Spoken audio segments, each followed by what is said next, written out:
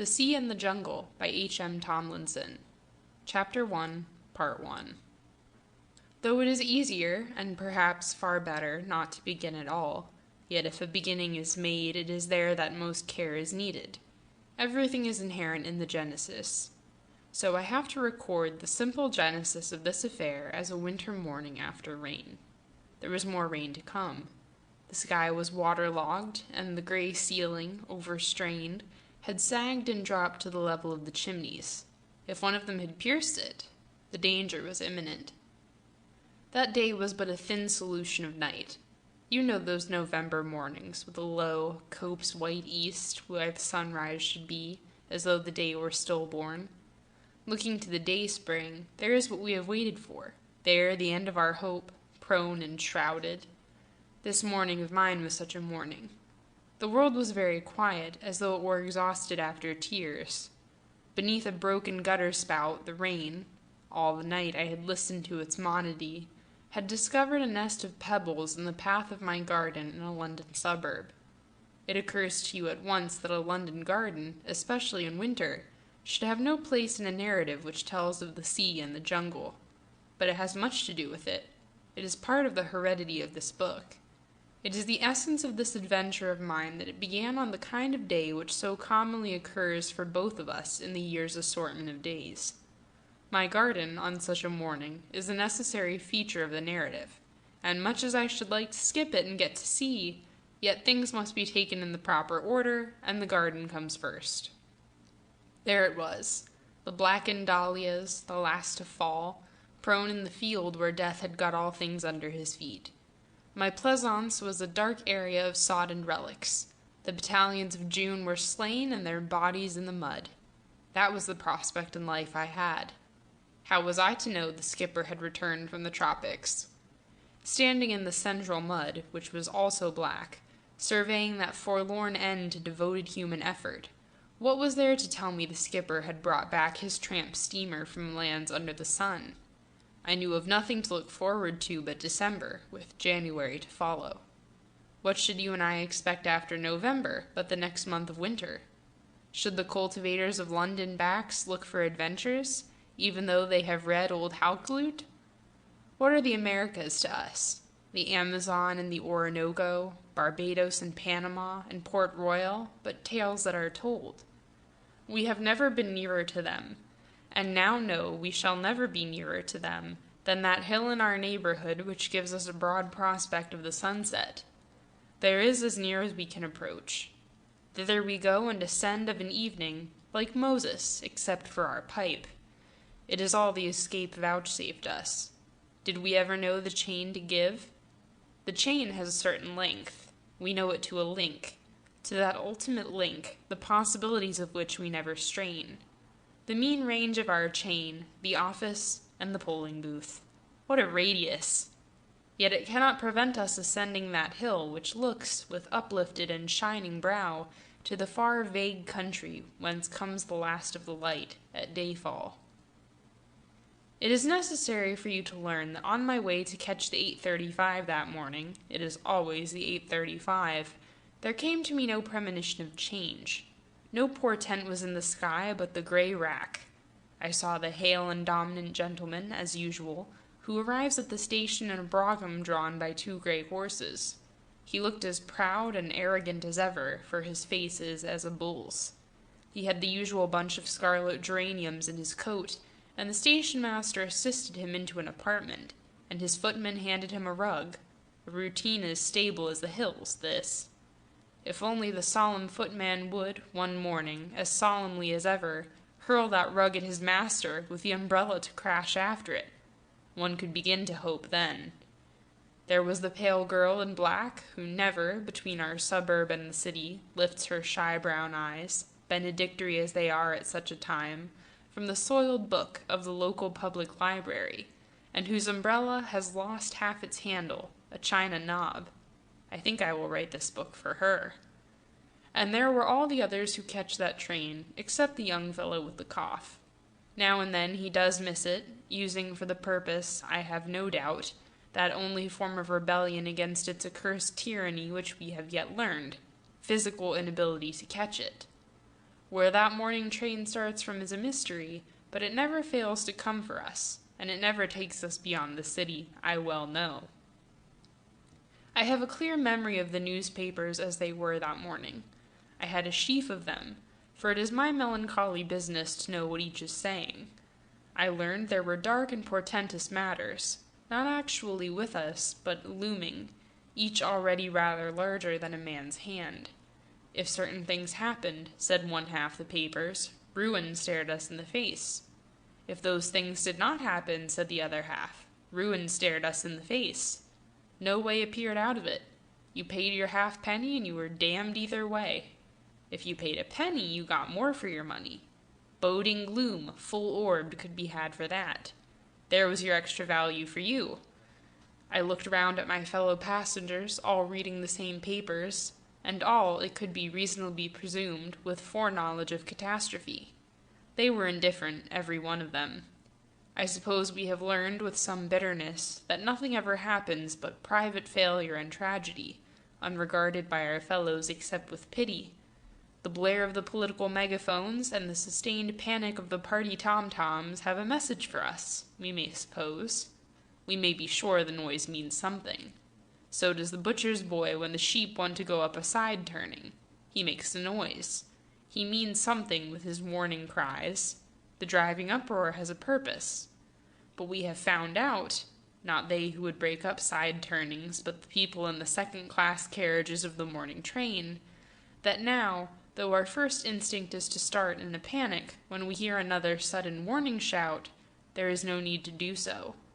And perhaps having attained to that more callous mind which allows us to stare dully from the carriage window, though with that urgent din in our ears, a reasonable explanation of the increasing excitement and flushed anxiety of the great statesmen and their fuglemen may occur to us in a generation or two. Give us time. But how they wish they were out of it, they who need no more time, but understand. I put down the papers with their calls to social righteousness pitched in the upper register of the tea-tray, their bright and instructive interviews with flat-earthers, and with the veteran who is topically interesting, because, having served one master 50 years and reared 13 children on 15 shillings a week, he has just begun to draw his old-age pension. There's industry, thrift, and success, my little dears. One paper had a column account of the youngest child actress in London, her toys and her philosophy, initialed by one of our younger brilliant journalists. All had a society divorce case with sanitary elisions. Another contained an amusing account of a man working his way round the world with a barrel on his head. Again, the young prince, we were credibly informed in all the papers of that morning, did stop to look in at a toy shop window in Regent Street the previous afternoon. So like a boy, you know, and yet he is a prince, of course. The matter could not be doubted. The report was carefully illustrated. The prince stood on his feet outside the toy shop and looked in. To think of the future as such a modestly long series of prone mornings, dawns unlit by heaven's light, new days to which we should be awakened always by these clamant cockcrows bringing to our notice what the busyness of our fellows had accomplished in nests of intelligent and fruitful china eggs, was enough to make one stand up in the carriage, horrified, and pull the communication cord. So I put down the papers and turned to the landscape. Had I known the skipper was back from below the horizon, but I did not know. So I must go on to explain that that morning train did stop with its unfailing regularity, and not the least hint of reprieve, at the place appointed in the schedule. Soon I was at work, showing, I hope, the right eager and concentrated eye, dutifully and busily climbing the revolving wheel like the squirrel. Except, unluckier than that wild thing, so far as I know, I was clearly conscious, whatever the speed, the wheel remained forever in the same place. Looking up to sigh through the bars after a long spin, there was the skipper smiling at me. I saw an open door. I got out. It was as though the world had been suddenly lighted and I could see a great distance. We stood in Fleet Street later, interrupting the tide. The noise of the traffic came to me from afar, for the sailor was telling me he was sailing soon, and that he was taking his vessel on an experimental voyage through the tropical forests of the Amazon. He was going to Para, and thence up the main stream as far as Manaus, and would then attempt to reach a point on the Madeira River near Bolivia, 800 miles above its junction with the greater river. It would be a noble journey. They would see Obidos and Santarem, and the foliage would brush their rigging at times. So narrow would be the way, and where they anchored at night the jaguars would come to drink. This to me, and I have read Humboldt and Bates and Spruce and Wallace. As I listened, my pipe went out. It was when we were parting that the sailor, who is used to far horizons and habitually deals with affairs in a large way, because his standards in his own business are the skyline and the meridian, put to me the most searching question I have had to answer since the city first caught and caged me. He put it casually when he was striking a match for a cigar, so little did he himself think of it. "Then why," he said, "don't you chuck it?" What, escape? I had never thought of that. It is the last solution which would have occurred to me concerning the problem of captivity. It is a credit to you and to me that we do not think of our chains so disrespectfully as to regard them as anything but necessary and indispensable, though sometimes, sore and irritated, we may bite at them. As if servitude fell to our portion like squints, parents poor in spirit, green fly, reverence for our social superiors, and other consignments from the stars. How should we live if not in bonds? I have never tried. I do not remember, in all the even and respectable history of my family, that it has ever been tried. The habit of obedience, like our family habit of noses, is bred in the bone. The most we have ever done is to shake our fists at destiny, and I have done most of that. "Give it up," said the skipper, "and come with me."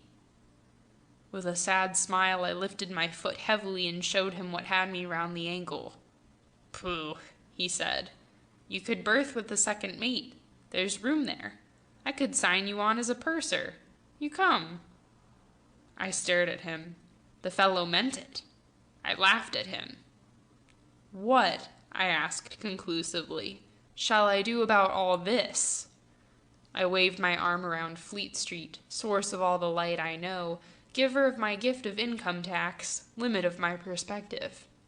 How should I live when withdrawn from the smell of its ink, the urge of its machinery? "That?" he said. "Oh, damn that." It was his light tone which staggered me, and not what he said. The sailor's manner was that of one who would be annoyed if I treated him like a practical man, arranging miles of petty considerations and exceptions before him, arguing for hours along rows of trifles, and hoping the harvest of difficulties of no consequence at the end of the argument would convince him. Indeed, I know he is always impatient for the next step in any business, and not, like most of us, for more careful consideration. "Look there," said the sailor, pointing to Ludgate Circus. "See that Putney bus? If it takes up 2 more passengers before it passes the spot, then you've got to come." That made the difficulty much clearer. I agreed. The bus struggled off, and a man with a bag ran at it and boarded it. 1. Then it had a clear run. It almost reached us. In another 2 seconds.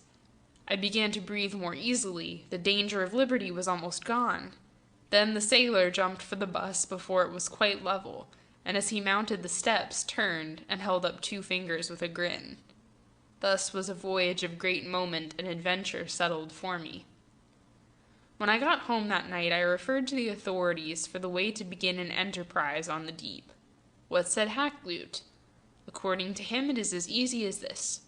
Master John Hawkins, with the Jesus of Lubeck, a ship of 700 tons, and the Solomon, a ship of 70, the Tiger, a bark of 50, and the Swallow of 30 tons, being all well furnished with men to the number of 160, as also with ordnance and victual requisite for such a voyage, departed out of Plymouth the 18th day of October in the year of our Lord 1564 with a prosperous wind.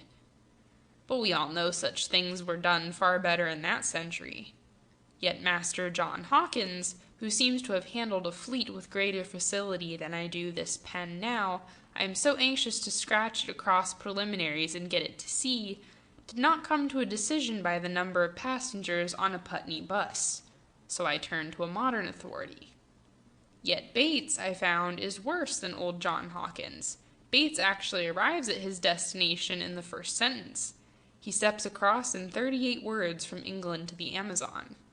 I embarked at Liverpool with Mr. Wallace in a small trading vessel on the 26th day of April, 1848, and after a swift passage from the Irish Channel to the equator, arrived on the 26th of May off Salinas. Well, I did not. I say it is a gross deception. Voyaging does not get accomplished in that offhand fashion. It is a mockery to captives like ourselves to pretend bondage is puffed away in that airy manner. It is not so easily persuaded to disencumber us. Indeed, with this and that, I found the initial step in the pursuit of the sunset red a heavyweight, and hardly suited to the constitution of men who have worked into a deep rut. But that high resolution and a faith equal to belief in the liquefaction of St. Januarius's blood are needed to drop the protective routine of years, to shear off the dear and warm entanglements of home and friendships, to shut the front door one bleak winter evening when the house smells comfortable and secure, and the light on the hearth, under such circumstances, is ironic in its bright revelation of years of ease and stability till then not fully appraised, and so depart in the dusk for an unknown Welsh coaling port, there to board a tramp steamer for a voyage that has some serious doubts about it, although its landfall shall be near the line and have palms in it. The door slammed, I noticed, in a chill and penetrating minor, an incident of travel I have never seen recorded. Now do I come at last, O Liberty, my loved and secret divinity. Your passionate pilgrim is here, late, though still young and eager-eyed, yet with his coat-collar upturned for the present. Allons! The open road is before him. But how the broad and empty prospects of his freedom shudder with the dire sounds and cries of the milk-churns on Paddington Station. And next I remember black night. It was, I think, about 3 a.m., and a calamitous rain, and a Welsh railway station where I had alighted, faint with famine, a kit bag soon to increase in weight and drag, and a pair of numbed feet. There was a porter who bore himself as though it were his last day, and he knew the worst. A dying station light, the wind and rain, and me. Outside was the dark, and one of the greatest coaling ports in the world. As I could not see the coal in great bulk, I could not admire it. The railway man turned out the light, conducted me politely into a puddle, set my course for the docks in uncharted night with a Dexter having no convictions, and left me. I began to hate the land of the wild bard in which I found myself for the first time, and felt a savage satisfaction in being nearly a pure-blooded London Saxon, and as I surveyed my prospects in that country, not even the fact that I had a grandparent named Hughes would have prevented me striking Wales with my umbrella, for it is only a cheap one, but I had left it in the train. It had never occurred to me, any more than it did to you when you got this book to learn about the tropic sea and the jungle, that the open road, where the chains fall from us, would include Swansea High Street 4 hours before sunrise in a steady winter downpour. But there I discovered that trade wind seas by moonlight, flying fish, Indians, and forests and palms cannot be compelled. They come in their turn. They are mixed with litter and dead stuff, like prizes in a bran tub. Going down the drear and aqueous street, it was clear that if there are exalted moments in travel, as on the instant when we discover we really may prepare to go, yet exaltation implies the undistinguished flats from which, for a while, we are translated. This is a travel book for honest men. I am still on the flat. It will be tomorrow presently. My chief fear was that my waterproof, rattling in the wind, would alarm silent and sleeping Swansea.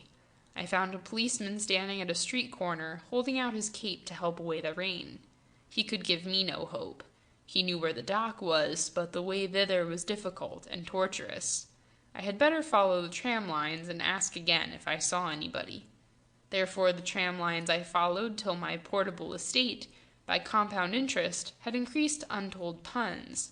but the empty tramway went on forever down the rows of frozen and desolate lamps, so that I surrendered all my chances of the seas of the tropics and the jungle of the Brazils, and turned aside from the course which the policeman said led to ships and the deep, entered the dark portico of a shop where it was only half wet, and lit my pipe, there to wait for the shy gods to turn my luck. Hesitating footsteps fumbled to where I was hidden, and stopped at the flash of my match. "Could you oblige with a light, mister?" He was a little elderly seaman in yellow oilskins and a sou'wester. He was rather drunk. His oilskins gathered the reflected street shine so that he looked phosphorescent, an old man risen wet and shining from the ocean. He was looking for Buenos Aires, he explained, and hadn't got any matches. Now he for the plate, and I for ultimate Amazonas, set off down the Swansea tram lines. And the wind whined through the overhead wires, and the lost dog followed us along the empty thoroughfare where the only sound was of waterspouts, and the elderly mariners sang bold and improper songs, so that I wonder there was not an interruption of nightcaps at Upper Swansea windows to witness this disturbance of their usual peace. We came at length to abandoned lagoons, where spectral ships were moored down the marges, and round the wide waters was the loom of uncertain monsters and buildings. Railway metals waylaid us and caught us by the feet. There were many electric moons swaying in the gale, and they spilled showers of broken light, which melted on the black water, and betrayed to us our loneliness in outer night. The call of a vessel's siren across that inhospitable space was heard by us as the prolonged moan of the lost. The old man of the sea took me under a stack of timber to light his pipe. He borrowed my box of matches, and malicious spurts of wind extinguished each match, steadily, as mine ancient struck them. It was now 4 a.m. He threw each bit of dead wood down, without irritation, as though it were the fate of man to strike lights for the gods to douse. And yet was he uplifted now beyond the hurt of cosmic mockery. The matches were not wasted. At least they lighted up his sorrowful face as he talked to me. I would not have had him any the less drunk, for it but softened his facial integument, which I could see had been hardened and set by bitter experience, masking the man.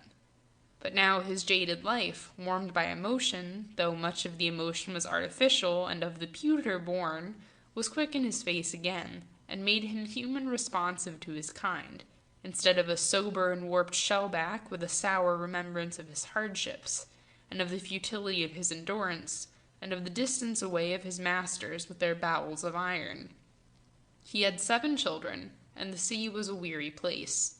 Had I any children? And God keep them if I had.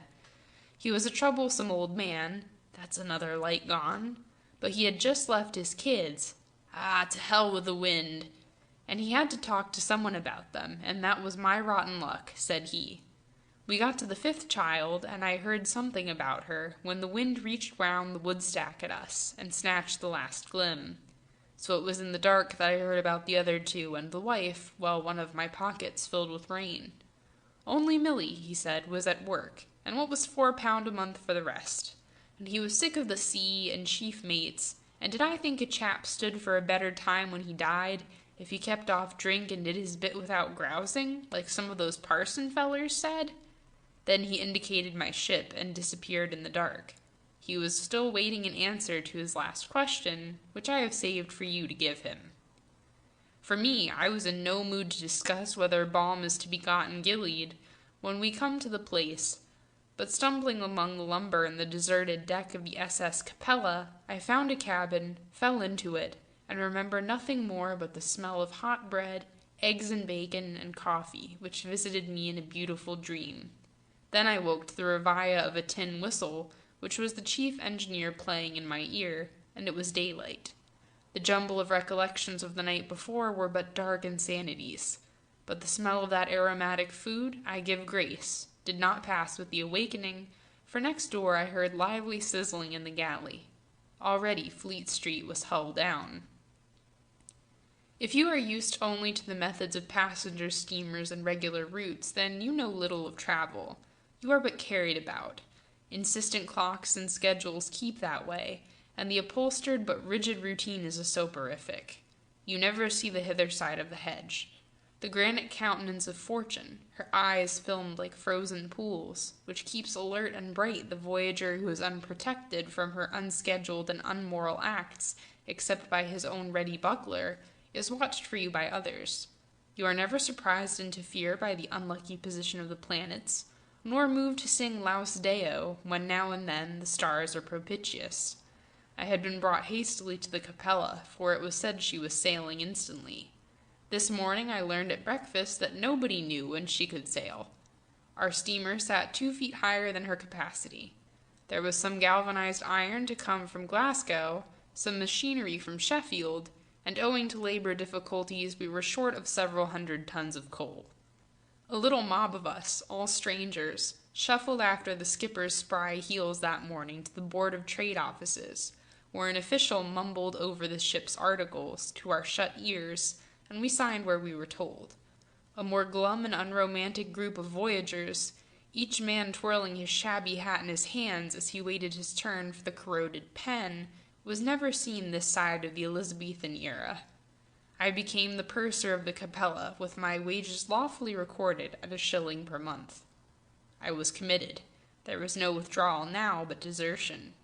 And desertion at times I seriously considered, because for a week more the cargo dribbled down to us, while I endured as a mouche about those winter docks with their coal tips, and the muddy streets with their sailors' slop marts, marine stores, and pawn shops having a cankered display of chronometers, telescopes, and other flotsam of marine failure and wreckage. Daily the quays and the dismal waterside ways with their cheap shops were still more depressed by additional snow mush and drives of sleet, and it was no warmth for this idler that he saw the tradesmen, because of the season, putting holly among their oranges and wreathing beer bottles with chains of colored paper. The iron decks and cabins of my new home were as chill and unfriendly as the empty grate, the marble tables, and the tin advertisements of chemical slops of a temperance hotel. Am I plain? Such are the conditions which compass the wayward traveler. This is what chills one's rapid pulse when pursuing at last the rosy visions of boyhood. The deplorable littoral of our island kingdom is part of a life on the ocean wave, and it should help you in coming to a decision when next you see a friendless and bestial sailorman. It becomes necessary to declare that we shall really get down to the tropics presently, have the courage to wait like the crew of the Capella. Our ship did sail when she was ready. It was the afternoon before we sailed, and having listened enough to my messmates, who after dinner weighed the probabilities of malaria, yellow fever, and other alien disasters into our coming strange voyage, that I went into the town to take my last look round a bookshop, to get some marine soap, dungarees, and things. Here was I at last with my heart's desire. On the very next day I should sail, I myself and no other hero, veritably me at last, for a place not on the chart, because the place we should find at the journey's end, the map described with those words of magic, forest and unexplored. I made my way round crates and barrels on that untidy deck, which had a thick mud of coal dust and snow to the latter outer side. Coal dust and melting snow!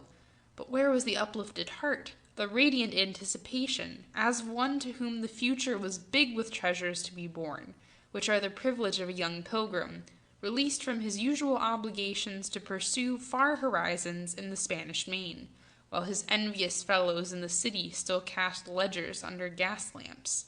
Here was another swindle of the romanticists. You may search their warm and golden pages in vain for coal tips, melting ice, delays, and steam heaters that will not work for cold cabins. Down they go here, though. These gallant affairs, I thought, as I descended the wet and gritty ladder, are much better done before the fire at home, in your slippers.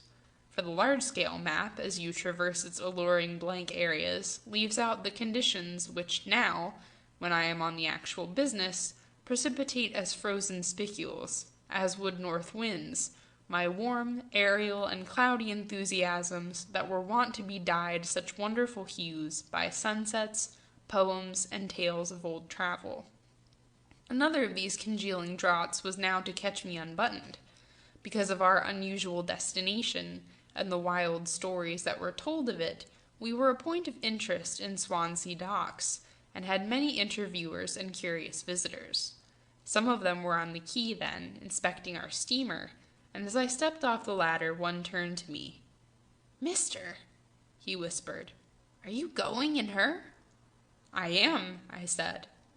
"Oh, guard," said he. That night I met a number of my grave fellow shipmates in the town. The question was, should we then go back to the ship? "What?" burst out one of us in surprise. His gold-laced cap was already resting on his right eyebrow. "Now? Not me. Boys, don't freeze the carnival. Follow me." We followed him.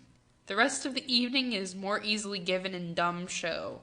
There was a mechanical piano in a saloon bar, and it steadily devoured pennies, and returned to us automatic joy, fortissimo, over which our conversation strenuously high-stepped and vaulted. Later there was a search for cabs, and an engineer carried with him everywhere 2 geese by their necks, and sometimes trod on their loose feet. When he did this, he snatched a goose from his own grasp, and then roundly abused us for our post-dated frivolity. We learned our steamer was now moored in mid-dock. We found a quay wall, and at the bottom of it, at a great depth in the dark, the level of the water was seen only because shreds of lamp sign floated there. We understood a boat was below, and found it was, and we loaded it till the water brimmed at the gunwale. As we mounted the Capella's rope ladder, only 1 goose fell back into the dock. The Capella started in her sleep, and she woke me. She was still trembling. Resting my hand on her, I felt her heart begin to throb, though faintly. We were off. It was bright morning, early and keen. Those habitual quays were now moving past us. The decks were cleared, the carpenter and some sailors were fixing the hatches, and the pilot, muffled in a thick white shawl, was on the bridge with the skipper. We stopped in the outer lock, the exhaust humming impatiently while a pier-head jumper, for we were a sailor short, was examined by our doctor. The skipper had some short words for an official who had mounted the bridge, because the third mate had deserted and had taken his half pay, and the official, who had volunteered to get us a substitute, had failed. There were now but 2 mates for our big tramp steamer, going a long and arduous voyage, which included the navigation for some months of narrow inland waterways in the tropics. Our first mate, passing amidships where the purser was leaning overside, stopped to tell me what this meant for him and the second mate. I was mighty glad it was not the purser's fault. I have never heard a short speech more passionate, and his eyes were feral. Yet it became increasingly clear to me, as the voyage lengthened, that his eyes no more than met the case. Out we drove at last. It was December, but by luck we found a halcyon morning which had got lost in the year's procession. It was a Sunday morning, and it had not been ashore. It was still virgin, bearing a vestal light. It had not been soiled yet by any suspicion of this trampled planet, this muddy star, which its innocent and tenuous rays had discovered in the region of night. I thought it still was regarding us as a lucky find there. Its light was tremulous, as if with joy and eagerness. I met this discovering morning as your ambassador while you still slept, and betrayed not, I hope, any grayness and bleared satiety of ours to its pure, frail, and lucid regard. That was the last good service I did before leaving you quite. I was glad to see how well our old earth did meet such a light, as though it had no difficulty in looking day in the face. The world was miraculously renewed. It rose and received the newborn of Aurora in its arms. There was clouds of pearl above hills of chrysoprase. The sea ran in volatile flames. The shadows on the bright deck shot to and fro as we rolled. The breakfast bell rang not too soon. This was a right beginning. The pilot was dropped, and a course was shaped to pass between Lundy and Hartland. A strong northwester and its seas caught us beyond the Mumbles, and the quality of the sunshine thickened to a flickering stuff which cast only gray shadows. The Capella became quarrelsome, and began to strike the seas heavily. You may know the Capella when you see her. She is a modern 3,000-ton freighter with derrick supports fore and aft and a funnel. and the three of them are so fearful of seeming rakish that they overdo the effect of stern utility and appear to lean ahead. She is a three-island ship, the amidships section carrying the second mate's cabin and the cabins of the 4 engineers, all of them excepting the chief's cabin, looking outwards overseas across a narrow sheltered alleyway, and on a narrower athwartships alleyway there, and opening astern, are the chief's place and the cook's galley, the entrance to the engine room and the engineer's mess room. Above this structure is the boat deck. You may reach the poop, which contains the master's and chief mate's quarters, the doctor's and steward's berths, and the saloon, by descending a perpendicular iron ladder to the long main deck, or else, as all did at sea, by a flying trestle bridge, which is dismantled when in port. Her black funnel is relieved by a cryptic design in white, and her bows are so bluff that, as the chief mate puts it, her belly begins there. She might not take your eye, but a ship owner would see her points. She carries a large cargo on a comparatively low registered tonnage. The money that built her went mostly in hull and engines, and the latter do their work as sweetly as an 8-day clock, giving 10.5 knots, weather permitting, on the low coal consumption. There was not much money left, therefore, for balm in the cabins, and that is the reason we do not find it there. At sundown the sky cleared. The wind, increased in violence, had swept it of the last feather. Lundy was over our starboard bow, a small dark spot in a clear yellow light, which poured, with the gale and the rising seas, from the west. The glass was falling. Now, the skipper has often told me how his Capella had faced hurricanes off Cape Hatteras when laden with ore, and had kept her decks dry. There are other stories about her surprising buoyancy when deeply laden, and I have heard them all at home, and they are fine stories. But what lies they are! For there below me, with Lundy not even past, and the Bay of Biscay to come, Para was not to be thought of yet, were tons and tons of salt wash that could not get time to escape by the scuppers, but plunged wearily amongst the hatches and winches. "I've never seen her as dirty as this," grumbled the chief engineer apologetically, peeping from his cabin at cold green water lopping over casually onto the after deck. "It's that patent fuel. It's stowed wrong. Now she'll roll. You can feel it. The cat she is, she's never going to stop. It's that patent fuel in her new load line." Certainly, she sat close to the sea. I had never seen so much lively water so close. She wallowed, she plunged, she rolled, she sank heavily to its level. I looked out from the round window of the chief's cabin, and when she inclined, those green mounds of the swell swinging under us and away were superior, in apparition, to my outlook. "Listen to it," said the chief. He stopped triturating some shavings of hard tobacco between his huge palms, and sat quietly, hands clasped, as though in prayer. The surge mourned over the deck. The day, too, was growing towards the dusky hours of retrospection. That sombre monody outside was like the tremor and boom of the drums funèbres. "That chap some of you talk about, Lloyd George," said the chief, suddenly rubbing his tobacco again with energy. Good God, I thought, and here we are at sea, too. Now what has the misguided man done? If I had him here, I'd hold him down in that wash on deck till it cleared. Then he'd know. He put it there to break sailors' legs. This steamer, she had dry decks till her load line was altered. She carries more now than she was built for, 200 tons more. If I had him here... But there you are, popularity. There's a fine popular noise for you, isn't it? Sailors growled for better food. "What about this improved food scale?" says Mr. Lloyd George to the ship owners. "Oh," said they, "we'll give 'em better food, the drunken insubordinate dogs, if you make overloading legal." "Why," says Lord George, "then it wouldn't be illegal, would it?" So it was done. What does the public know about a ship's buoyancy? Nothing. But it understands food.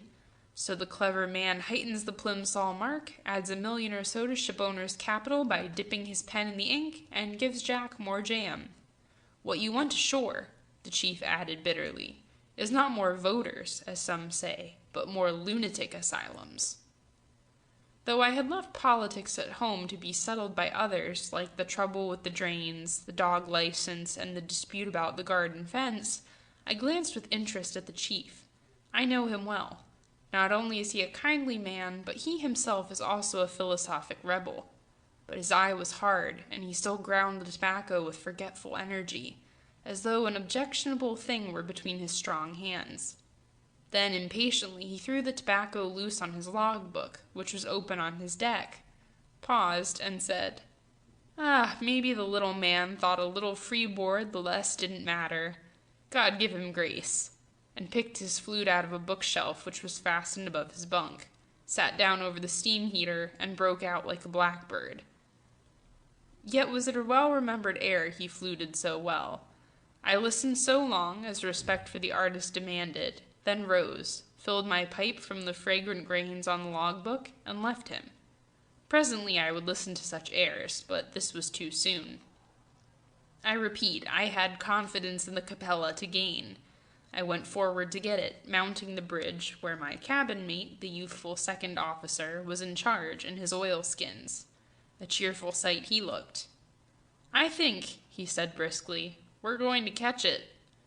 He was puckering his face over our course. Lundy was looming large. Even Rat Island was plain, but it looked so frail in that flood of seas, wind, and wild yellow light streaming together from the evening west, that I looked for the unsubstantial island to spring suddenly from its foundations, and to come down on us in a stretched wisp of thinned and ragged smoke. The sea was adrift from its old confines. The flood was pouring past, and the wind was the drainage of interstellar space. Lundy was the last delicate fragment of land. It still fronted the upheaval and rush of the ungoverned elements, but one looked for it to be swept away. Yet that wild and scenic west, of such pallor and clarity that one shrank from facing its inhospitable spaciousness, with each shape of a wave there, black against the light as it reared ahead, a distinct individual foe in the host moving to the attack, was but the prelude. Night and the worst were to come. Just then, while the last of the light was shining on the officers' oilskins, I was only surprised that our bulk was such a trifle after all.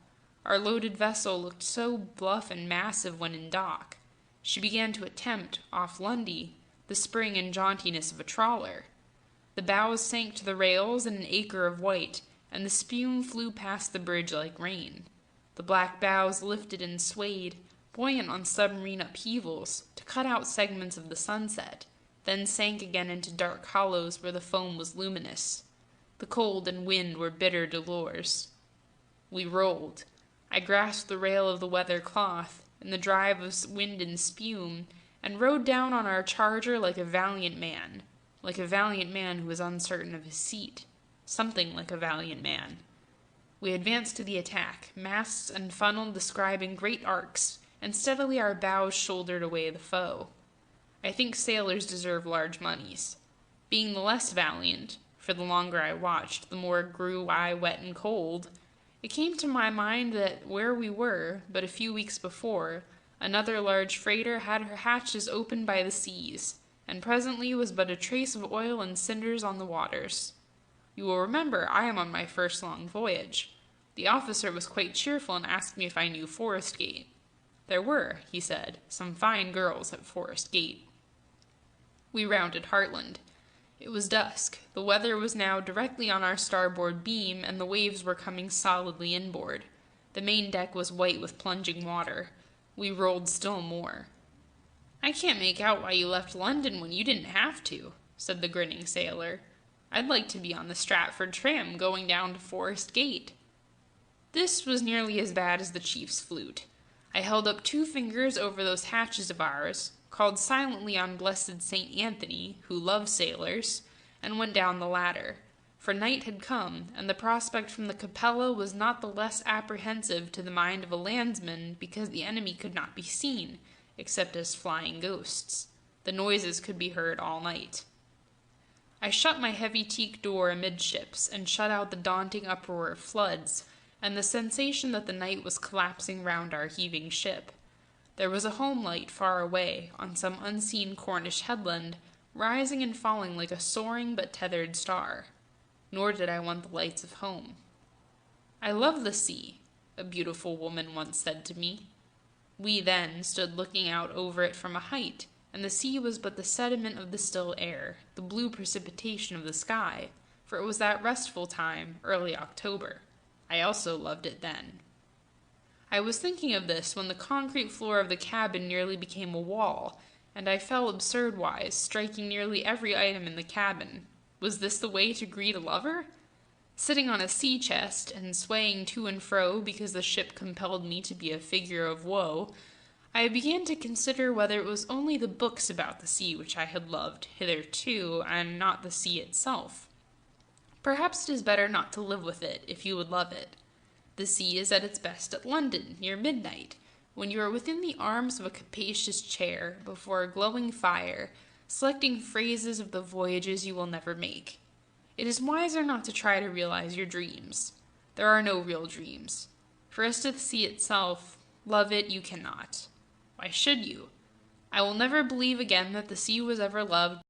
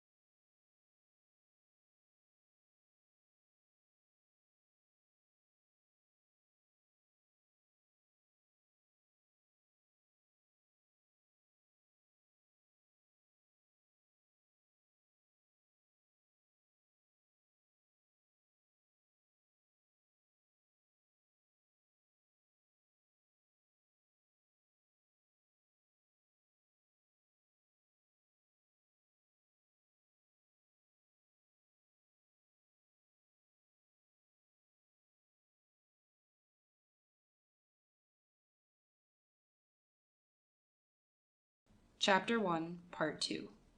The chief, in case of an emergency, slept in his clothes that night on the settee, and I climbed into his bunk. What a comfortable outline the man had, as he lay on his broad back, mildly snoring. There was a tangle of tense hair over a square copper-colored forehead. A long experience of such nights was written in many lines on that brow, and was shown in that indifferent snoring while chaos was without. The nose sprang out of that big face like an ejaculation, and beneath it was a mustache clipped short to show the red of the upper lip. The jaw was powerful, but its curves made it friendly. His body and limbs hid the settee and had a margin over. I quite believed what I had been told of his successful way with refractory stokers. There was confidence to be got from the mere look at that slumbering, Jovian form. The storm assailed its hairy and fleshy ears in vain. I braced my knees against the bulkhead to keep myself still, the rolling was so violent, and went to sleep, waking to find us on a level keel, and was deceived into thinking the parallel lines of gray and gold in the upper air, seen as a picture framed by the port, were the heights about, a harbor into which we had run for shelter. But it was only cloudland over the western ocean. The stillness, too, was but a short reprieve. The wind was merely making a detour to spring at us from another quarter. The sun died at birth. The wind we had lost we found again as a gale from the southeast. The waters quickly increased again, and by noon the saloon was light and giddy with the racing of the propeller. I moved about like an infant learning to walk. We were 201 miles from the Mumbles, course southwest, 1/2 west. It was cold, and I was still looking for the pleasures of travel. The doctor came to introduce himself like a good man, and tried me with such things as fevers, Shaw, Brazilian entomology, the evolution of sex, the medical profession under socialism, the sea, and the poets. But my thoughts were in retreat, and the black dog in full cry. It was too cold and damp to talk even of sex. When my oil lamp began to throw its rays of brown smell, the doctor, tired of the effort to exalt the sour dough which was my mind, left me. It was night. Oh, the sea and the poets! By next morning the gale, now from the southwest, like the seas, was constantly reinforced with squalls of hurricane violence. The chief put a man at the throttle. In the early afternoon the waves had assumed serious proportions. They soared by us in broad somber ranges with hissing white ridges, an inhospitable and subduing sight. They were a quite different tribe of waves from the volatile and malicious natives of the Bristol Channel. Those channel waves had no serried ranks in the attack. They were but a horde of undisciplined savages, appearing to assault without design or plan, but getting at us as they could depending on their numbers. The waves in the channel were smaller folk, but more athletic and very noisy. They appeared to detach themselves from the sea and to leap at us, shouting. The western ocean waves had a different character. They were the sea. We did not have a multitude of waves in sight, but the sea floor itself might have been undulating. The ocean was profoundly convulsed. Our outlook was confined to a few heights and hollows, and the moving heights were swift, but unhurried and stately.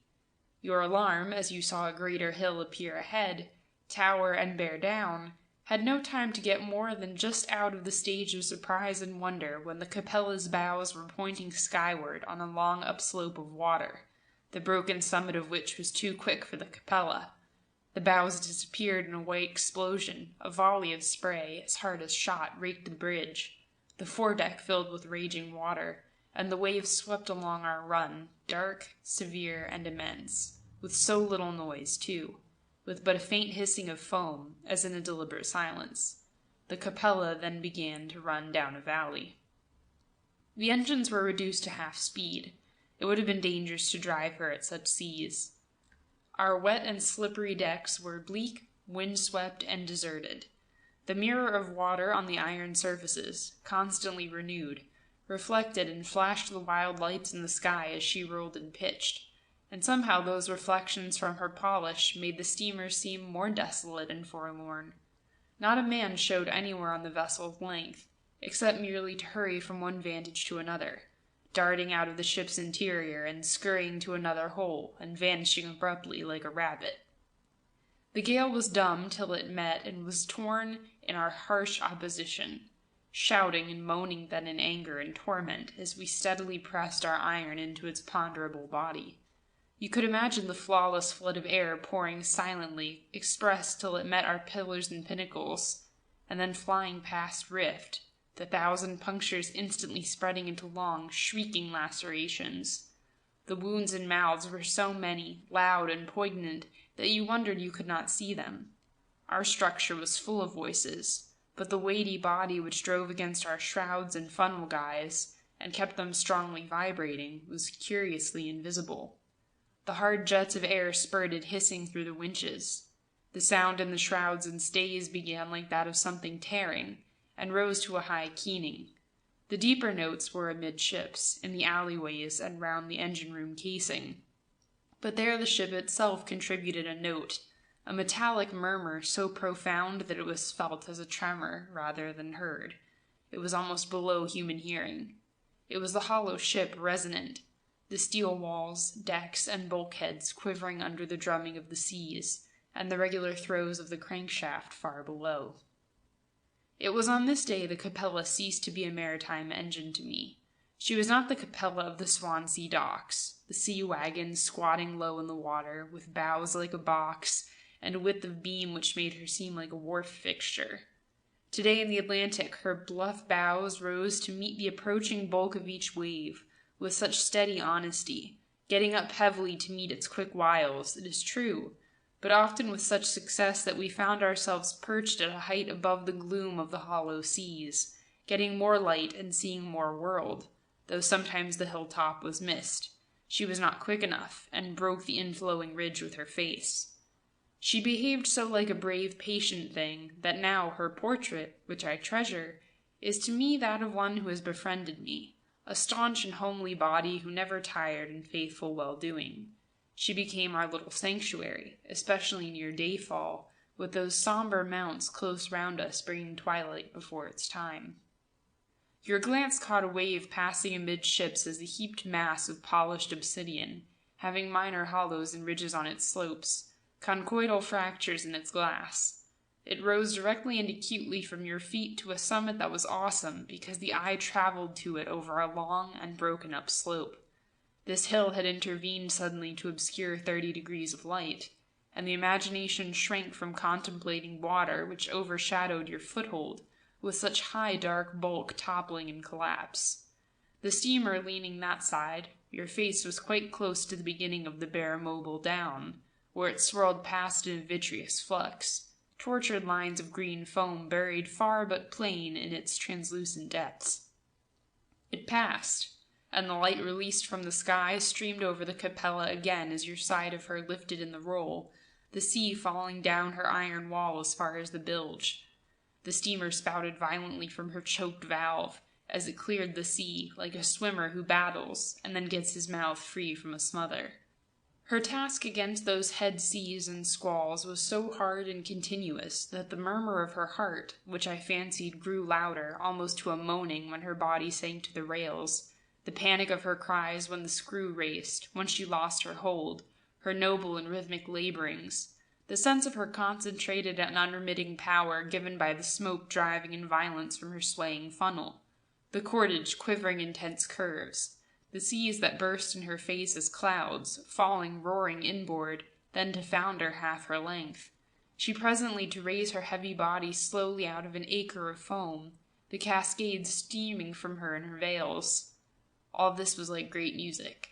I learned why a ship has a name. It is for the same reason that you and I have names. She has happenings, according to her own weird. She shows perversities and virtues her parents never dreamed into the plans they laid for her. Her heredity cannot be explained by the general chemics of iron and steel and principles of the steam engine, but something counts in her of the moods of her creators, both of the happy men and the sullen men whose bright or dark energies poured into her rivets and plates as they hammered, and now suffuse her body. Something of the Capella was revealed to me, our ship. She was one for pride and trust. She was slow, but that slowness was of her dignity and size. She had valor in her. She was not a light yacht. She was strong and hard, taking heavy punishment, and then lifting her broad face over the seas to look for the next enemy. But was she slow? She seemed but slow.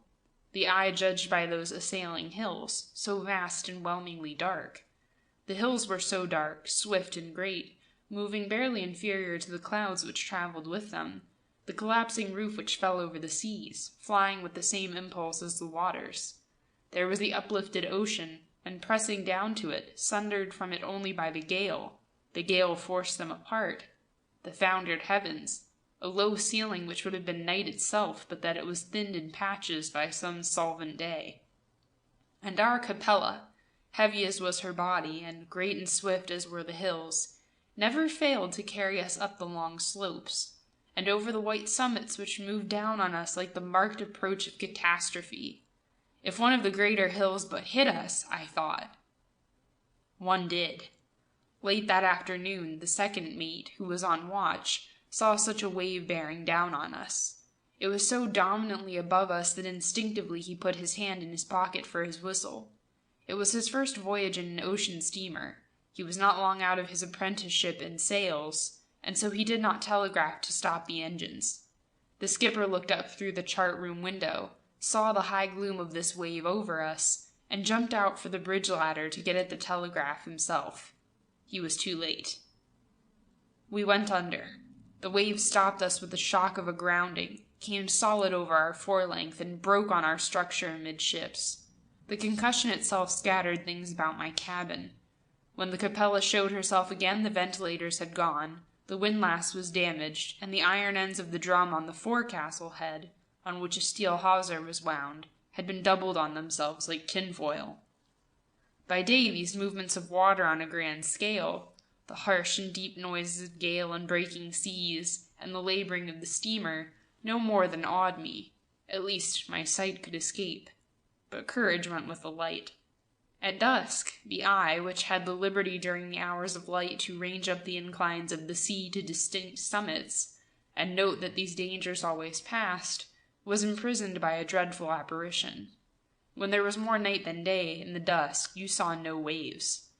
You saw, and close at hand, only vertical shadows, and they swayed noiselessly without progressing on the fading sky high over you. I could but think the ocean level had risen greatly, and was seesawing much superior to us all around. The Capella remained then in a precarious nadir of the waters. Looking aft from the chief's cabin, I could see of our ship only the top of our mainmast, because that projected out of the shadow of the hollow into the last of the day overhead, and often the sheer apparitions oscillating around us swung above the truck of it, and the whole length vanished. The sense of onward movement ceased because nothing could be seen passing us. At dusk the steamer appeared to be rocking helplessly in a narrow sunken place which never had an outlet for us. The shadows of the seas erect over us did not move away, but their ridges pitched at changing angles. You know the Sussex chalk hills at evening, just at that time when, from the foot of them, they lose all detail but what is on the skyline, become an abrupt plain before you of unequal height. That was the view from the Capella, except that the skyline moved, and when we passed a bark that evening, it looked as looks on a solitary bush on the summit of the downs. The bark did not pass us. We saw it fade, and the height it surmounted fade, as shadows do when all light has gone. But where we saw it last, a green star was adrift and was ranging up and down in the night. This was the dark time, when, struggling from amidships to the poop, you knew there was something organized and coherent under you, still a standing place in chaos, only because you could feel it there. And this was the time to seek your fellows in the saloon, where there was light, warmth, sane and familiar things, and dinner. The Capella's saloon was fairly large, and the skipper's pride.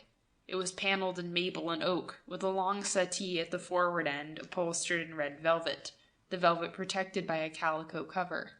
A brass oil lamp with an opaline shade hung over the table from a beam beneath the skylight. There was a closed American stove with a rigorously polished brass flue running up through the deck. On 2 oak sideboards in corners of the saloon, some artificial plants blossomed. From single stems, each plant blossomed into flowers of aniline dyes and of different species. One of these plants, an imitation palm, and a better imitation of life than the others, was carefully watered throughout the voyage by the steward till it wilted into corruption and an offence, and became a count against the steward which the skipper never forgave, for he thought his floral ornaments lovely. When a pretty Brazilian lady visitor at Itacoatiara admired the magenta rays of one blossom, he culled it for her. 5 earnest minutes with a sharp knife, for there was a wire behind the green bark, more as a sacrifice and a hard duty than a joy, and often spoke of it afterwards, shaking his head regretfully. Ah, that saloon! I remember it first, shiny, cold, and repellent, with a handful of fire to its wide capacity for draughts in the northern seas. It had curious marine odors then, with which I was not friendly till long after. Odors that lamps, burnished brass, newly polished wood, food, and the steward's storeroom behind it never fully accounted for, and I remember it as I found it in the still heat of the Amazon, when it had the air of an oven. When, writing in it, the sweat ran off the fingers to soil the paper, strange insects crawling everywhere on its green baize table cover, and banging against its lamp. I remember it assiduously now, every trivial feature of it, and the men, now scattered over all the world, thrown together in it then for a spell to make the most of each other. It has the indelible impress of a room of that house where first the interest in existence awakened us. The skipper, with stove behind him, took his seat before the soup tureen at the head of the table. You would as soon think of altering the chart-room clock, even were it wrong, as of touching the soup tureen without the skipper's orders. It is his duty and his right to serve the soup, and to call the steward to inform him the density of the vegetables in it is too heavy. We have no market garden on board, you know. The doctor was on the skipper's right hand, and the purser next to the doctor, and on the opposite side the chief mate.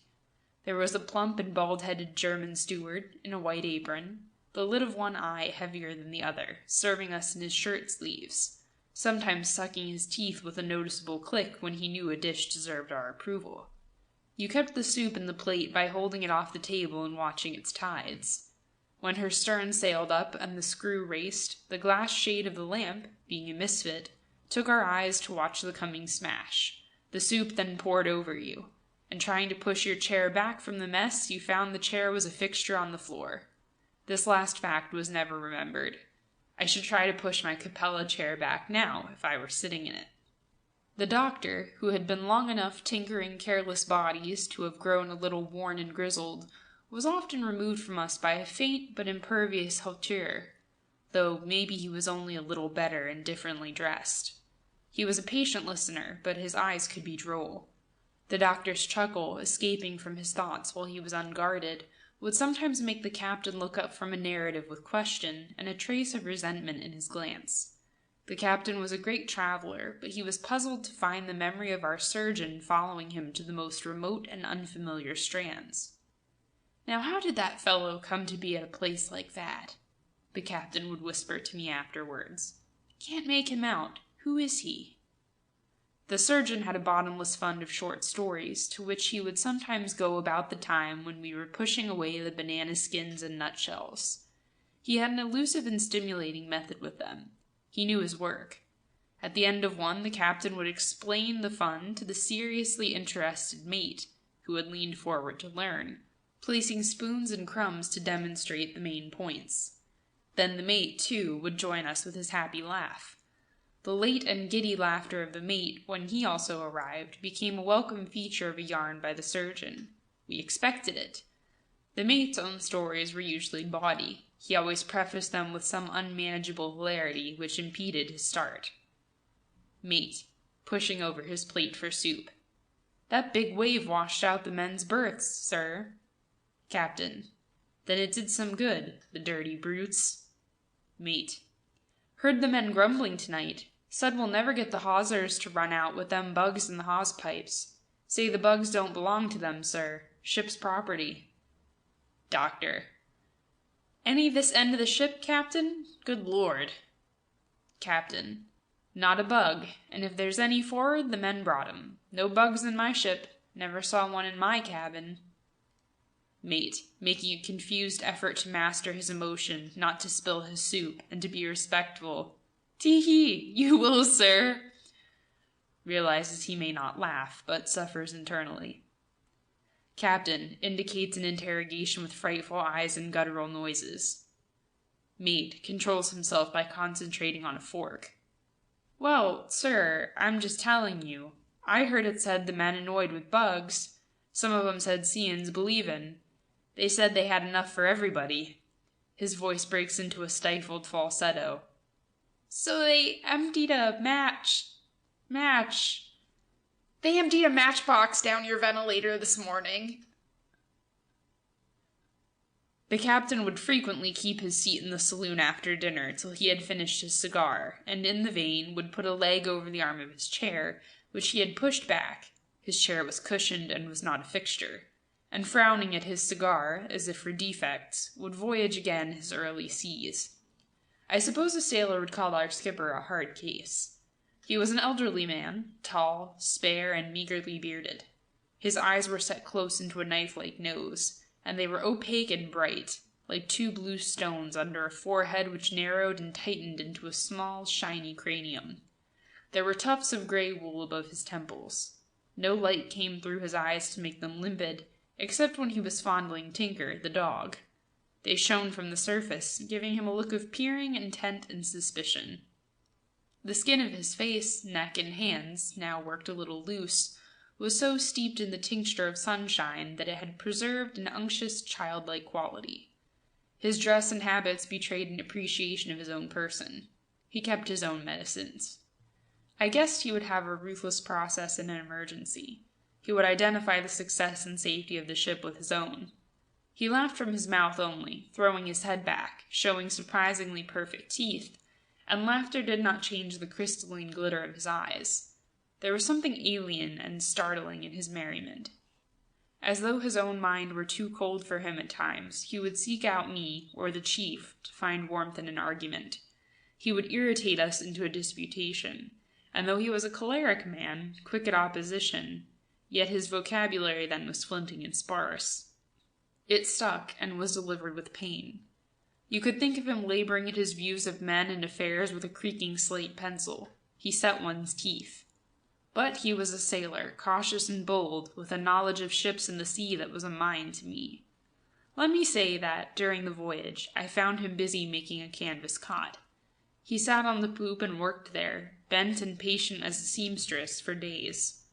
With a judgment made too readily, I believed he was, naturally, making it for his own comfort against the heat of the river. When it was finished, he was rolling up his ball of yarn, surveying his job, and he said, mumbling and shy, that the cot was for me.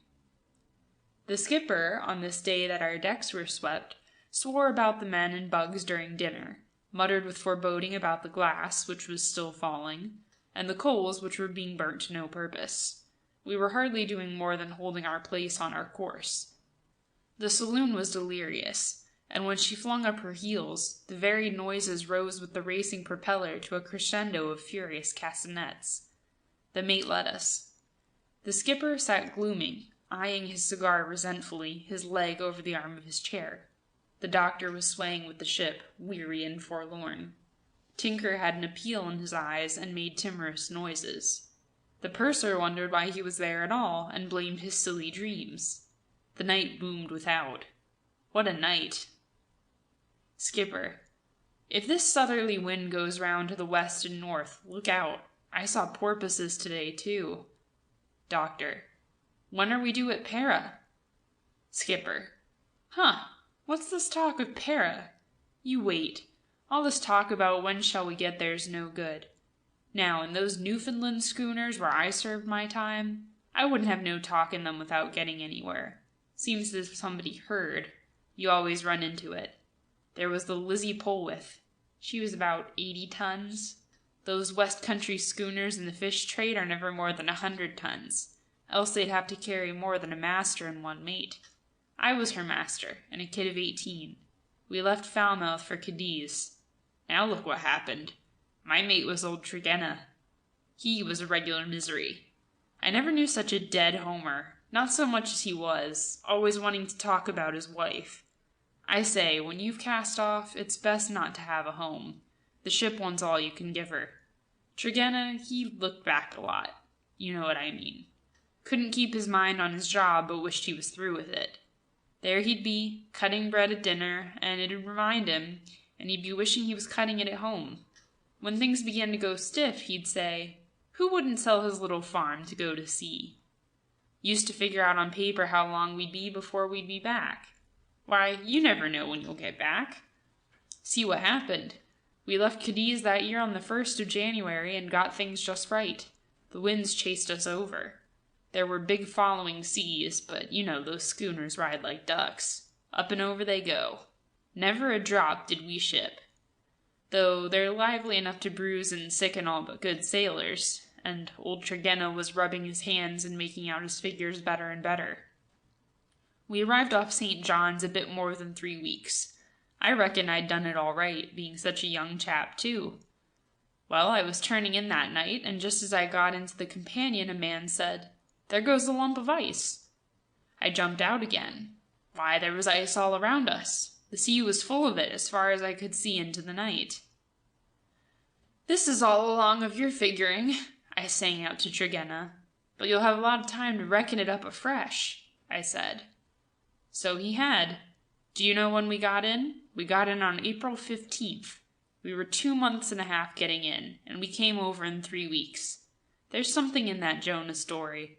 Always some fool who can't keep his mouth shut and his mind on the job. We did have a time. 2.5 months and our provisions ran out. We were living on a little meal and dried peas. The ice chafed Lizzie till the rudder was worn down to the stock. It roughed up her wooden sides till they looked as if they were covered with long coarse hair. We were a sight when we got in. You wouldn't have known us, hardly. We looked as if we'd come up from the bottom. Don't ask for me when we shall get to Para. Wait till we're out of this. Listen to that dog. Shut up, you tinker. Making that noise, sir. Go and lie down. The skipper clapped on his cap aggressively and went out. The doctor had a long and eloquent silence. Then he turned to me. This beats all, he said. Come and have a drop of gin, old dear. He led the way to his berth, which smelt of varnish and of lamp, and we swayed in a chorus as the ship rolled, and had a heartening morn together. But for its accidental compensations, travel would not be worth the trouble. In proof of that, there is the entry in my diary some days later. December 22nd. Awoke at 4 a.m. with the ship rolling as brutally as ever. A great noise of waters and things banging. The seas huge at sunrise, when the light came over their tops. Depressing sight. The sky was blue at first, but was soon overcast with squalls. The horizon ahead gets slate-colored, and low clouds underneath, like ragged bales of dirty wool, come towards us heavy and fast. Then the squall and waves rush down on us express, and the ship buries herself. Constantly hearing engine room bells sounded from bridge to slacken speed as a big sea appears. The captain popped into his head as I was deciding whether to get up or stay where I was. He gazed sternly at me and said he was looking for Jonah. I half believe he means it, too. Everybody is weary of this. The men have been in oilskins since the start. Noon today. Latitude 42 degrees 6 minutes north. Longitude 11 degrees 10 minutes west. Miles by engine since noon yesterday, 222. Knots by revolutions, 9.2. But the slip is 49.2%. So actual distance, 112 miles only, and knots 4.6. Bad going. Wind southerly, engines racing, and engineers still at throttle. Night, and a full moon tearing past cloud openings. The ship occasionally shows like a pale ghost, the black shadows of the funnel guys and stanchions oscillating on the white paintwork as she rolls. I went into Chief's cabin, and from its open door, for it was sensibly milder, looked out astern over the way we had come. Up and down, this side and that, went the steamer, and the Great Bear, in a wind-clear patch of sky, was dancing in our wake. Polaris was making eccentric orbits around the main masthead light. Then the skipper came in. He sat gazing astern.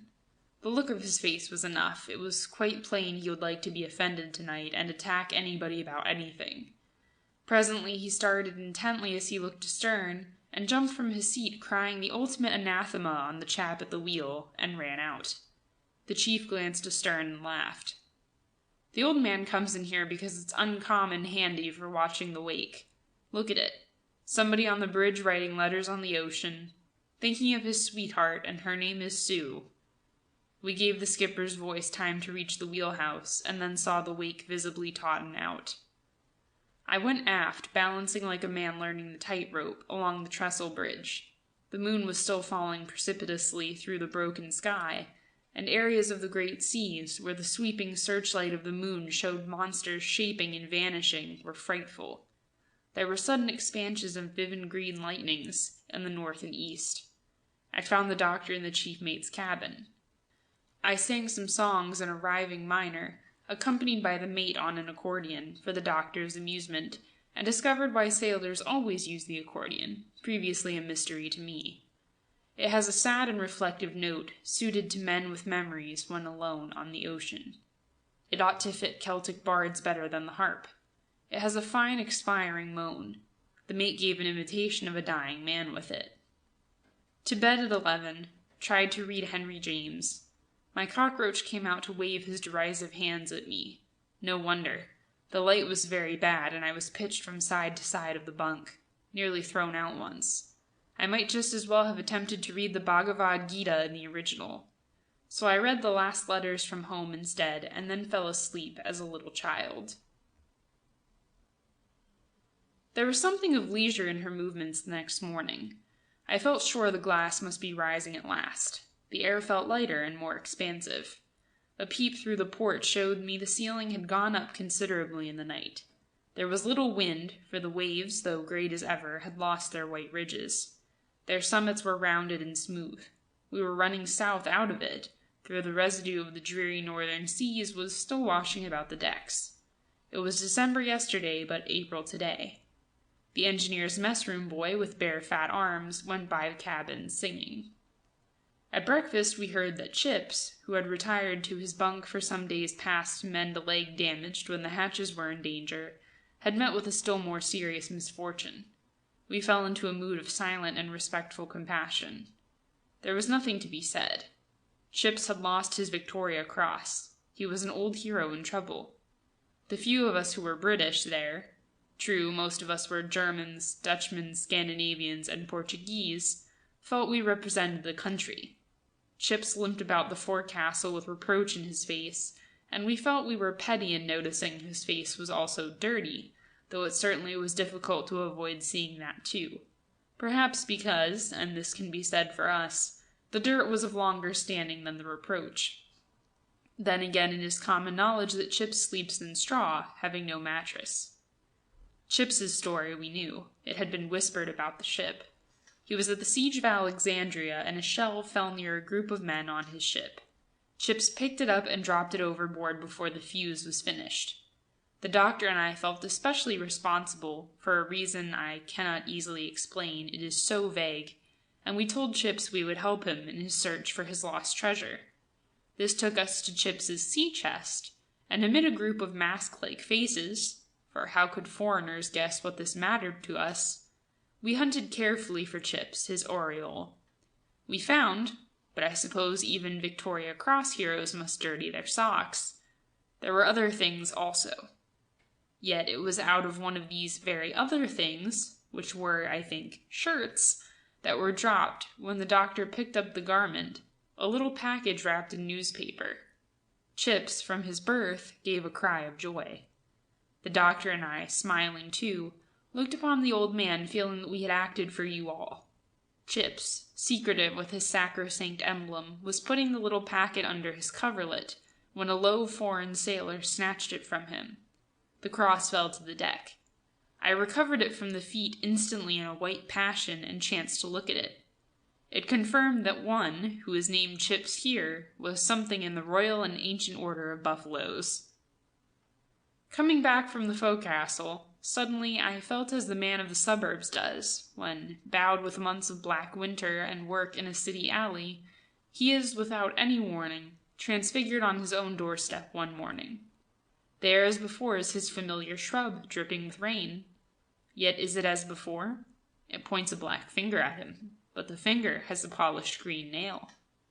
He is translated. His ears are opened, and there comes for the first time that year the silver whistle of the starlings. A touch of south is in the air. His burden falls. The cloudy sky was not gray now, but pearly, for it was translucent to the sun. More than day had come. Life was born. There was ichor in the day. They were not dark northern waves that baffled us, but we were shoved and rocked by the send of a long nacreous ocean swell, firm but kind, from the southwest. The iron ship, which had been repulsive to the touch, for its face had been glassy and cold, was now drying a warm rust red, like earth of Devon in spring, and was responsive. You could rest against its iron body and feel yourself glow.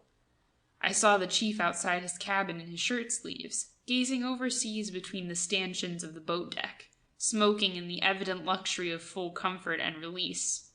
Involuntarily, he danced the two-step as she rolled. "Got anything to read?" he asked. Now, that reminded me. We have no library, of course, but we have a circulation of books aboard. There are no common shelves, but the book you left thoughtlessly on the skylight 5 minutes ago while you went to find some matches is gone when you return.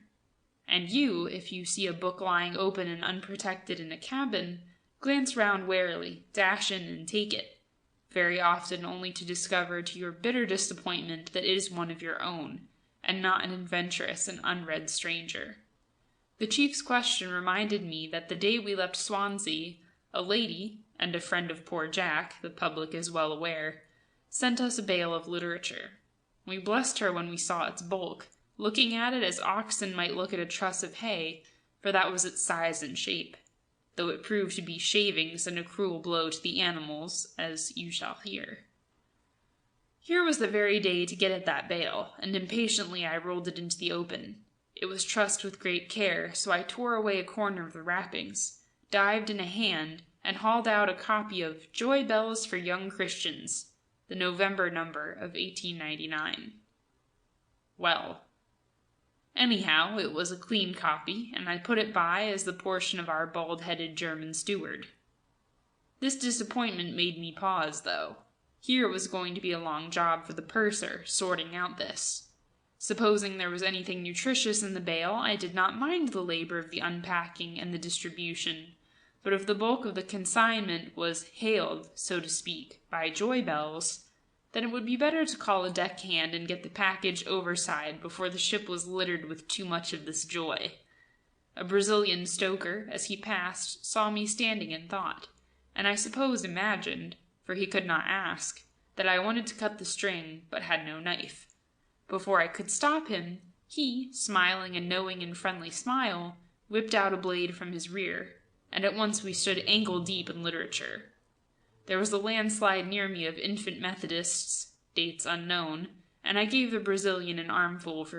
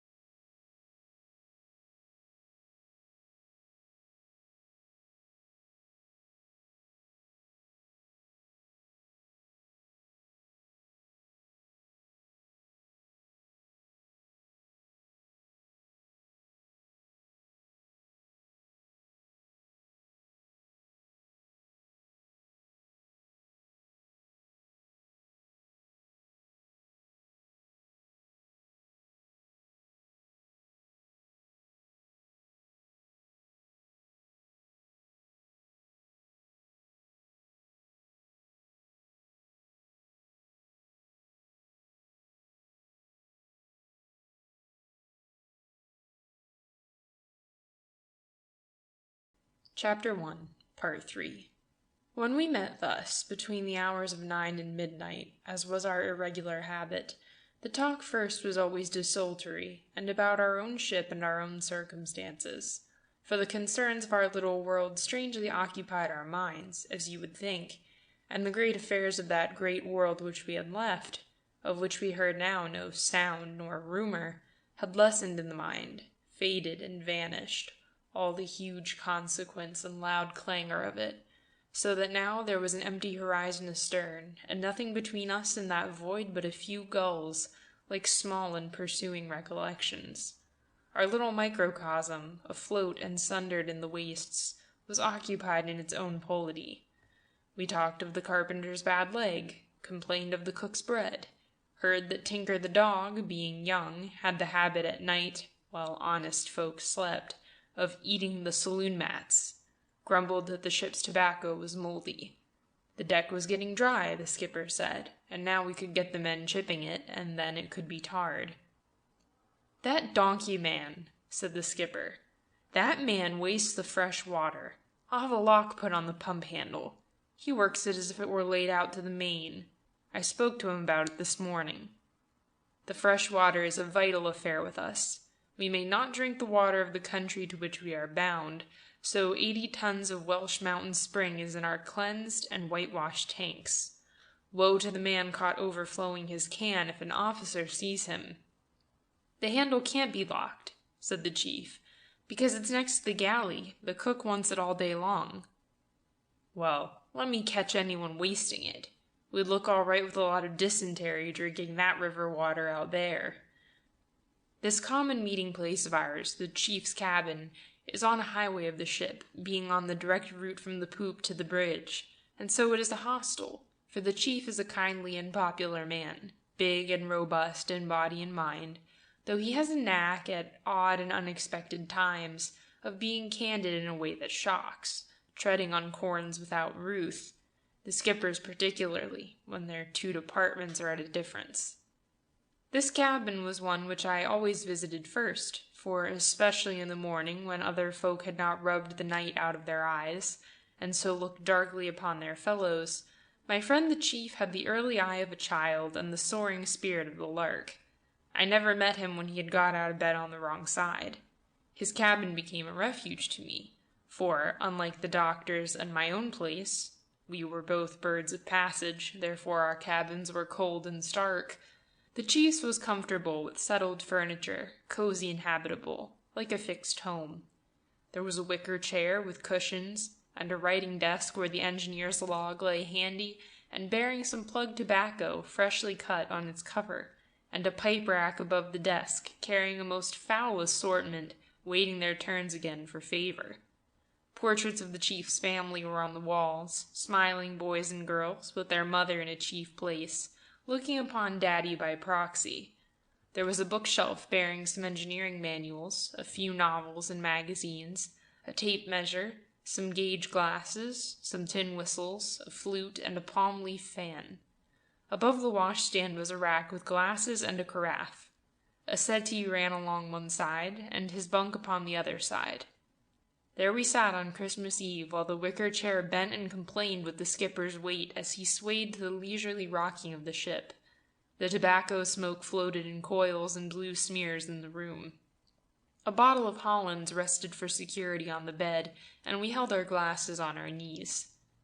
The pallid and puffy face of the steward, a very honest man, secretly free with a small store of apples on my account, because I am green and my palate not yet used to the flatness of tinned provisions, looked in on us from the right.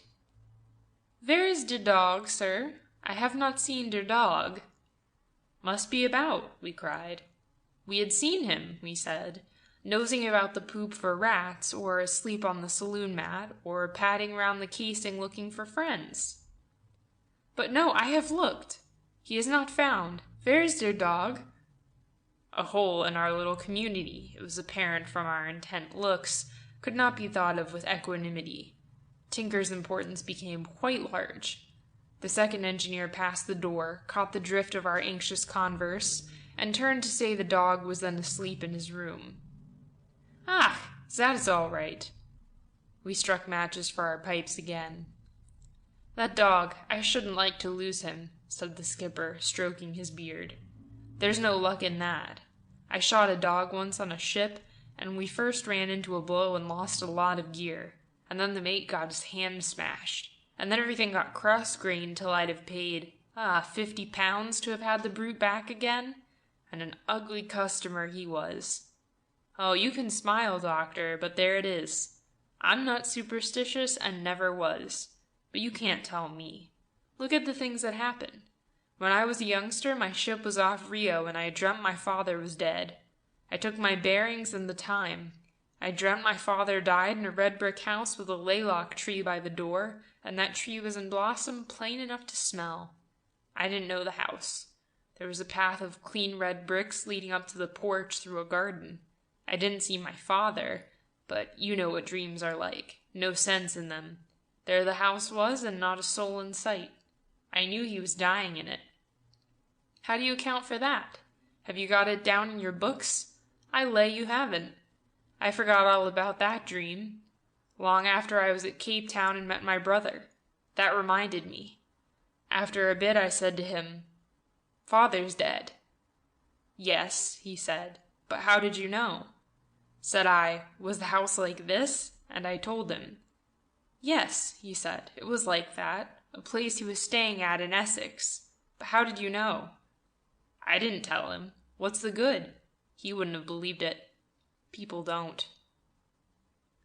All through the anxious time when we were being soused and buffeted, I noticed how our company, every man of them, even the Pyrrhonist, saw omens in all the chance variety of the vast menace under the frown of which we huddled in our iron box, porpoises alongside, one of Mother Carey's dark brood accompanying us, glancing about the vagaries of the flowing hills with a swift precision, the form of a cloud, a loom far out, as though day were there at least. The fall of a portrait in the chief's room once sent him wandering in melancholy. Again, when the dog whined and moped, the skipper eyed the animal narrowly, as though the creature had prescience, but could tell us what it knew only by drooping and quivering its hindquarters. You might have thought that fate, dumb and cruel, but a little relenting for something inevitably to come to our mishap, were trying to stretch a point, and so induced the skipper to put his shirt on inside out one morning, after dreaming he saw drowned rats, in case the horse were not too blind to see both the nod and the wink. The Sphinx makes subtle dumb motions, as it were, when closely regarded. I do not wonder if it does. Sometimes in those dark days I thought I got a hint or two. I cannot tell you what they were. The weather grew brighter afterwards, and I forgot them. From our narrow and weltering security, where the wind searched through us like the judgment eye, I know, looking out upon the wilderness in turmoil where was no help, and no witness of our undoing, where the gleams were fleeting as though the very day were riven and tumbling, that I saw the filmy shapes of those things which darken the minds of primitives. Well, the sky is changeful, and there are storms at sea when our fellows are absent, and mischance and death are veiled but here. We shall have gods and ghosts. The sharp-sighted collectors of old brain lumber and such curios may still keep busy and tie up their dry bundles of mythology and religions, but I myself could make plenty more. So it was my shipmates' yarns, which were of the most dire kind, with some dim warning precedent. I do not recall a story that was gay, except those of the wanton sort. They were of close calls, and of women, as I suppose have been those of all hard livers, from the caveman on. 8 bells were rung on the bridge, and, like a faint echo in a higher pitch, answered from the forecastle. Christmas morning. By my pocket compass we toasted the folk at home. We had heard a good many stories of wreck this night, and the chief was now at his contribution to the unseasonable memories. I've had enough of it. Here goes, said the doctor, and he went. Don't leave us, it lets in the draught. Well, the compliments to you. This typhoon, I had had 4 others, but this one made me think it was goodbye. She was a small steamer, that Samuel Plimsoll, and old, but well behaved. But her light nearly went out in that blow. It was that dark you could find nothing but the noise, and we were just as same as a chunk of wood under a waterfall, because the Lord knows how many feet of water were in the engine room, for she was rolling so. Her fires were out. She had a list of 22 degrees to port. She simply lay in it, and it went over her. Every time she rolled over on the deep side, thinks I, this is the last of her. All this, mind you, went on for 2 days, and the skipper was in the chart room, waiting. I found that when the danger is not much, you get excited, but when there seems no chance, you get cool and cunning and try to make one. One time I thought she seemed easier, and I was able to get the donkey engine going. I felt better as soon as I heard the steam, even though it was only in the donkey. Thinks I, there's power, and it's mine, a can full of steam to a typhoon. It was a chance to laugh at. Then I took the other engineers with me, and we went below. The water there, full of cinders and trash, pouring through the gear as she turned from side to side, made it look a pretty poor show. You see, the donkey wouldn't work the pumps, for the coal and muck were sucked in. So I took a basket and got into the tank, holding the basket under the pump. The water was up to my neck, and every time she rolled I was ducked. But the dodge worked, and that list of hers to port was a bit of luck in its way, for it helped us to get the starboard boiler going. When I saw the throws moving and the wash angry when it splashed on the hot metal, I said, "So much for your old typhoon." We were not counted out then. We crawled under the lee of an island and lay for 4 days repairing her. The funny thing was, when we got to Hong Kong, the papers were full of our loss. Samuel Plimsoll lost with all hands. It was funny to see a bill like that. I met the placard as it came running round a corner, and it made me stand and shuffle my feet on the ground to see if the earth was all right. I knew the editor of that paper, and I was then going up to give him something good. And here he was, making money out of us like that. He stood at the door of his office and saw me coming. I went up laughing, waving his paper in my hand. He looked quite surprised. His mouth was wide open. "You're a nice sort of chap," I said. Christmas Day. In case it has become necessary for me to show again the symbols of verity, as this is a book of travel, here they are. Latitude 37 degrees 2 minutes north, longitude 14 degrees 14 minutes west. Light wind and moderate swell from southwest vessel rolling heavily at intervals. 961 miles out. Miles by engines 226. Actual distance traveled, because of the swell on our starboard bow, 197 miles. I cannot see that these particulars do more than help me out with the book, but as they have been considered essential in narratives of voyaging, here they are, and much good may they do anybody. Thoreau, in one of his quaintly superior moods when speaking of travel, said, "It is not worth while going round the world to count the cats in Zanzibar." In nearly every book of travel this is proved to be true. They show it was not worth the while, seeing it was either to shoot cats or to count degrees of latitude. As for me, I have no reason whatsoever for being at sea. Consider Arctic travel. I have read long rows of books on that, but recall few emotional moments. The finest passage in any book of Arctic travel is in Warburton Pike's Barren Grounds, where he quotes what the Indian said to the missionary who had been speaking of heaven. The Indian asked, "And is it like the land of the muskox in summer, when the mist is on the lakes and the loon cries very often?" You feel at once that the country the Indian saw around him would be easily missed by us, even when in the midst of it. For, taking the bearings of such a land, the sextant and the miles already traveled would not be factors to help much. Now, the Indian knew nothing of artificial horizons and the aids to discovering where they are which strangers use. But in summer, the mists of his lakes were but the vapor of his musings, the penumbra of the unfathomed deeps of his mind whereon he paddled his own canoe, and when the wild fowl called, it was his memory heard. It was his thought become vocal, then, while he dreamed on. I myself learned that the treasures found in travel, the chance rewards of travel which make it worth while, cannot be accounted beforehand, and seldom are matters a listener would care to hear about afterwards, for they have no substance. They are no matter. They are untranslatable from their time and place, and like the man who unwittingly lies down to sleep on the tumulus where the little people dance on midsummer night, and dreams that in the place where man has never been his pockets were filled with fairy gold, waking to find pebbles there instead, so the traveler cannot prove the dreams he had, showing us only pebbles when he tries. Such fair things cannot be taken from the magic moment. They are but filmy, high in the ceiling of your thoughts then, rosy and sunlit by the chance of the light, transitory, melting as you watch. You come down to your lead again. These occasions are not on your itinerary. They are like the Indians' lakes in the summer. They have no names. They cannot be found on the best maps. Nor you nor any other will ever discover them again. Nor do they fill the hunger which sent you traveling. They are not provender for notebooks. They do not come to accord with your mood, but they come unaware to compel, and it is your own adverse and darkling atoms that are changed, at once dancing in accord with the rare incidents of that unreasonable and transcendent moment of your world, the rhythm of which you feel, as you would the beat of drums. And what are these things? But how can we tell?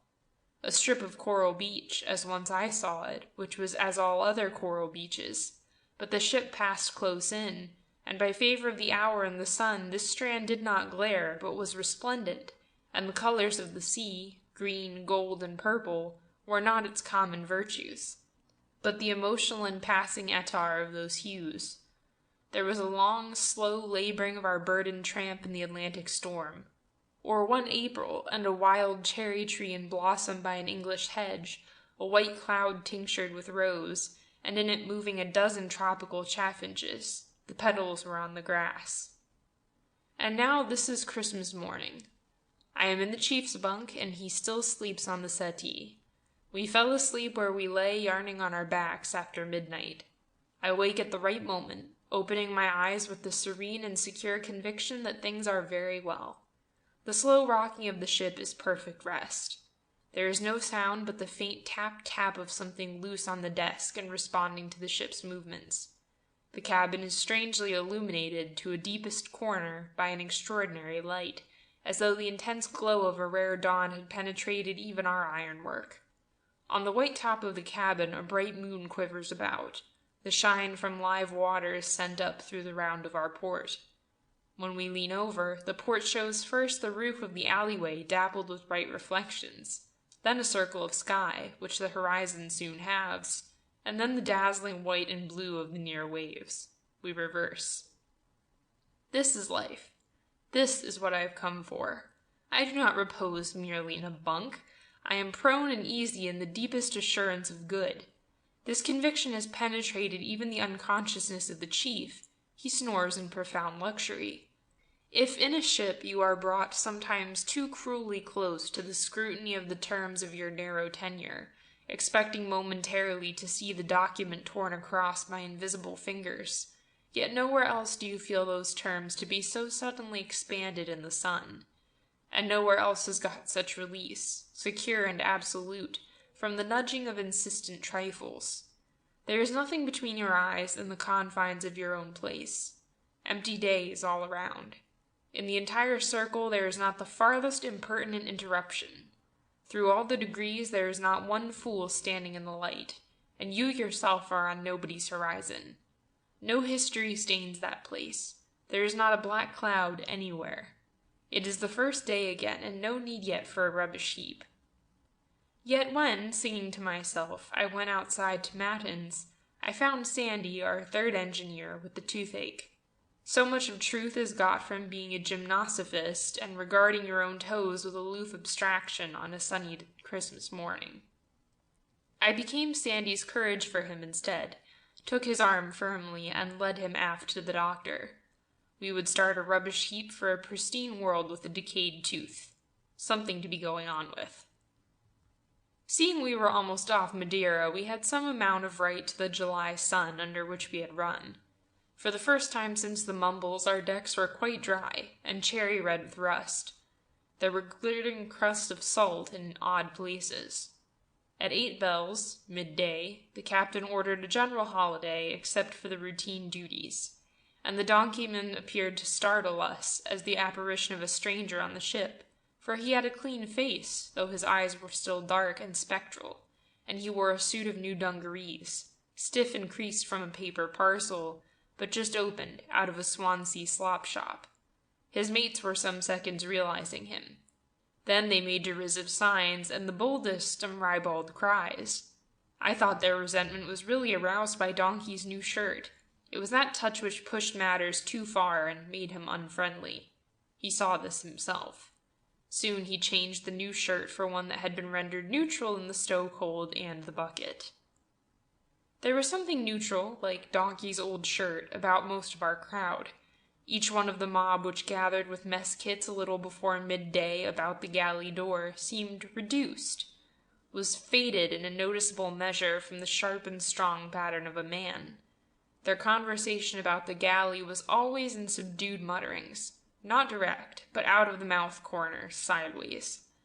Their only independence was in the negligence of their attitudes. They might have been keeping in mind an austere and invisible presence, whose swift words from nowhere might at any time cleave their soft babble. If I made to pass through them, the babble ceased, and from limp poses they sprang upright in the narrow way to let me pass, their eyes cast down. A man who had not seen me coming, but still sprawled on the rail, talking quietly, would be nudged by his neighbor. It struck me this attitude would change when they knew us better, but it never did. These deckhands and firemen were mostly youngsters, steadied by a few older hands. Chips and Donkey were the veterans. In that crowd the boatswain was the admirable figure. He was a young Britisher, tall, upright, and weighty, with a smiling, respectful eye, in which sometimes I thought there was a faint hint of mockery. He had an easy balance and confidence in his movements, which made him worth watching when about his business. Clean-shaven when he came aboard, he now had a tawny beard which caught gold lights, and it was singularly good on his weather-darkened face. He seldom wore a cap, for it could have added little protection to the taut vigor of his hair, and would have spoiled, as perhaps he himself guessed, that proper flourish and climax to the poise of his head.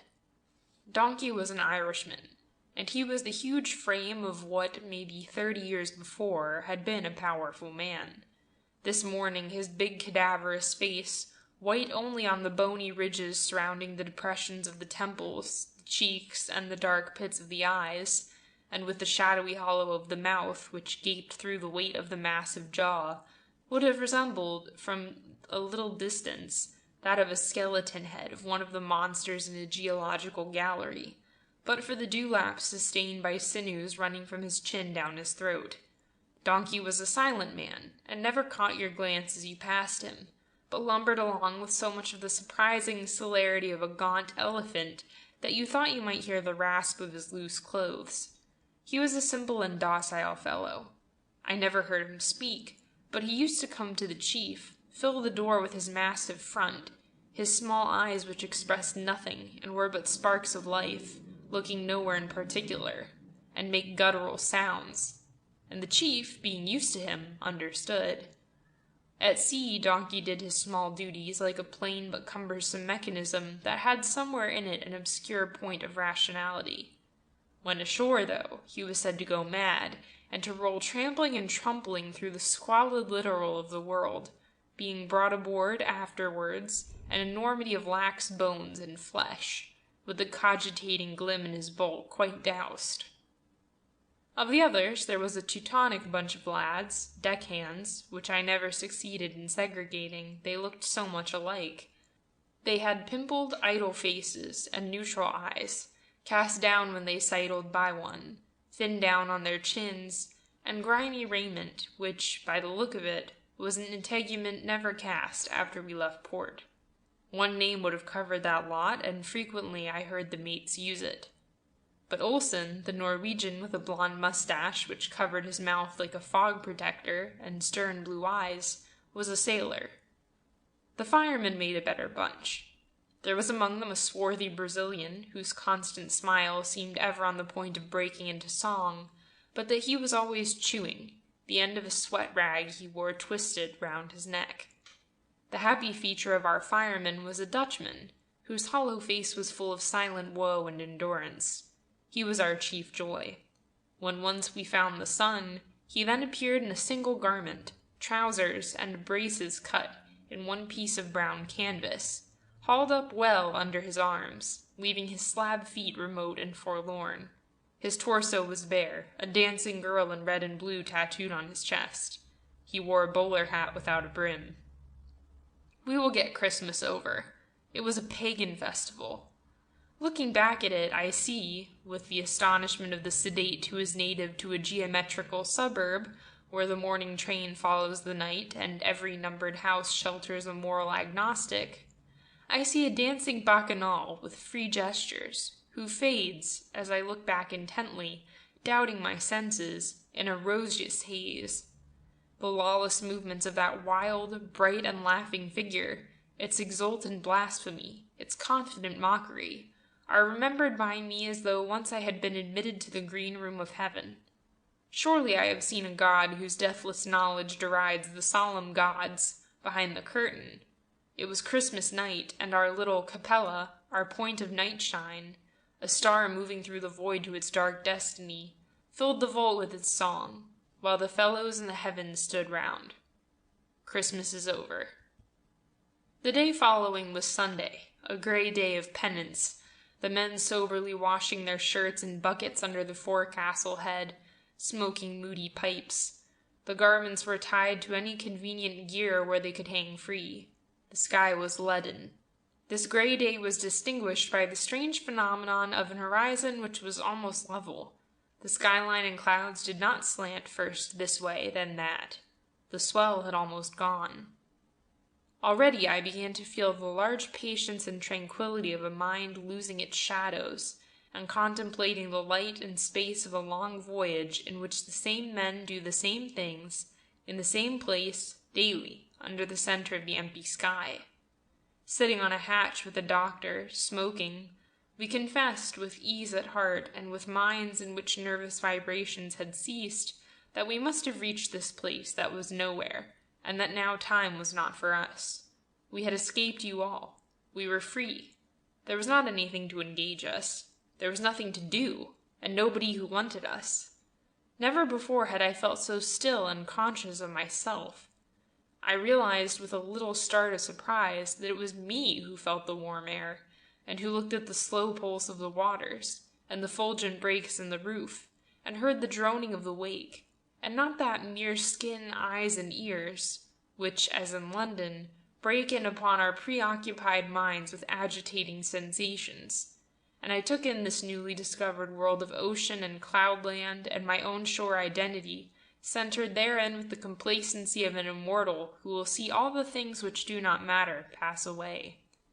When we left England we were tense, and sometimes white, though there were others who went red, about a great crisis in our country's history.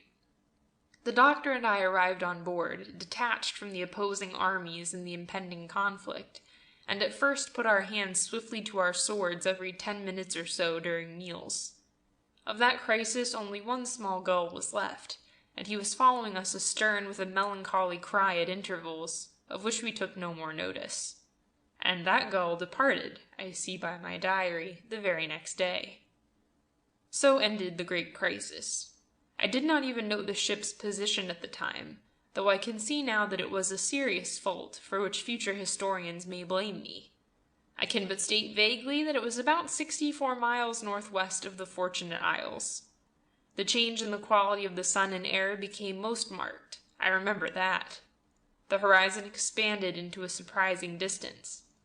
According to letters from home, sent about that date, which I received long afterwards, I am unable to find that similar phenomena were witnessed in England.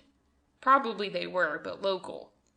These manifestations in the heavens filled the few of us privileged to witness them with awe, and a new faith in the power and compassion of God. Nothing further of note occurred on this day, except that Chips, as a further miracle, suddenly was raised whole from where he lay in his bunk with a useless leg. His leg, you may remember, was damaged in the gale off Cornwall. The doctor, going his rounds, was surprised to find Chips dancing the hula-hula in the forecastle, and a stoker with a cut eye wailing for a lost half-bottle of gin taken from his box while he was on duty. Thereafter Chips returned to work, his leg becoming halt again only when he knew we saw him stepping it too blithely. December 27th. Distance run for past 24 hours to midday 219. Total distance 1,177 miles. Fine weather. Glass rising. Have you ever heard of the monotony of a long voyage? The same sky, the same waters, the same deck. And now I can see it should be added, the same old self, dismayed by the contemplation of its features daily, week after week, within that spacious, empty hall, where is no escape from the bright stare overhead which reveals your baldness and blemishes without ruth. You get found out. You want to mix with the mob again, to get lost in the sameness of your fellows. He who goes traveling should leave his self at home, or as much of it as is not wanted on the voyage. It is surprising to find how little you want of yourself. The ideal traveler would venture out merely as a disembodied thought, or at most as an eye. A mere eye would see no monotony, for the sky may be the same sky, but its moods are like those of the same woman, and the ocean, though young as the morning, is older than Asia. You never know what to expect. As for the sunny deck, I see the doctor sitting on a spare spar, waiting for someone to sit beside him. The chief is filing a piece of small gear outside his cabin. The skipper is overlooking, with a hard frown, a group of men busy repairing his chart room, which is just forward of the engine room casing. I could get a job from him at once for the asking, though I shall not try to ask. The first mate is trying to be in 3 places at once. The second mate patrols the bridge. The German steward, who tells curious stories in a Teutonized dialect of Shadwell, is hanging mattresses and bedclothes over a boom. The men are chipping and tarring the deck, and the boatswain, bare-legged, wildly bearded, a sheath knife on his hams, looks like a fine pirate brought to menial tasks. I have watched this day's monotonous sky onwards from the dawn. We are in the neighborhood of the Hesperides. For some early hours of the morning it was gray, but the gray roof soon broke with the incumbent weight of light, letting sunshine through narrow fractures to the sea, far out. There were partitions of thin gold in the dim hall. The moving floor was patterned in day and night. The low ceiling was fused where the day poured through, became a candid vapor, volatilized. We had over us before breakfast the ultimate blue, where a few cirrus clouds showed its great height. Then it was August. The sea ran in broad, heavy mounds, blue-black and vitreous, which hardly moved our bulk. In the afternoon, the ocean, a short distance from the ship, grew filmed and opaque, a milky blue shot with purple shadows. Its surface, though heaving, was smooth and flawless. No light entered its deeps, but the radiant heat was mirrored on it as on the pallor of fluid lava. The water ploughed up by the bows did not break, but rolled over viscidly. The sun dropped behind the sea about a point west of our course. Night was near. Yet still the high dome with its circular floor, the sea, was magically illuminated, as by the proximity of a wonderful presence. We, solitary and privileged in the theater, waited expectant. The doors of glory were somewhere ajar. The western wall was clear, shining and empty, enclosed by a proscenium of amber flames. In the northeast, astern of us, were some high fair-weather clouds, like a faint host of little cherubs, and from their superior galleries they watched a light invisible to us. It made their faces bright. Beneath them the glazed sea was coral pink. Even our own prosaic iron gear was sublimated. Our ship became lustrous and strange. We were the Argonauts, and our world was bright with veritable self-radiance of a world of romance, where the things that would happen were undreamed of, and we watched for them from our argosy side, calm and expectant. My fellows were transfigured, looked huge, were rosy and awful, immortals in that light no mortal is given to see. Now had been given me fellowship with the ship and her men. We were one body. I had been absorbed by our enterprise. For a long while our steamer was a harsh and foreign thing to me, unfriendly to the eye, difficult to understand. But now she had become intelligible and proper. She and her men were all my world, and I could find my way about that world in the dark. Getting used to a ship has the process of the growth of a lasting friendship. Chance begins it. You regard your luck askance as you accept a new acquaintance with no joy to make the best of him. But presently, to put the matter at its lowest, you arrive at an understanding. You have learned your friend's worth. Familiarity would breed contempt only in the mouse-hearted. You never have to account him afresh, or he is no comrade. There can be no surprises again, no encounters with a stranger in him. His value, at the least reckoning, is that you know his value. Any hour of the day or night you can guess with assurance where his mind would be found. And here my Capella has no strange doors and startling declivities and traps for me any more. I know her. She is not exactly all she should be, but I apprehend exactly what she is. If I hurt myself against her, it is my own fault. She is as familiar to me as home now. I should resent any alteration. Having learned to know her faults, I like her as she is. The trestle bridge with its sagging hand ropes and wobbling stanchions, look out, you, when she rolls, which crosses the main deck aft on the port side from the amidships section, where I live, to the poop where the doctor lives. The two little streets of 3 doors each, to port and starboard of her amidships, the doors that open out under the shade of the boat deck to sea. There, amidships also, are the chief's room and the galley, the engineer's mess room, and the engine room entrance. But these last do not open overside, but look aft, from a connecting alley which runs across the ship to join the side alleyways. Forward of these cabins is the engine room casing, where the midship deck broadens, but is cumbered with bunker hatches. Mind your feet at night, there. And beyond again is the chart room, and over the chart room the bridge and the wheelhouse, from which is a sheer long drop to the main deck forward. At the finish of that deck is an iron wall, with the entrance to the mysterious forecastle in its center, and over that is the uplifted head of our world, watching our course, a bleak, wind-swept place of rails, cable chains, and windlass. The poop has a timber deck, and there in fine weather the deck chairs are. The poop is a place needing exact navigation at night. Long boxes enclosing the rudder chains are on either side of it. In the center is the saloon skylight, the companion, the steward's ice chest, and the hand-steering gear. Also, there are 2 boats. I gained my night knowledge of the poop deck by assault, and retained my gains as sticking plaster. I am really proud of the privilege which has been given me to roam this rolling shadow at night, this little dark cloud blowing between the stars and the deep, the unseen abyss below as with its profound reverberations, and the height above with its scattered lights as remote as the sounds in the depths. With calm faith in our swaying shadow, I place my feet where nothing shows, sure that my angel will bear me up. I put out my hands, and a support comes to them. The pitfalls have ladders for me, and by touching at some places in the black shadow, as by magic, a lighted and comfortable room at once materializes for my rest in the void. I think I liked her better as a formless shadow after sundown, whether it was then a noise in my head, my tranquil thoughts murmuring in their sleep, or whether the sound I heard was the deep humming of the world's speed, I don't know. Whatever it was the only sound. Our main masthead light was but a nearer star of the host. I was not surprised to see one of the stars so close.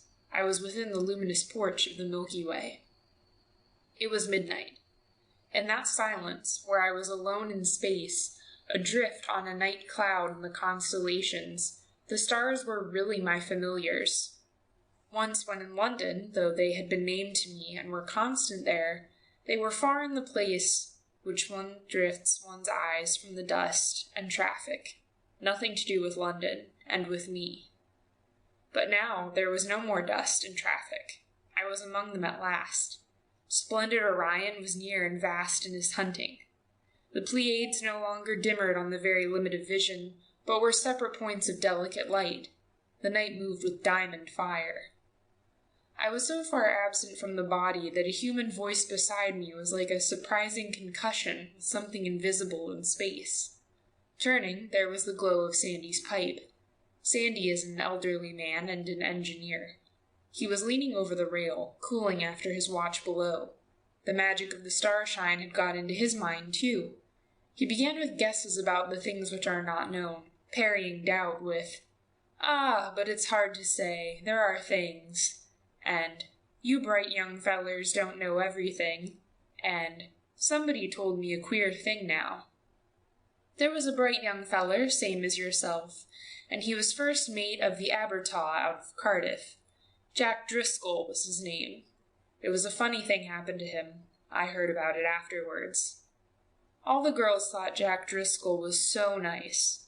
One of the girls was his owner's daughter, and she was the best of the bunch, anyway, for she was an only child, and her father would have given her the earth. He was a good owner, was her father, as things go in Cardiff. Do you know Cardiff? Well, a little goes a long way on the Welsh coast. Jack was a smart sailor, with the first chance of the next new boat if he watched out. I reckon Jack was a fool. Why, he needn't have gone to sea any more. But what did he do? Jack was one of them fellers who think if they put a gold-laced cap saucy over one ear and laugh with the eyes, they can whistle up a duchess. And I dare say Jack could in summer, in his white suit when he'd just shaved. He was a bit of all right, was Jack. He was a proper tall lad, and the way he carried himself, it was a treat to see him move about a ship. His black hair was like one of the big fiddler chaps, and his smile would take in one of his pals. Well, it was happy days for Jack. He got good things to come to him. He didn't have to look for 'em like me and you. He knew his work, too. He was a good sailor.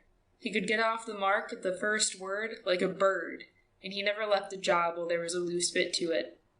Sometimes when there was nothing doing it was pretty rotten, Jack would say, to be stuck there in a Welsh tramp with a crowd of Dagos, and drink coffee essence and condensed milk out of a pint mug, and never go to a music hall only once in 6 months. Jack reckoned it would be fine to be brass-bound always in one of the liners, and have a deck like a skating rink, and a lot of lady passengers who wanted a chap like him to talk to them. He could tell stories, too, on the quiet, could Jack. They were pretty blue, though, sailor stories. They were all about himself and West Coast ports. Do you know the Chile coast? Well, let's mind your eye there. No half-larks. They're pretty handy with knives out there. But when Jack was out for fun, you couldn't stop him.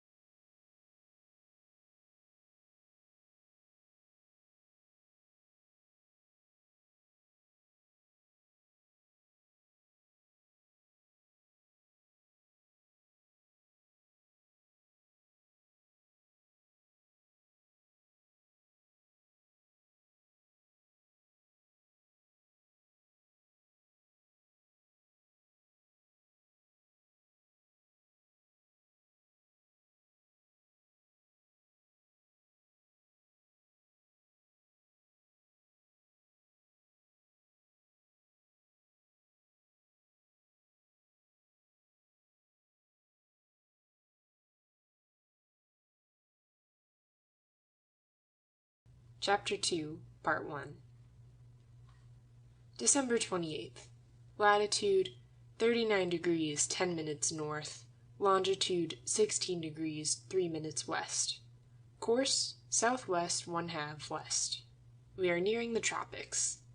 Now the ship has such a complete set of grumblers, good fellows who know their work better than anyone less than God, that our great distance at sea is plain. Our men, casually gathered and speaking diverse tongues, detached from earth and set afloat on a mobile islet to mix on it if they can, have become one body to deal with the common enemy. We are corporate to face each trouble as it meets us, and free to explain afterwards how much better we should have done under another captain.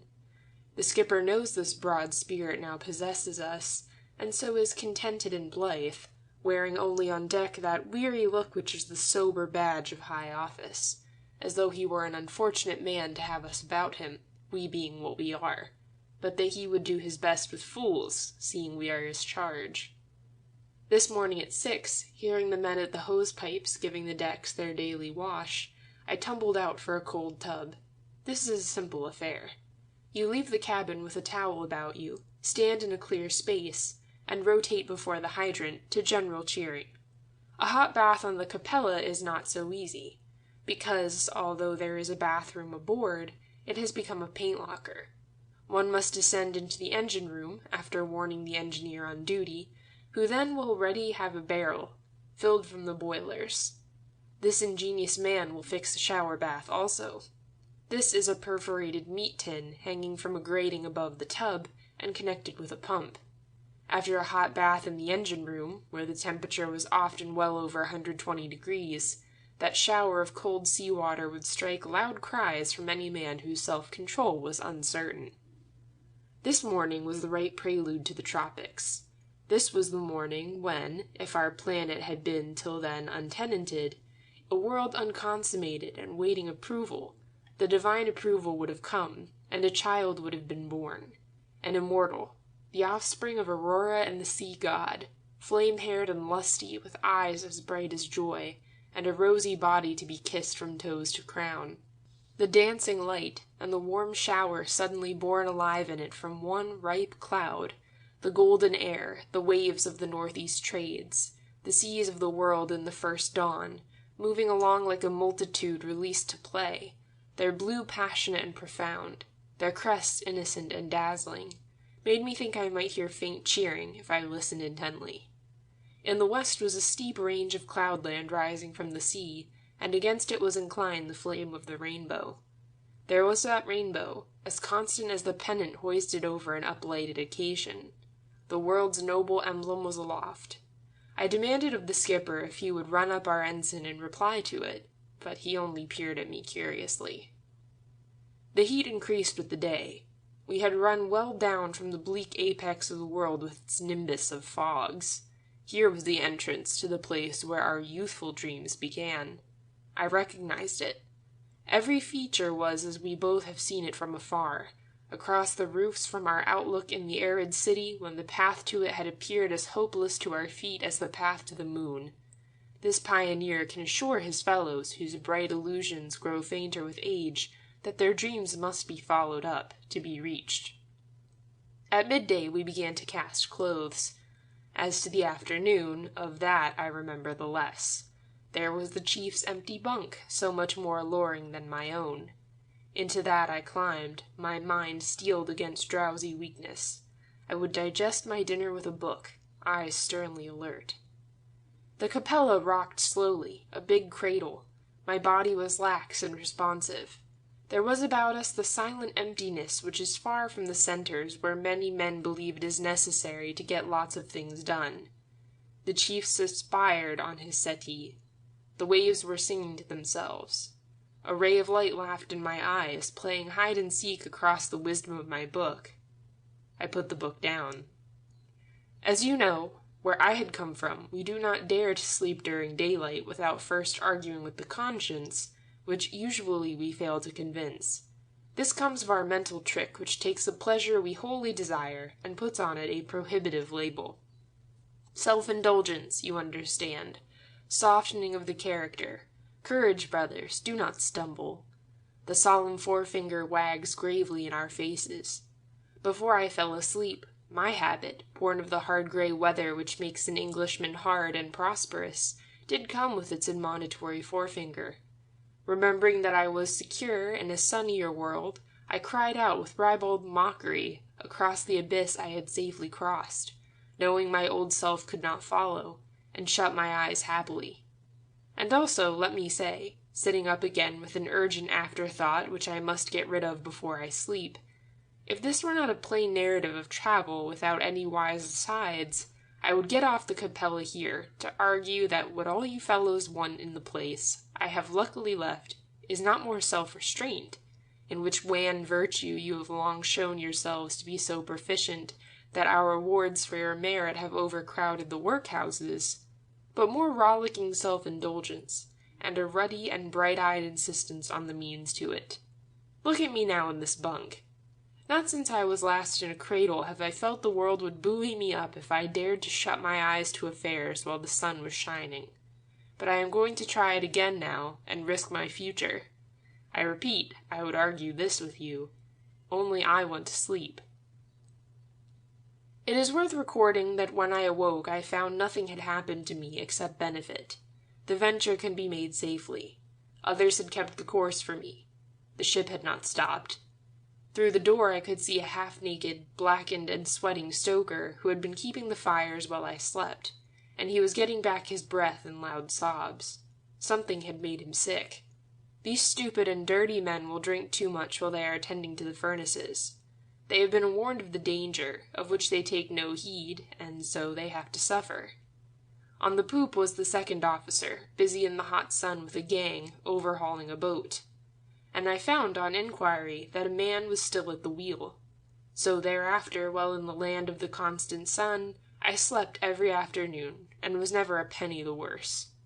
Somehow, you know, things went on. I think I shall become one of the intelligent, leisured class. It was within an hour of midnight. The moon had set. I was idling amidships about the ship's shadowy structure, when I was asked to take charge of the bridge till 8 bells. The second mate was ill, and the first mate was asleep through overwork. The skipper said he would not keep me up there long. I had but to call if a light came into view, and to keep an eye on the wheelhouse. But it was long since I played at ships and was a pirate captain. I remember there are dull folk who wonder what it feels like to be a king. The king does not know. Ask the small boy who is surprised with an order to hold a horse's head. I took my promotion, mounting the steep ladder to the open height in the night. I felt then I was more than sundered from my kind. I had been taken and placed remotely from the comfort of the Capella's isolated community also. There was me, and there were the stars. They were my nearest neighbors. I stood for you among them alone. When the last man hears but does not see the deep waters of this dark sphere, and that night to which there shall be no morning sun, he shall know what was my sensation aloft in the saddle of the Capella, the only inhabitant of a congealed asteroid off the main track in space, with the sun diminished to a point through travel, and the Milky Way not reached yet, though I could see we were approaching its bay of light. An appreciable journey had been made, but by the faintness of its shine there was a timeless vacancy to be travelled still. We should make the first glow, that congregation of suns, that archipelago of worlds, but not yet. But had we not all the night to travel in? The night would be long. We should not be disrupted any more by the old day. The final morning had passed. I had no doubt the drift of the dark lump to which I clung in space, while my hair streamed with our speed, would at length reach the bright fraternity, no more than a dimmer of removed promise, though it seemed. A bell rang beside me in the night. It was answered at once from somewhere ahead. Others, then, were journeying with me. The void was peopled, though the travelers were all invisible, and I heard a confident voice call, "Lights are burning bright." The lights were, I could see that. But when the profundities are about you, and you think you are alone in outer night, that is the kind of word to hear.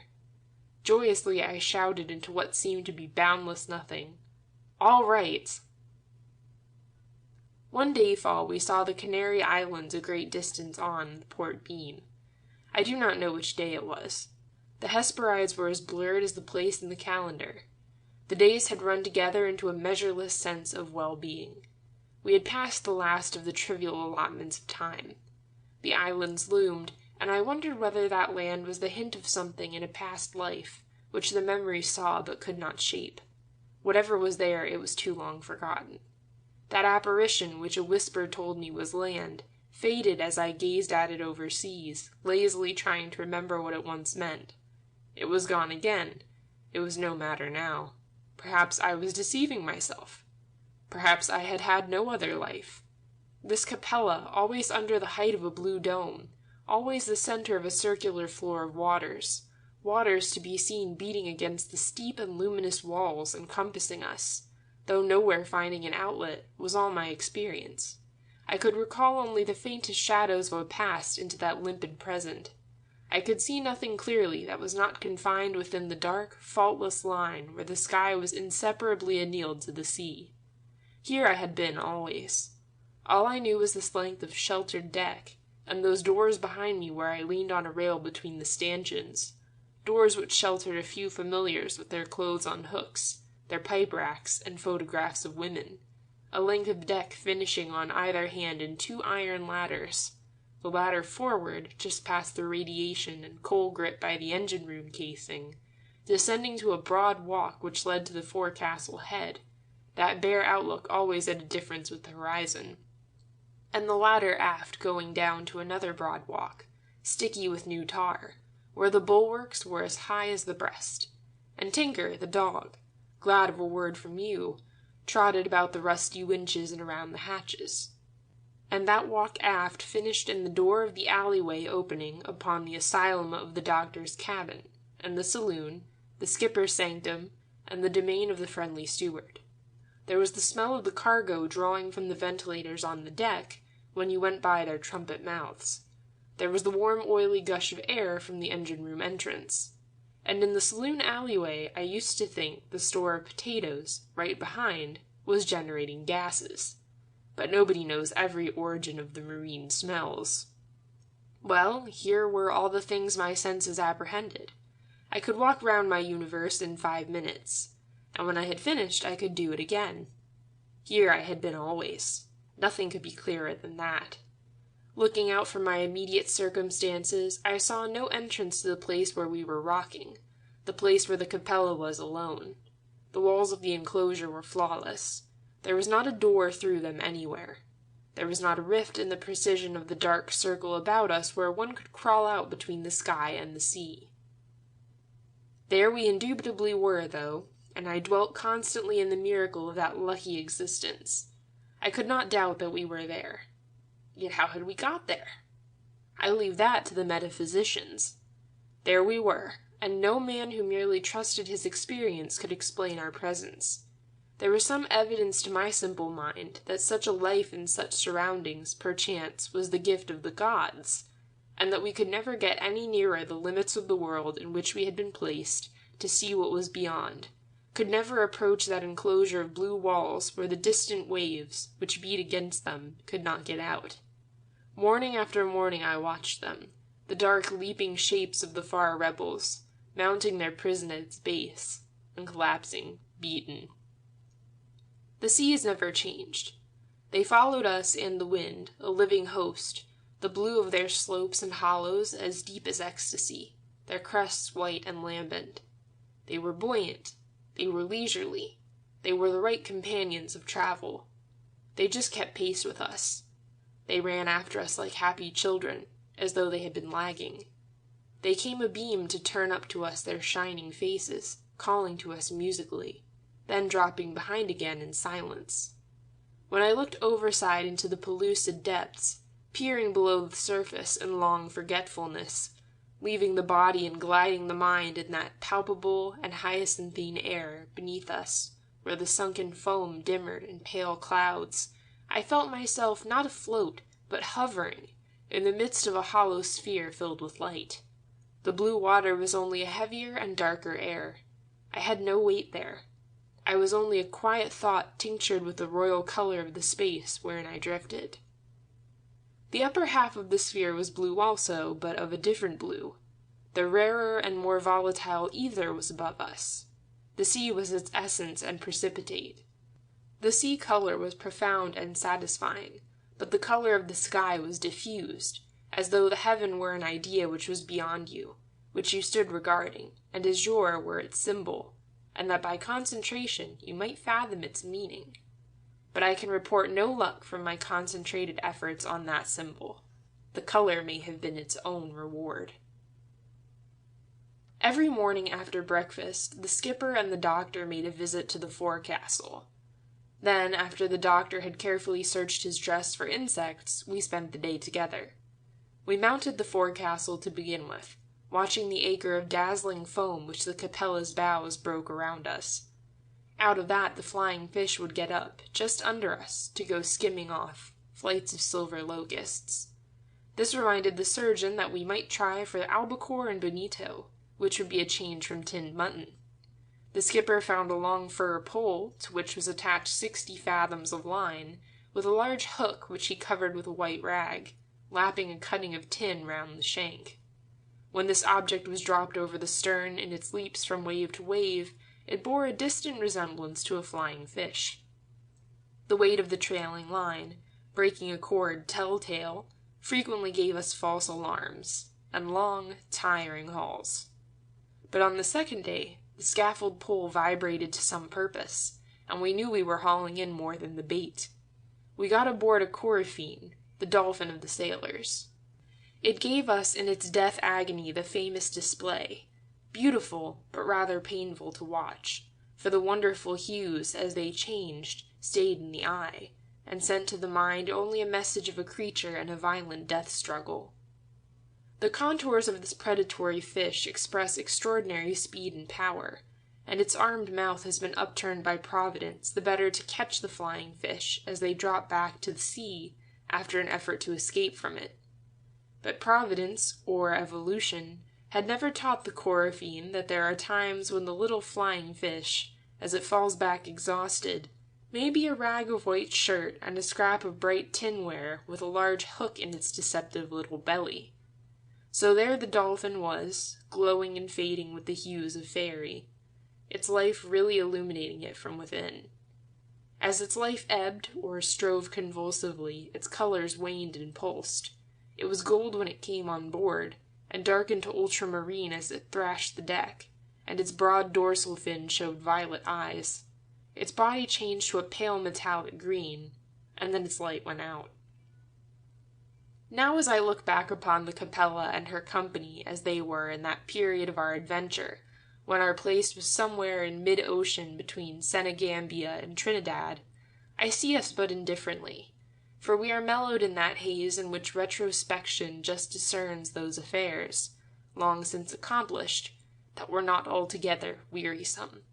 It is better to go to my log again, for there the matter was noted by the stub of a pencil at the very time, and when, unless a beautiful mist was seen, it had not the remotest chance of being recorded.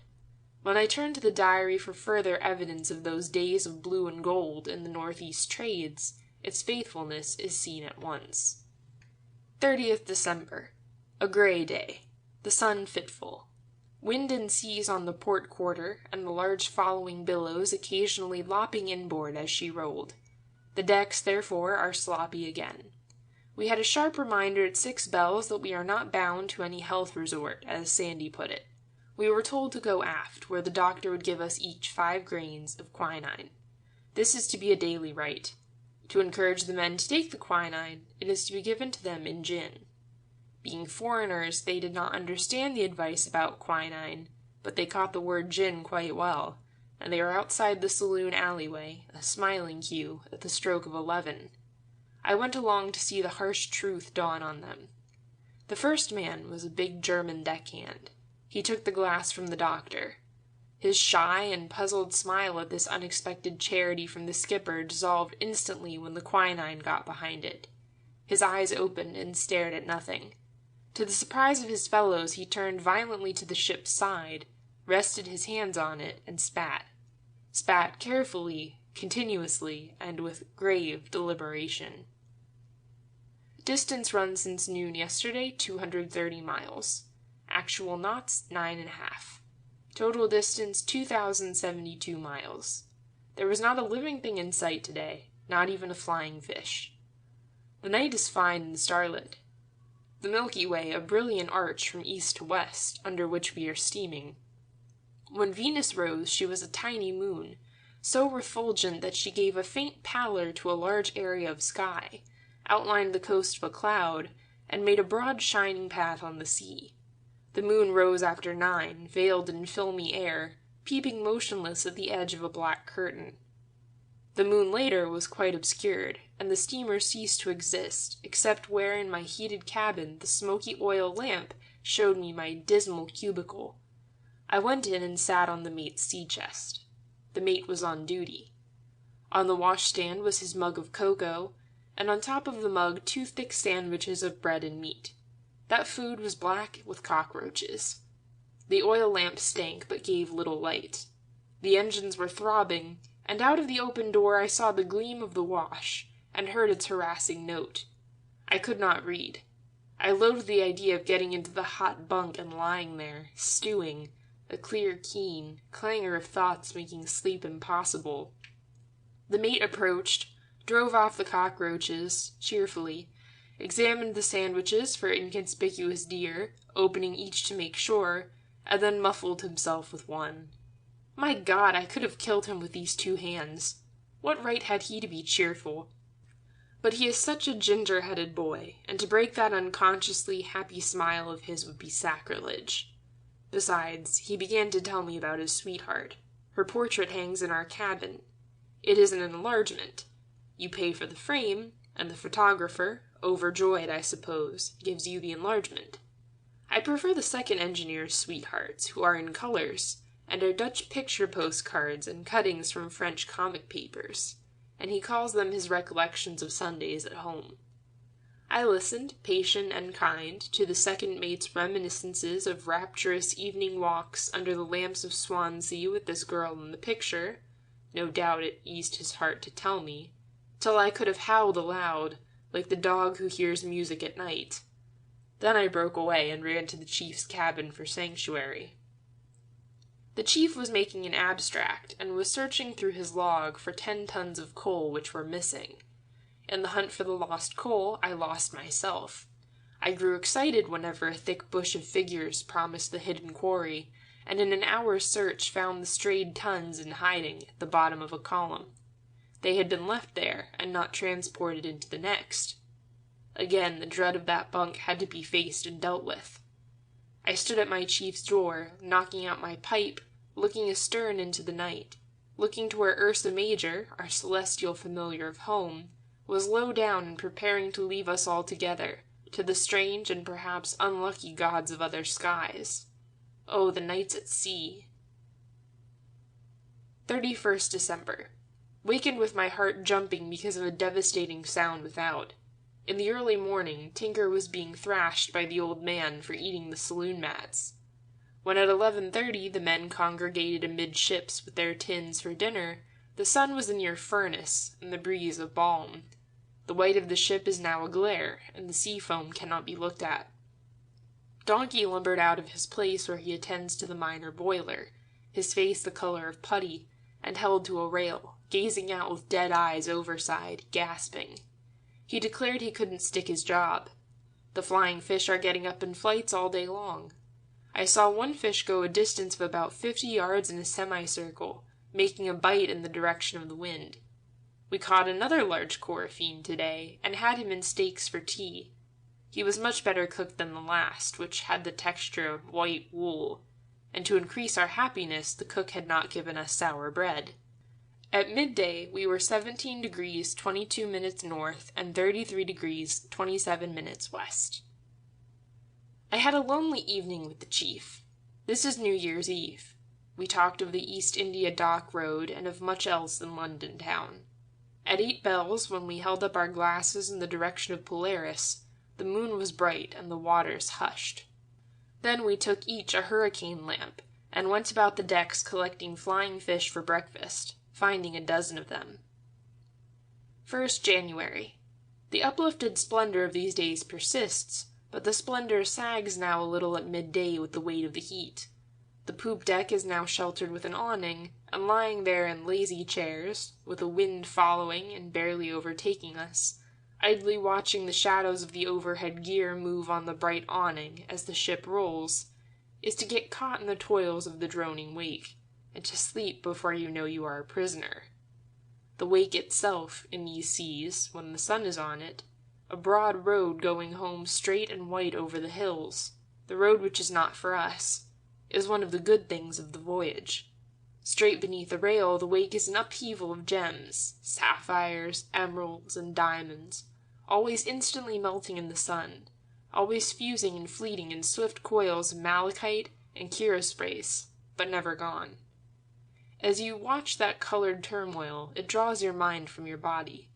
You feel your careless gaze snatched in the revolving hues speeding astern, and your consciousness is instantly unwound from your spinning brain, and you are left standing on the ship, an empty spool.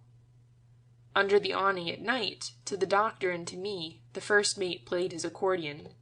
He is a little Welshman, this mate, with a childish nose and a brutish mustache, and in his face is blended a girlish innocence of large affairs, and the hirsute nature of the adult male animal, a nature which he relieves on the capella with bawdy talk and guffaws.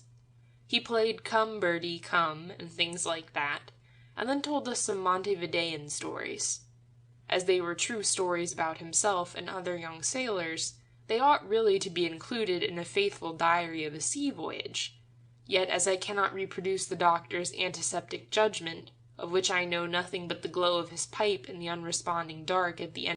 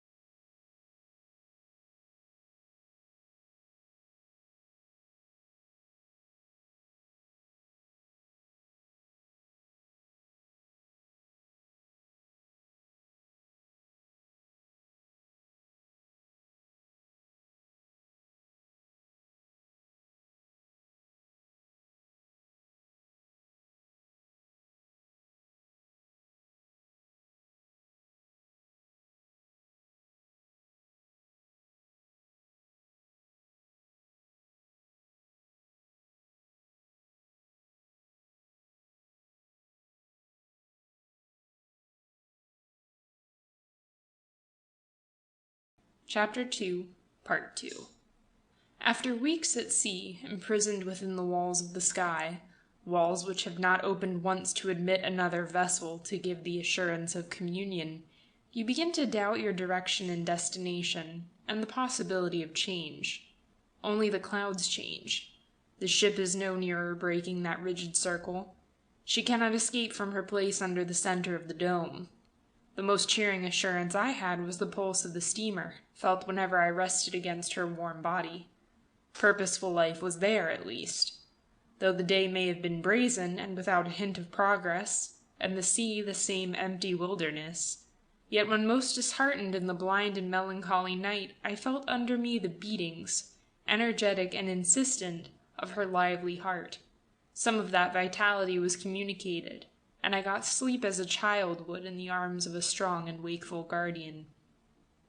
Poised between two profundities, though nearer the clouds, cirrus and lofty though they are, than the land straight beneath the keel, and with morning and night the only variety in the round, the days flicker by white and black like a magic lantern working without a story. Tired of watching for the fruits of our enterprise, I went to sleep. Old Captain Morgan must have lived a dull life, monotonous with adventure. What is the use of travel? I asked myself. The stars are as near to London as they are to the Spanish Main. In their planetary journey through the void, the passengers at Peckham see much as their fellows who peer through the windows in Macassar. The sun rises in the east, and the moon is horned, but some of the passengers on the Mudball, strangely enough, take their tea without milk. Yet what of that? In the chart room some days ago I had learned that we had 3,000 fathoms under us. Well, these waves of the tropics, curling over such abysmal deeps, look much the same as the waves off Land's End. I began to see what I had done. I had changed the murk of winter in London for the discomforts of the dog days. I had come thousands of miles to see the thermometer rise. Where are the Spanish Main, the Guianas, and the Brazils? At last I had discovered them. I found their true bearings. They are in Raleigh's Golden City of Manoa, in Burney's Buccaneers of America, with Drake, Humboldt, Bates, and Wallace, and I had left them all at home. We borrow the light of an observant and imaginative traveler, and see the foreign land bright with his aura, and we think it is the country which shines. At 8 in the morning we crossed the equator. I paid my footing in whiskey and forgot all about the equator. Soon after that, idling under the poop awning, I picked up the doctor's book from his vacant chair. I took the essays of Emerson carelessly and read at once. The sage plainly had laid a trap for me. Why covet a knowledge of new facts? Day and night, a house and garden, a few books, a few actions, serve as well as all trades and spectacles. So blank. At this moment the first mate crossed my light, and presently I heard the sounding machine whirring, and then stop. There was a pause, then the mate's unimportant voice. 25 fathoms, sir. Grey sand.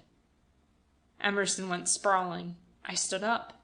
25 fathoms.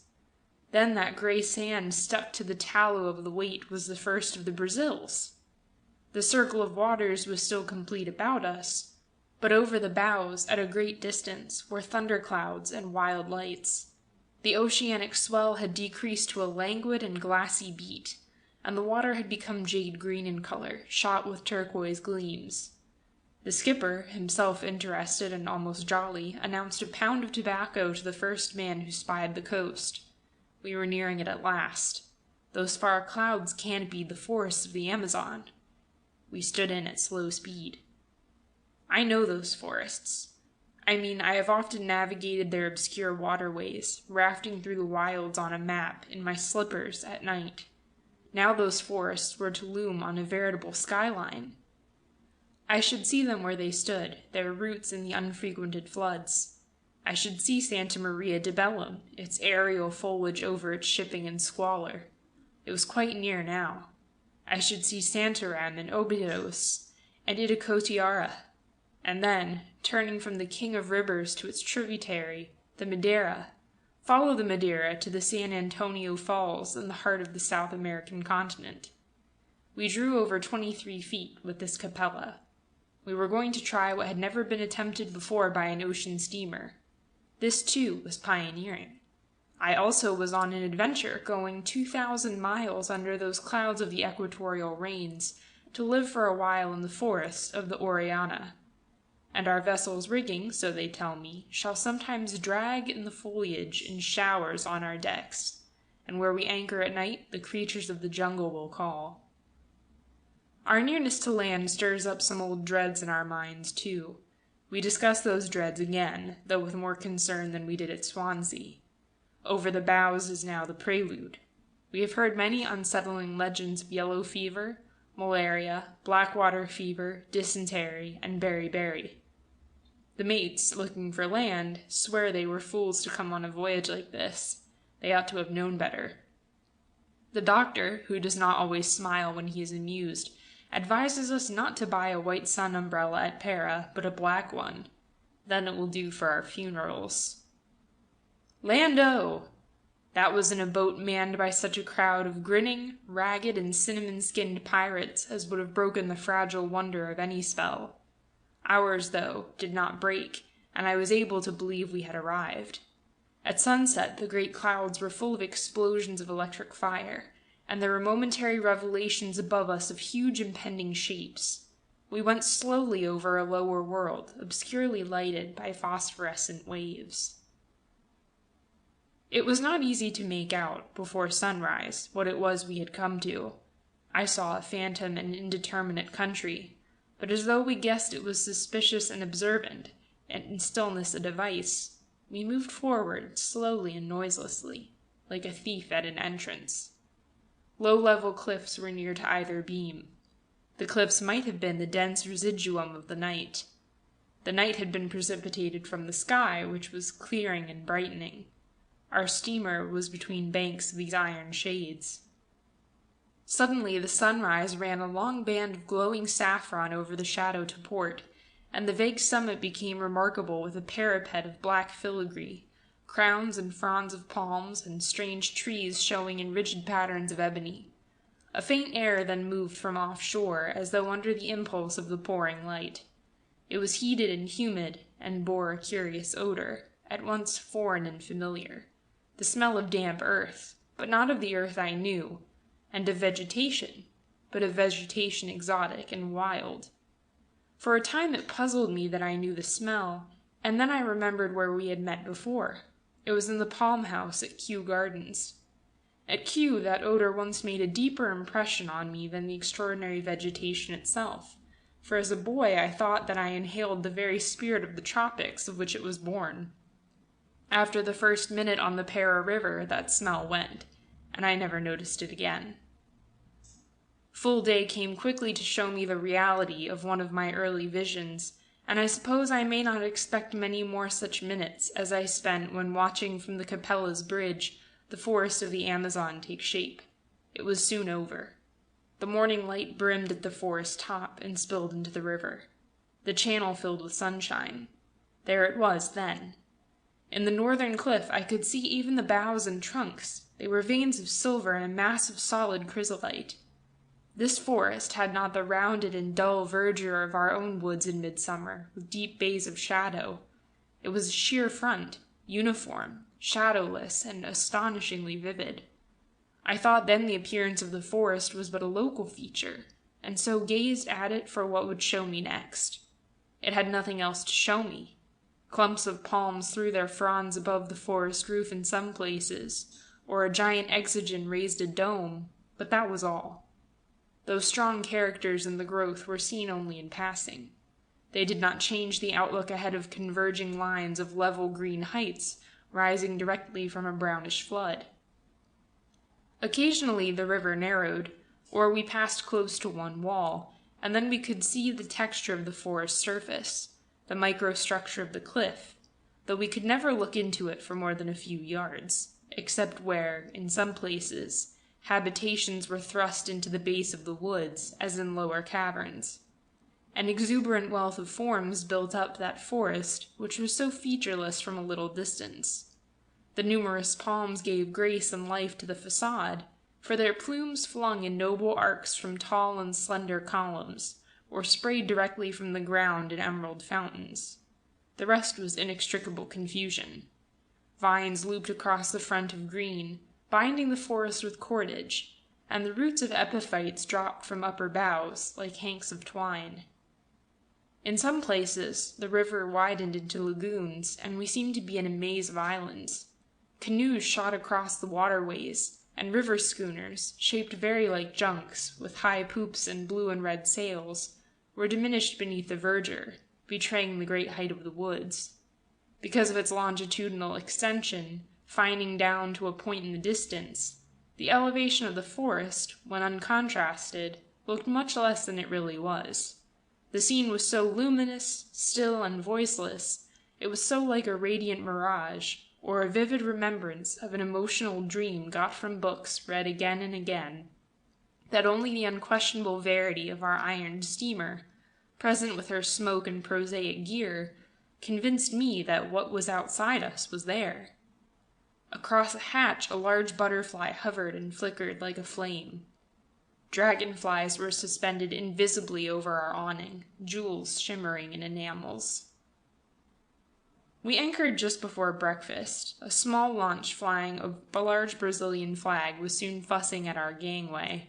The Brazilian customs men boarded us, and the official who was left in charge to overlook the capella while we remained was a tall and majestic Latin with dark eyes of such nobility and brooding melancholy that it never occurred to me that our doctor, who has travelled much, was other than a fellow with a dull Anglo-Saxon mind when he removed some loose property to his cabin and locked his door before he went ashore. So I left my field glasses on the ice chest, and that was the last I saw of them. Yet that fellow had such a lovely hair, as the ladies would say, and his smile and his courtesy were fit for kings. He carried a scented pink handkerchief and wore patent leather boots. Our surgeon had but a faint laugh when these explanations were made to him, taking my hand fondly and saying he loved little children. Para, a flat congestion of white buildings and red roofs in the sun, was about a mile beyond our anchorage, over the port bow, and as its name has been to me one that had the appeal of the world not ours, like Tripoli of Barbary, Macassar, and Marquesas, and the Rio Madre de Dios, the agent's launch, as it took us towards the small craft lying immediately before the front of that spread of houses between the river and the forest, was so momentous an occasion that the small talk of the dainty Englishmen in linen suits, a gossiping group around the agent and the skipper, hardly came into the picture, to my mind. The launch rudely hustled through a cluster of the gaily painted native boats, the dingiest of them bearing some sonorous name, and I landed in Brazil. There was an esplanade shadowed by an avenue of mangoes.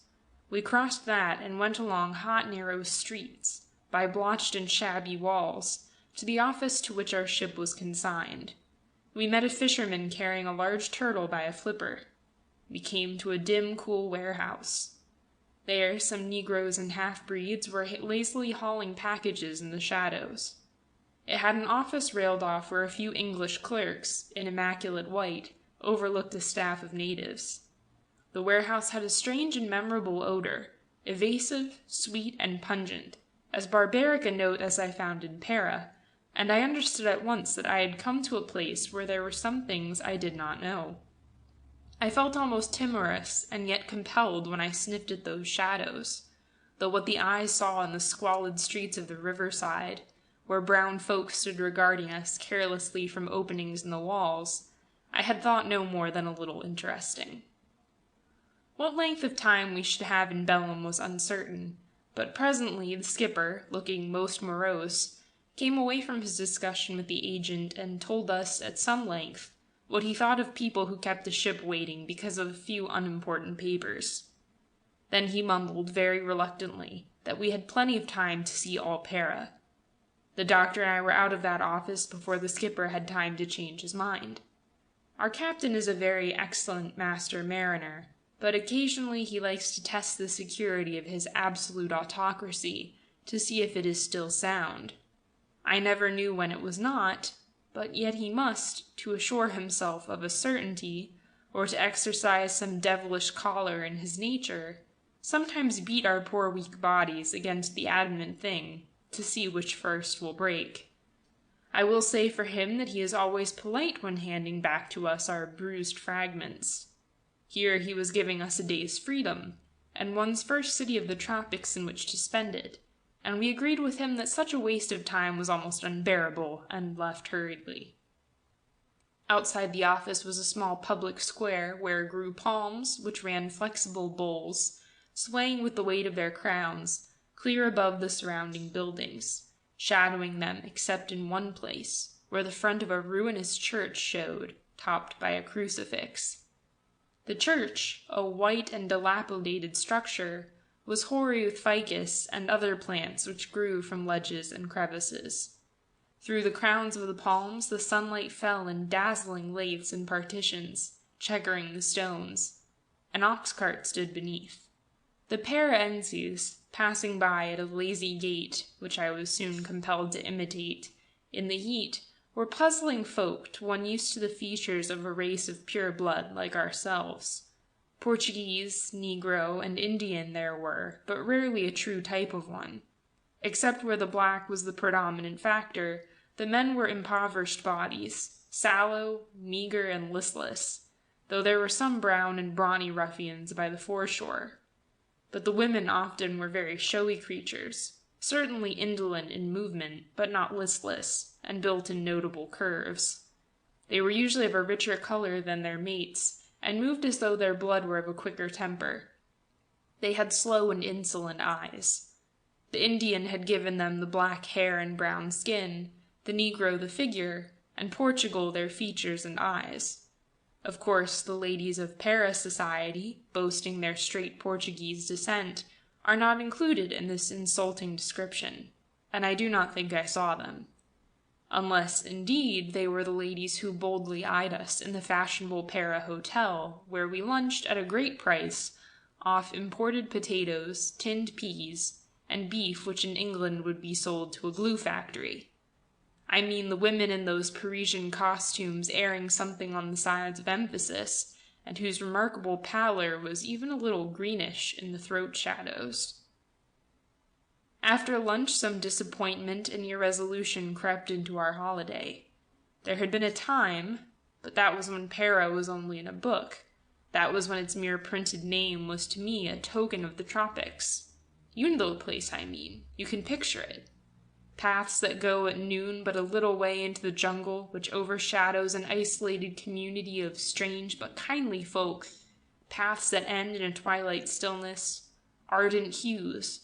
Flowers of vanilla, warm rain, a luscious and generative earth, fireflies in the scented dusk of gardens, and mystery, every outlook disappearing in the dark of the unknown.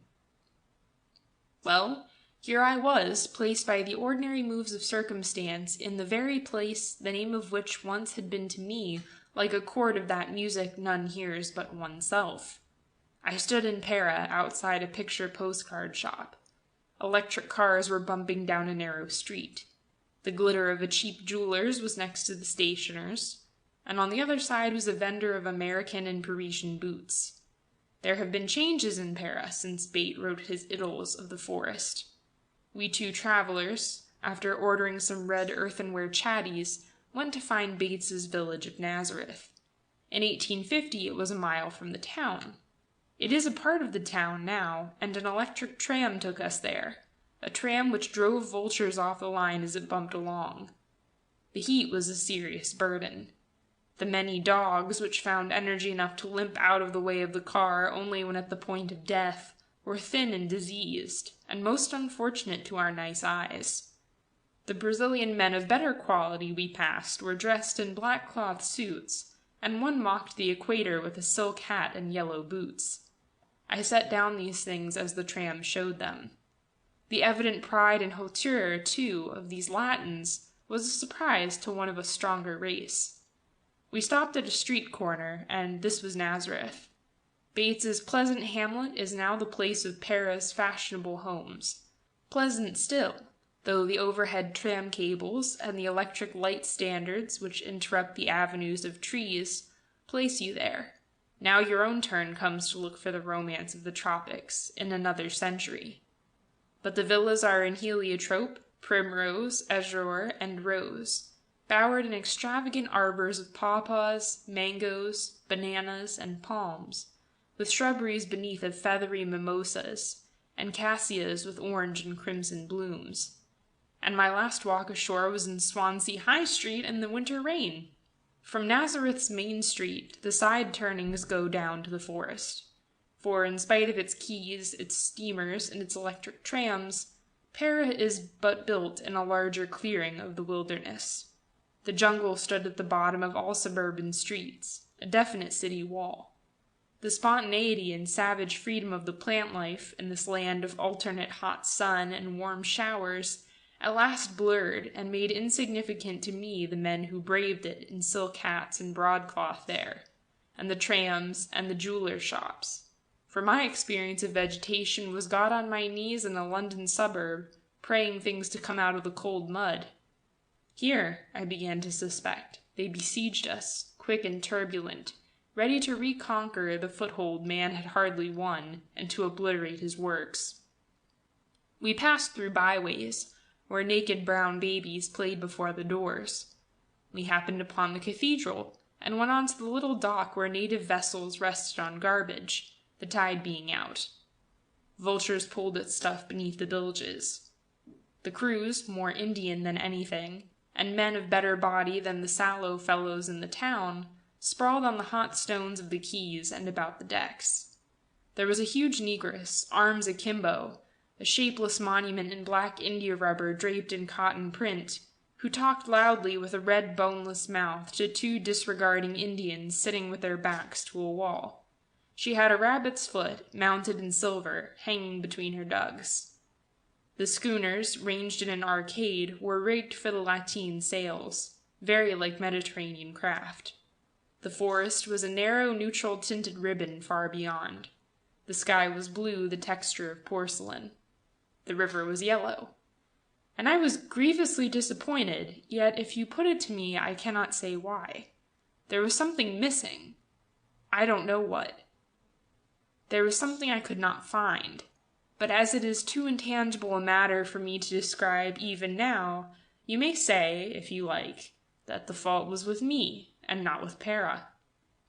We stood in a shady place, and the doctor, looking down at his hand, suddenly struck it. "Let us go," he said. He showed me the corpse of a mosquito. "Have you ever seen the yellow fever chap?" the doctor asked. "That is he." We left. Near the agent's office we met an English shipping clerk, and he took us into a drink shop, and sat us at a marble-top table having gilded iron legs, and called for gin tonics. We began to tell him what we thought of Para. It did not seem much of a place. It was neither here nor there. He was a pallid fellow with a contemplative smile, and with weary eyes and tired movements. "I know all that," he said. "It's a bit of a hole. Still, you'd be surprised. There's a lot here you don't see at first. It's big. All out there," he waved his arm west inclusively, "it's a world with no light yet. You get lost in it. But you're going up, you'll see. The other end of the forest is as far from the people in the streets here as London is. It's farther, and they know no more about it. I was like you when I first came. I gave the place a week, and then reckoned I knew it near enough. Now I'm half afraid of it. Not afraid of anything I can see. I don't know. There's something damn strange about it. Something you can never find out.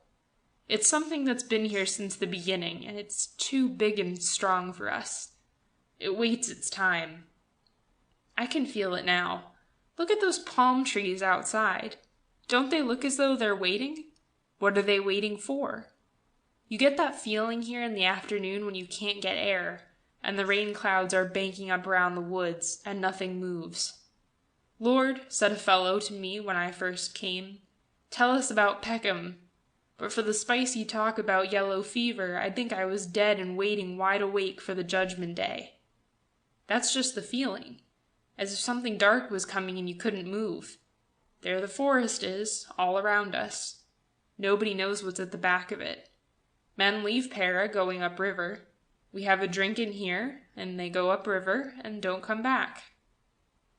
Down by the square one day, I saw an old boy in white ducks and a sun helmet having a shindy with the sentry at barracks. The old fellow was kicking up a dust. He was English, and I suppose he thought that the sentry would understand him if he shouted. English and Americans do. You have to get into the road here when you approach the barracks. It's a custom. The sentry always sends you off the pavement. The old chap was quite red in the face about it. And the things he was saying! Lucky for him the soldier didn't know what he meant. So I went over, as he was an Englishman, and told him what the sentry wanted.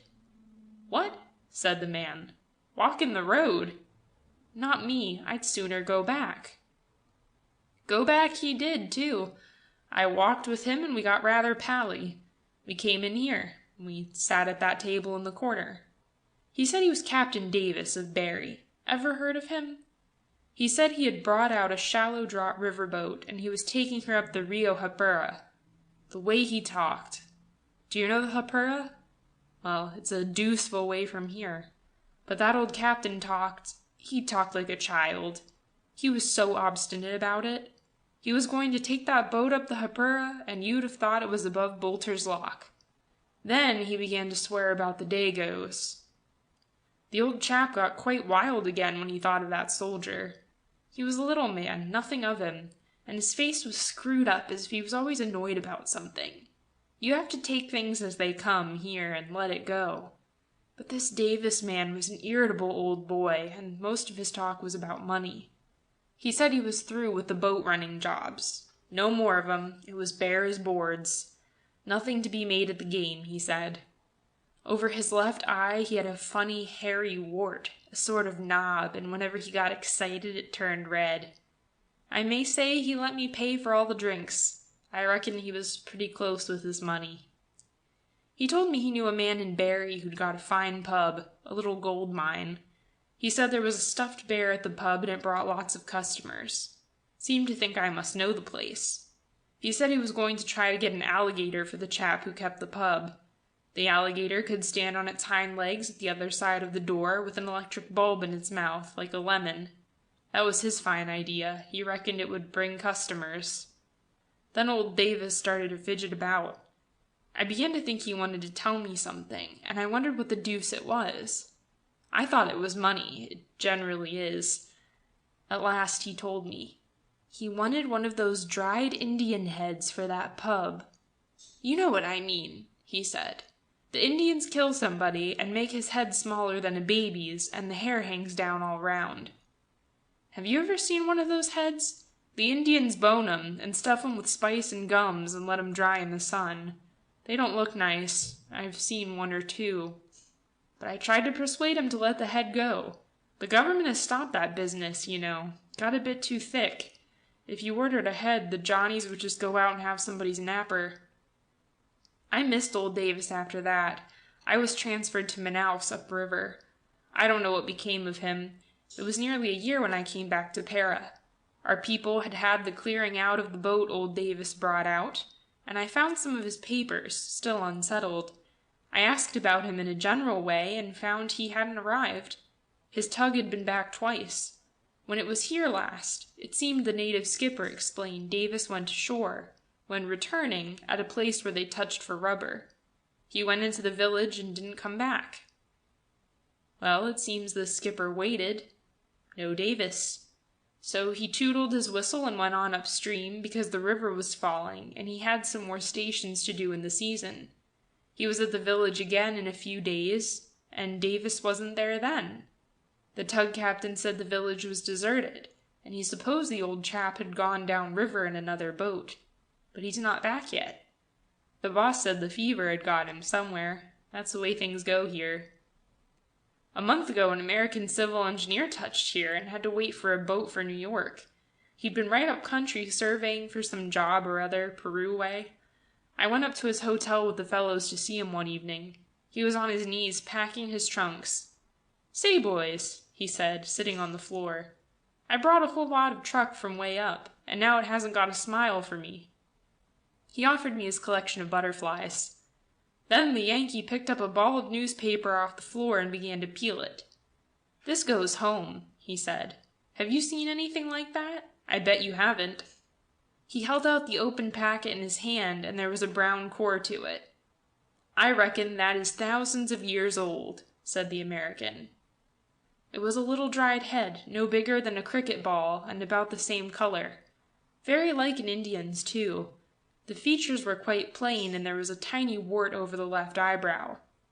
"I bet you that's thousands of years old," said the American. "I bet you it isn't, too," I said. We returned to the steamer in the late afternoon, bringing with us 2 Brazilian pilots, who were to take us as far as Itacoatiara. We sailed next morning for the interior. Para, like all the towns on the Amazon, has but one way out of it.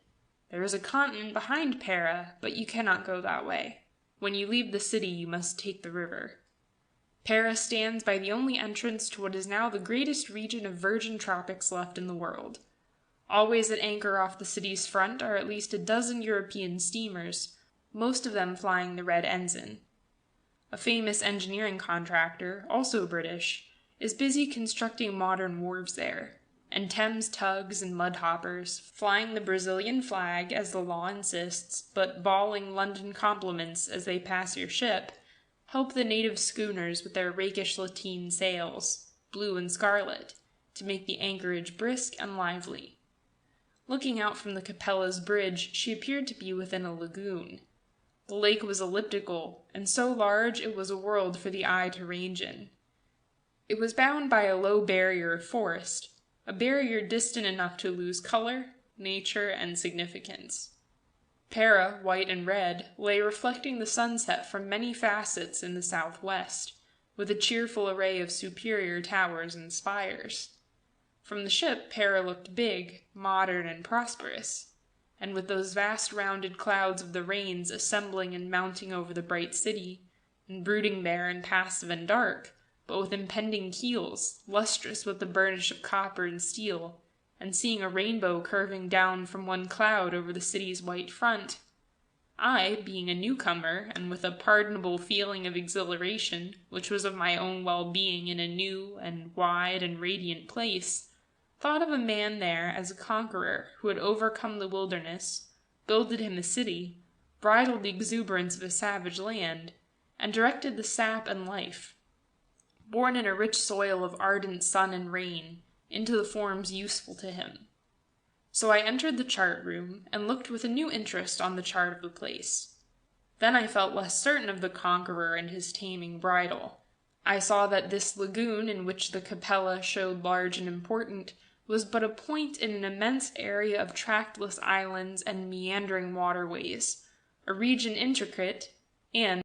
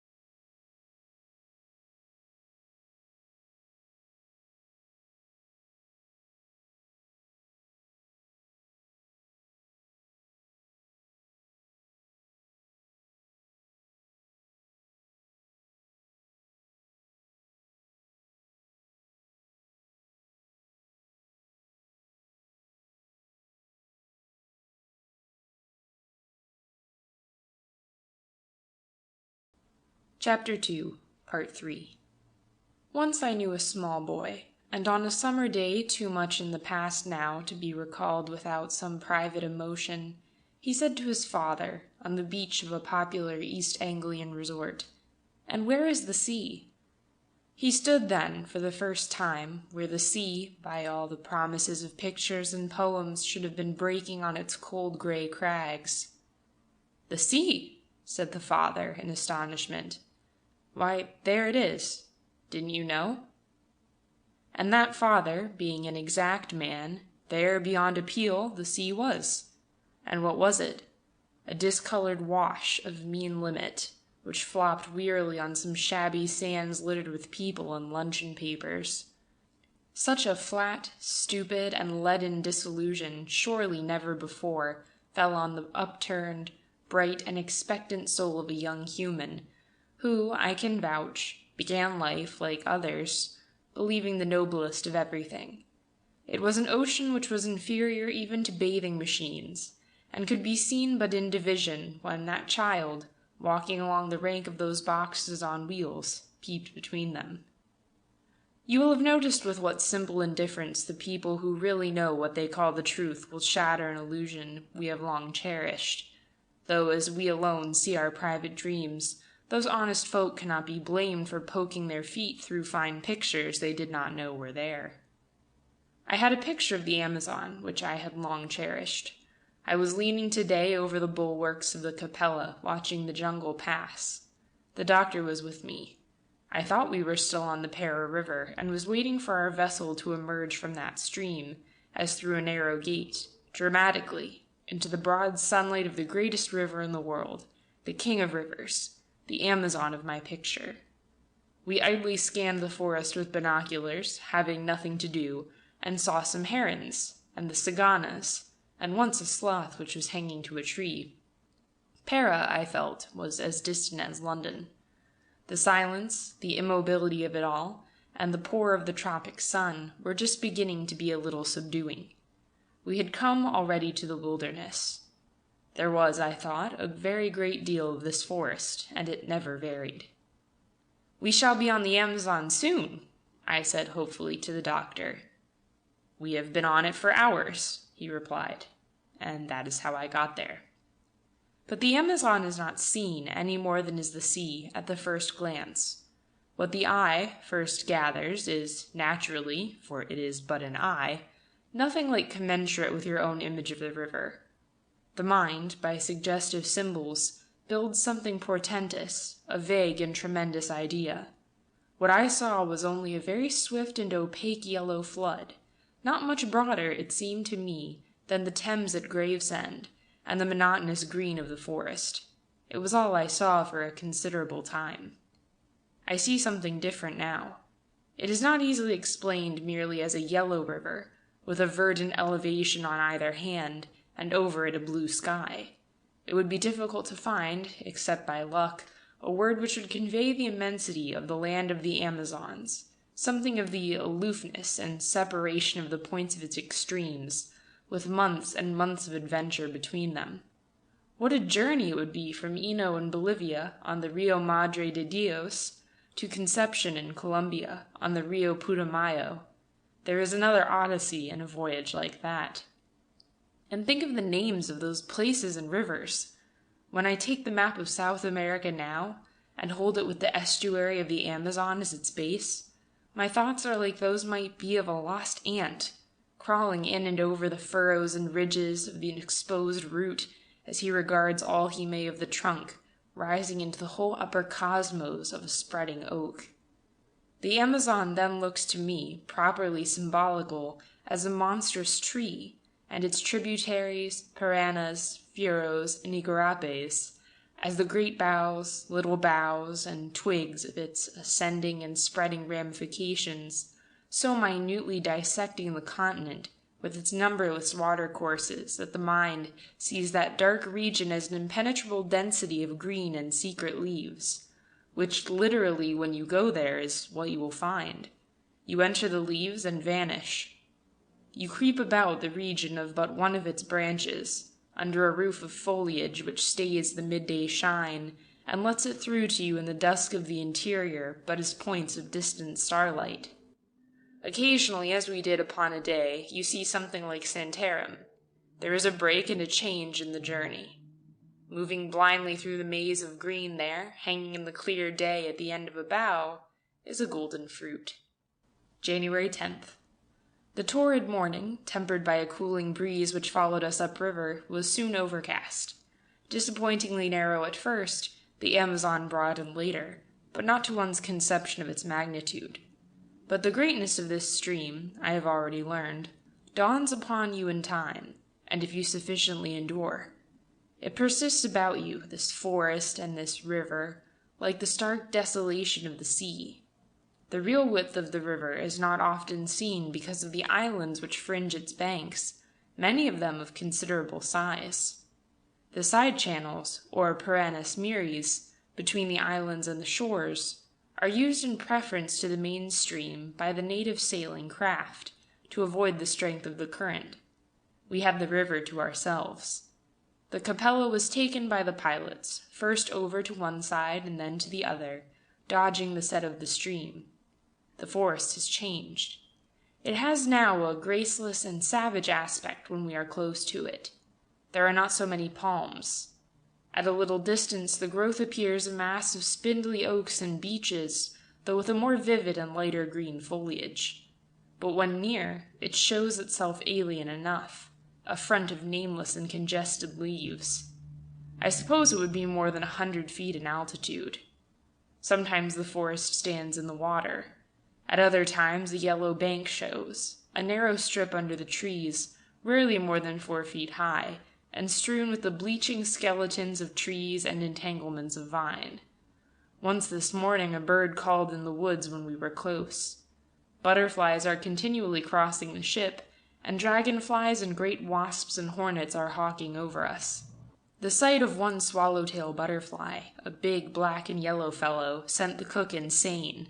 The insect stayed its noble flight, poised over our hatch, and then came down to see what we were. It settled on a coil of rope, leisurely pulsing its wings. The cook, at the sight of this bold and bright being, sprang from the galley, and leaped down to the deck with dishcloth. To our surprise, he caught the insect, and explained with eagerness how that the shattered pattern of colors, which more than covered his gross palm, would improve his fire screen in a Rotterdam parlor. Early in the forenoon, sections of the forest vanished in gray and rain squalls, though elsewhere the sun was brilliant. The plain of the dingy yellow flood was variegated with transient areas of bright sulphur and chocolate. We were hugging the right bank, and so saw the mouth of the Xingu as we passed. At midday, some hills ahead, the Serra de Almerim gave us relief from the dead level of the wearying green walls. The sight of those blue heights with their flat tops, they were perhaps no more than 1,000 feet above the forest, curiously stimulated the eye and lifted one's humor, long depressed by the everlasting sameness of the prospect and the heat.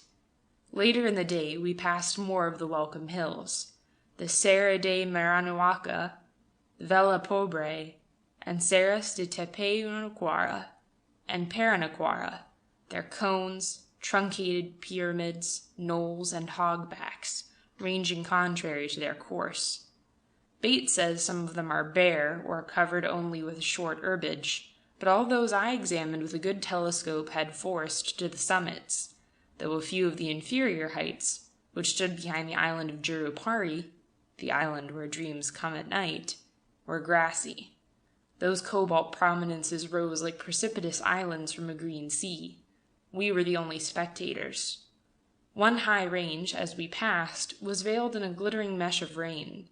The river, after we left Jurupari, bent round, and brought the heights astern of us. The sun set. The river and the forest are best at sundown. The serene level rays discovered the woods. We saw trees then distinctly, almost as a surprise. Till then the forest had been but a gloom by day. Behind us was the jungle front. It changed from green to gold, a band of light between the river and the darkening sky. Some greater trees emerged majestically. It was the first time that day we had really seen the features of the jungle. It was but a momentary revelation. The clouds were reflectors, throwing amber lights below. In the hills astern of us, ravines hitherto unsuspected caught the transitory glory. The dark heights had many polished facets. One range, round-shouldered and wooded, I thought resembled the promontories about Clovelly, and for a few minutes the Amazon had the bright eyes of a friend.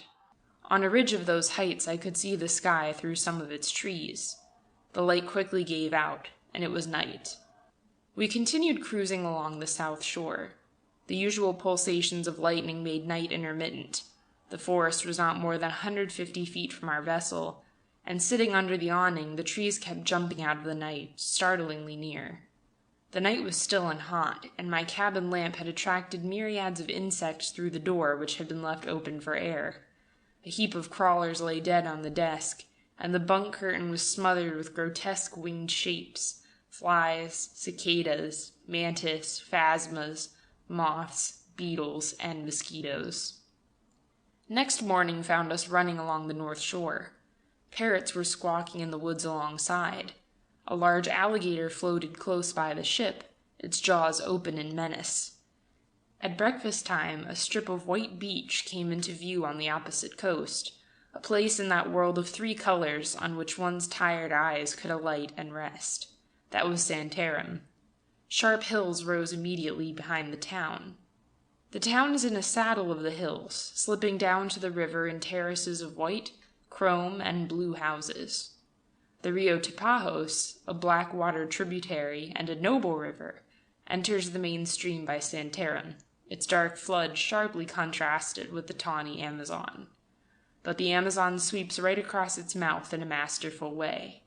There is a definite line dividing black from yellow water, and then no more Tapajos. We passed numerous floating islands, Ilhas de Capim, and trees adrift, evidence, the pilot said, that the river was rising. These grass islands are a feature of the Amazon. They look like lush pastures adrift. Some of them are so large it is difficult to believe they are really afloat till they come alongside. Then, if the river is at all broken by a breeze, the meadow plainly undulates. This floating cane and grass grows in the sheltered bays and quiet Paranas miris, for though the latter are navigable side channels of the river in the rainy season, in the dry they are merely isolated swamps. But when the river is in flood, the earth is washed away from the roots of this marsh growth, and it moves off, a flourishing, mobile field, often 20 feet in thickness. Such islands, when large, can be dangerous to small craft. Small flowers blossom on these aquatic fields, which shelter snakes and turtles, and sometimes the peaksboy, the manatee. Obidos was in sight in the afternoon, but presently we lost it in a violent squall of rain. The squall came down like a gun burst, and nearly carried away the awnings. It was evening before we were abreast of that most picturesque town I saw on the river. Obidos rests on one of the rare Amazon cliffs of rufous clay and sandstone. The forest mounts the hill above it, and the scattered red roofs of the town show in a surf of foliage. The cliffs glowed in cream and cherry tints, with a cascade of vines falling over them, though not reaching the shore. The dainty little houses sit high in the loop of the cliffs. We left the city behind, with a huge cumulus cloud resting over it, and the evening light on all. But Obidos and sunsets and rain squalls, and the fireflies which flit about the dark ship at night in myriads, tiny blue and yellow glow lamps which burn with puzzling inconstancy, as though being switched on and off, though they help me with this narrative, yet candor compels me to tell you that they take up more space in this book than they do in the land of the Amazon. They were incidental and small to us, dominated by the shadowing presence of the forest.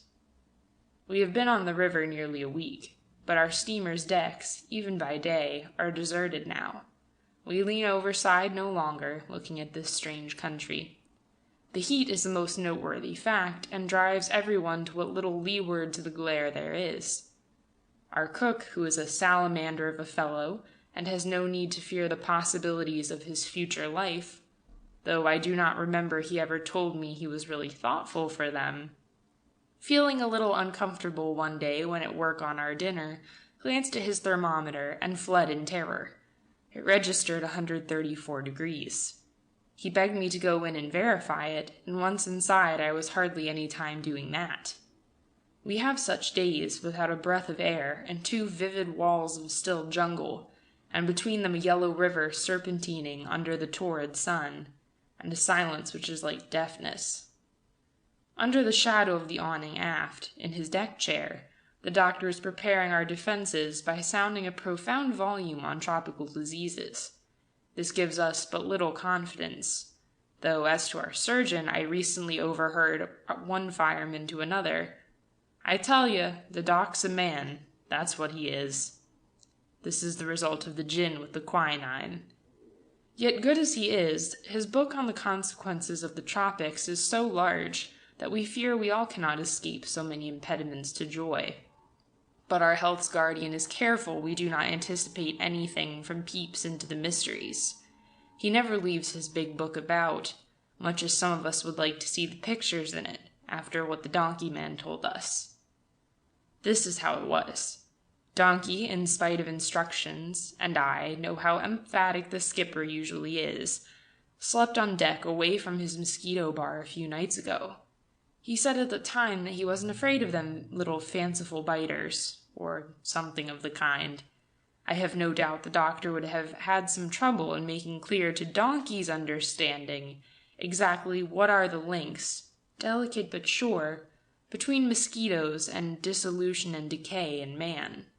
So he showed Donkey a picture. I wish I knew what it was, but the surgeon preserves the usual professional reticence in the affairs of his patients. For now Donkey is convinced it is very bad to sleep outside his curtain, and when he tries to tell us how unwholesome such sleeping can be, just at the point when he gets most entertaining, his vocabulary wears into holes and tatters. You could not conjure that man from his curtain now.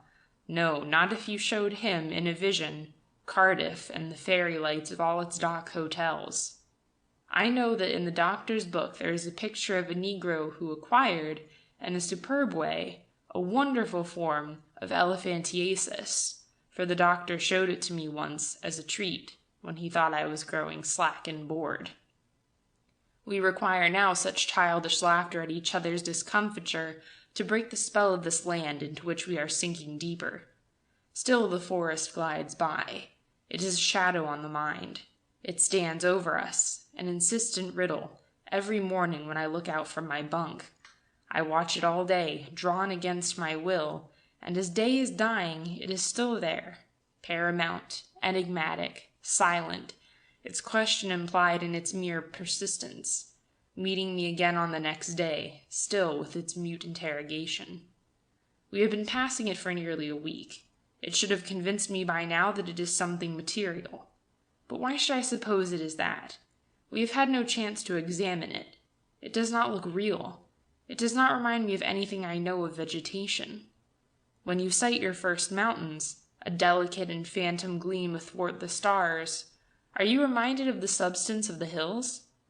I have been watching it for so long, this abiding and soundless forest, that now I think it is like the sky, intangible, an apparition, what the eye sees of the infinite, just as the eye sees a blue color overhead at midday, and the glow of the Milky Way at night.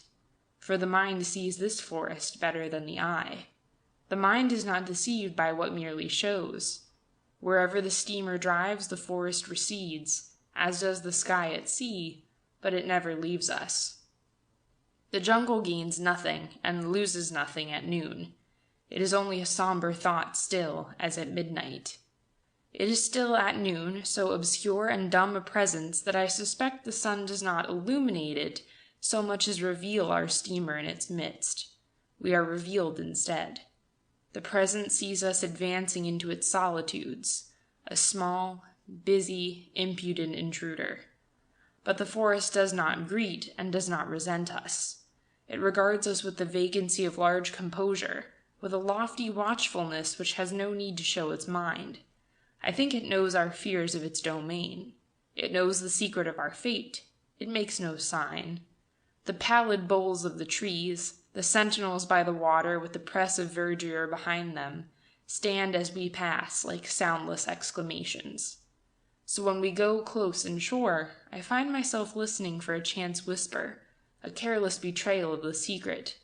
There is not a murmur in the host, though once a white bird flew yawping from a tree, and then it seemed the desolation had been surprised into a cry, a prolonged and melancholy admonition. Following that, the silence was deepened, as though an indiscretion were regretted. A sustained and angry protest at our presence would have been natural, but not that infinite line of lofty trees, darkly superior, silently watching us pass. One night we anchored off the south shore in 20 fathoms, but close under the trees. At daybreak we stood over to the opposite bank. The river here was of great width, the north coast being low and indistinct. These tacks across stream look so purposeless, in a place where there are no men and all the water looks the same. You go over for nothing. But this morning, high above the land ahead, some specks were seen drifting like fragments of burnt paper, the sport of an idle and distant wind. Those drifting dots were urubus, the vultures, generally the first sign that a settlement is near. To come upon a settlement upon the Amazons is like landfall at sea. It brings all on deck.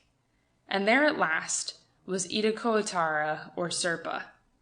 From one of the infrequent, low, ferruginous cliffs of this river, the jungle had been cleared, and on that short range of modest, undulating heights which displaced the green palisades with soft glowings of rose, cherry, and orange rock, the sight escaped to a disorder of arbored houses, like a disarray of little white cubes.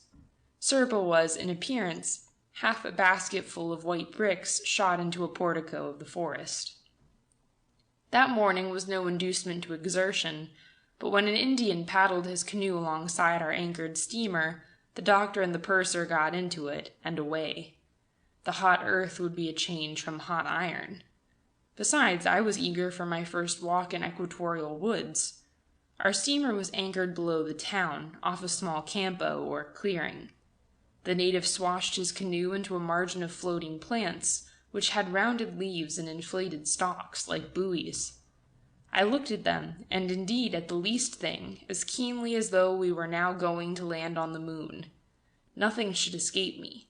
The color of the mud, the water tepid to my hand, the bronze canoeman in his pair of old cotton pants, split just where they should have been scrupulous, and the weeds and grass. I would drain my tropics to the last precious drop. I was seeing myself what I had thought others lucky to have seen. It was like being born into the world as an understanding adult. We got to a steep bank of red clay, fissured by the heat, and as hard as brickwork. Green and brown lizards whisked before us as we broke the quiet. From the top of the bank, the anchored steamer looked a little stranger.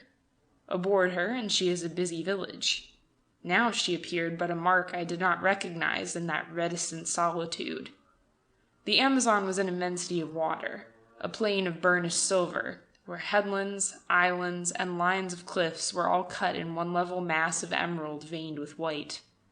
The canoe going down the stream appeared to dissolve in candent vapor.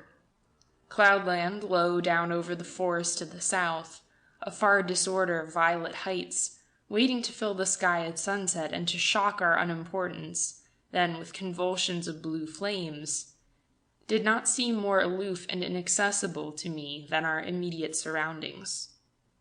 The clearing was a small bay in the jungle. A few statuesque silk cotton trees, buttressed giants, were isolated in its center. A bunch of dun-colored cattle with twisted horns stood beneath them, though the trees gave them no shade, for each gray trunk was as bare of branches for 60 feet of its length as a stone column.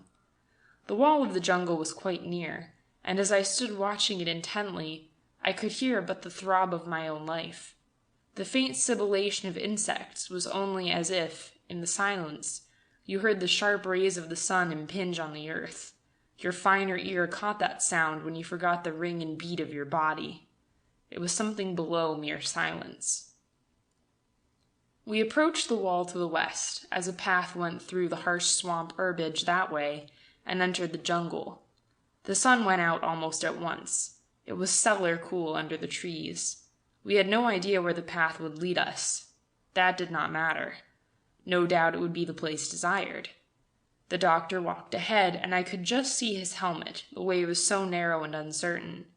I kept missing the helmet, for everything in the half-lighted solitude was strange.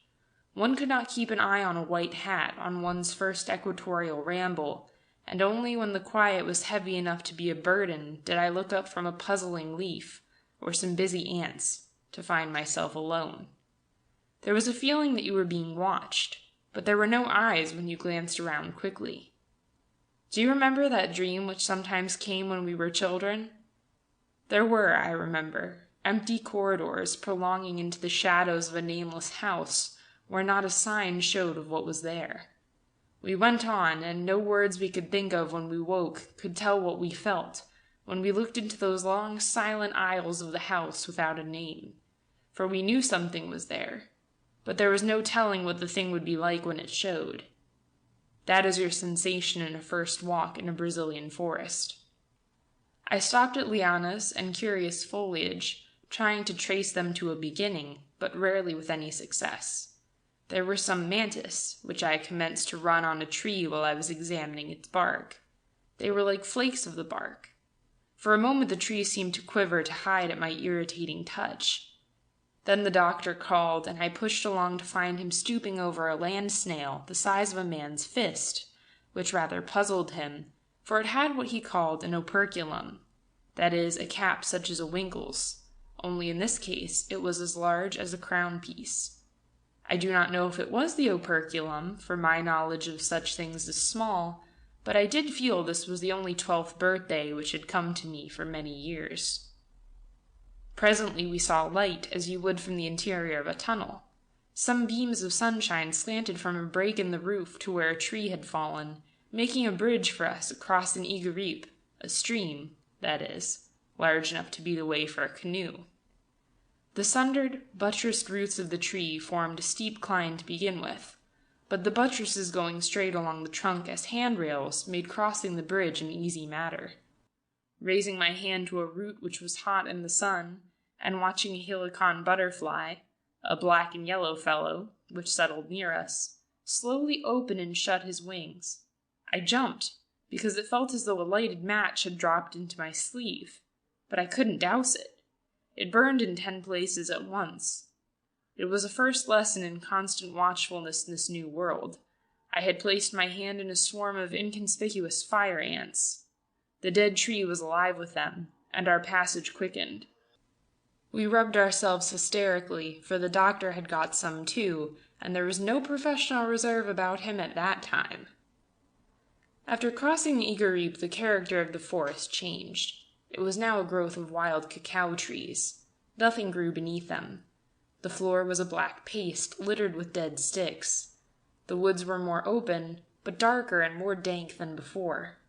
The sooty limbs of the cacao trees grew low, and filled the view ahead with a perplexity of leafless and tortured boughs. They were hung about with fruit, pendant lamps lit with a pale greenish light. We saw nothing move there but 2 delicate butterflies, which had transparent wings with opaque crimson spots, such as might have been served Titania herself. Yet the gloom and black ooze, and the eerie globes with their illusion of light hung upon distorted shapes, was more the home of the fabulous sucuruja, the serpent which is 40 feet long. A dry stick snapping underfoot had the same effect as that crash which resounds for some embarrassing seconds when your umbrella drops in a gallery of the British Museum. The impulse was to apologize to something. We had been so long in the twilight, recoiling at nameless objects in the path, a monstrous legume perhaps a yard long and coiled like a reptile, seeing things only with a second look, that the sudden entrance into a malakal, the forest clearing, which, as though it were a reservoir, the sun had filled with bright light, was like a plunge into a warm, fluid, and lustrous element. In the clearing were the huts of an Indian village. Only the roofs could be seen, through some plantations of bananas. Around the clearing, a side of which was cut off by a stream, was the overshadowing green presence. Some chocolate babies, as serious as gnomes, looked up as we came into daylight, opened their eyes wide, and fled up the path between the plantains. If I could sing, I would sing the banana. It has the loveliest leaf I know. I feel intemperate about it, because I came upon it after our passage through a wood which could have been underground, a tangle of bare roots joining floor and ceiling in limitless caverns. We stood looking at the plantation till our mind was fed with grace and light. The plantain jets upwards with a copious stem, and the fountain returns in broad rippled pennants, falling outwardly, refined to points when the impulse is lost. A world could not be old on which such a plant grows. It is sure evidence of earth's vitality. To look at it, you would not think that growing is a long process, a matter of months and natural difficulties. The plantain is an instant and joyous answer to the sun. The midribs of the leaves, powerful but resilient, held aloft in generous arches the broad planes of translucent green substance. It is not a fragile and dainty thing, except in color and form. It is lush and solid, though its ascent is so aerial, and its form is content to the eye. There is no green like that of its leaves, except at sea. The stout midribs are sometimes rosy, but the banners they hold well above your upturned face are as the crest of a wave in the moment of collapse, the day showing through its fluid glass. And after the place of dead matter and mummied husks and gloom, where we had been wandering, this burst of leaves in full light was a return to life. We continued along the path in the way of the vanished children. Among the bananas were some rubber trees, their pale trunks scored with brown wounds, and under some of the incisions, small tin cups adhered, fastened there with clay. In most of the cups the collected latex was congealed, for the cups were half full of rainwater, which was alive with mosquito larvae. The path led to the top of the river bank. The stream was narrow but full and deep. A number of women and children were bathing below, and they looked up stolidly as we appeared. Some were negligent on the grass, sunning themselves. Others were combing their long straight hair over their honey and snuff-colored bodies. The figures of the women were full, lissom, and rounded, and they posed as if they were aware that this place was theirs. They were as unconscious of their grace as animals.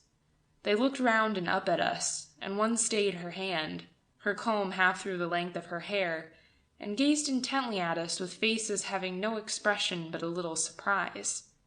Then they turned again to proceed with their toilets and their gossip. They looked as proper with their brown and satiny limbs and bodies, in the secluded and sunny arbor where the water ran, framed in exuberant tropical foliage, as a herd of deer. I had never seen primitive man in his native place until then. There he was, as at the beginning, and I saw with a new respect from what splendid creature we are derived. It was, I am glad to say, to cheer the existence of these people that I had put money in a church plate at Poplar.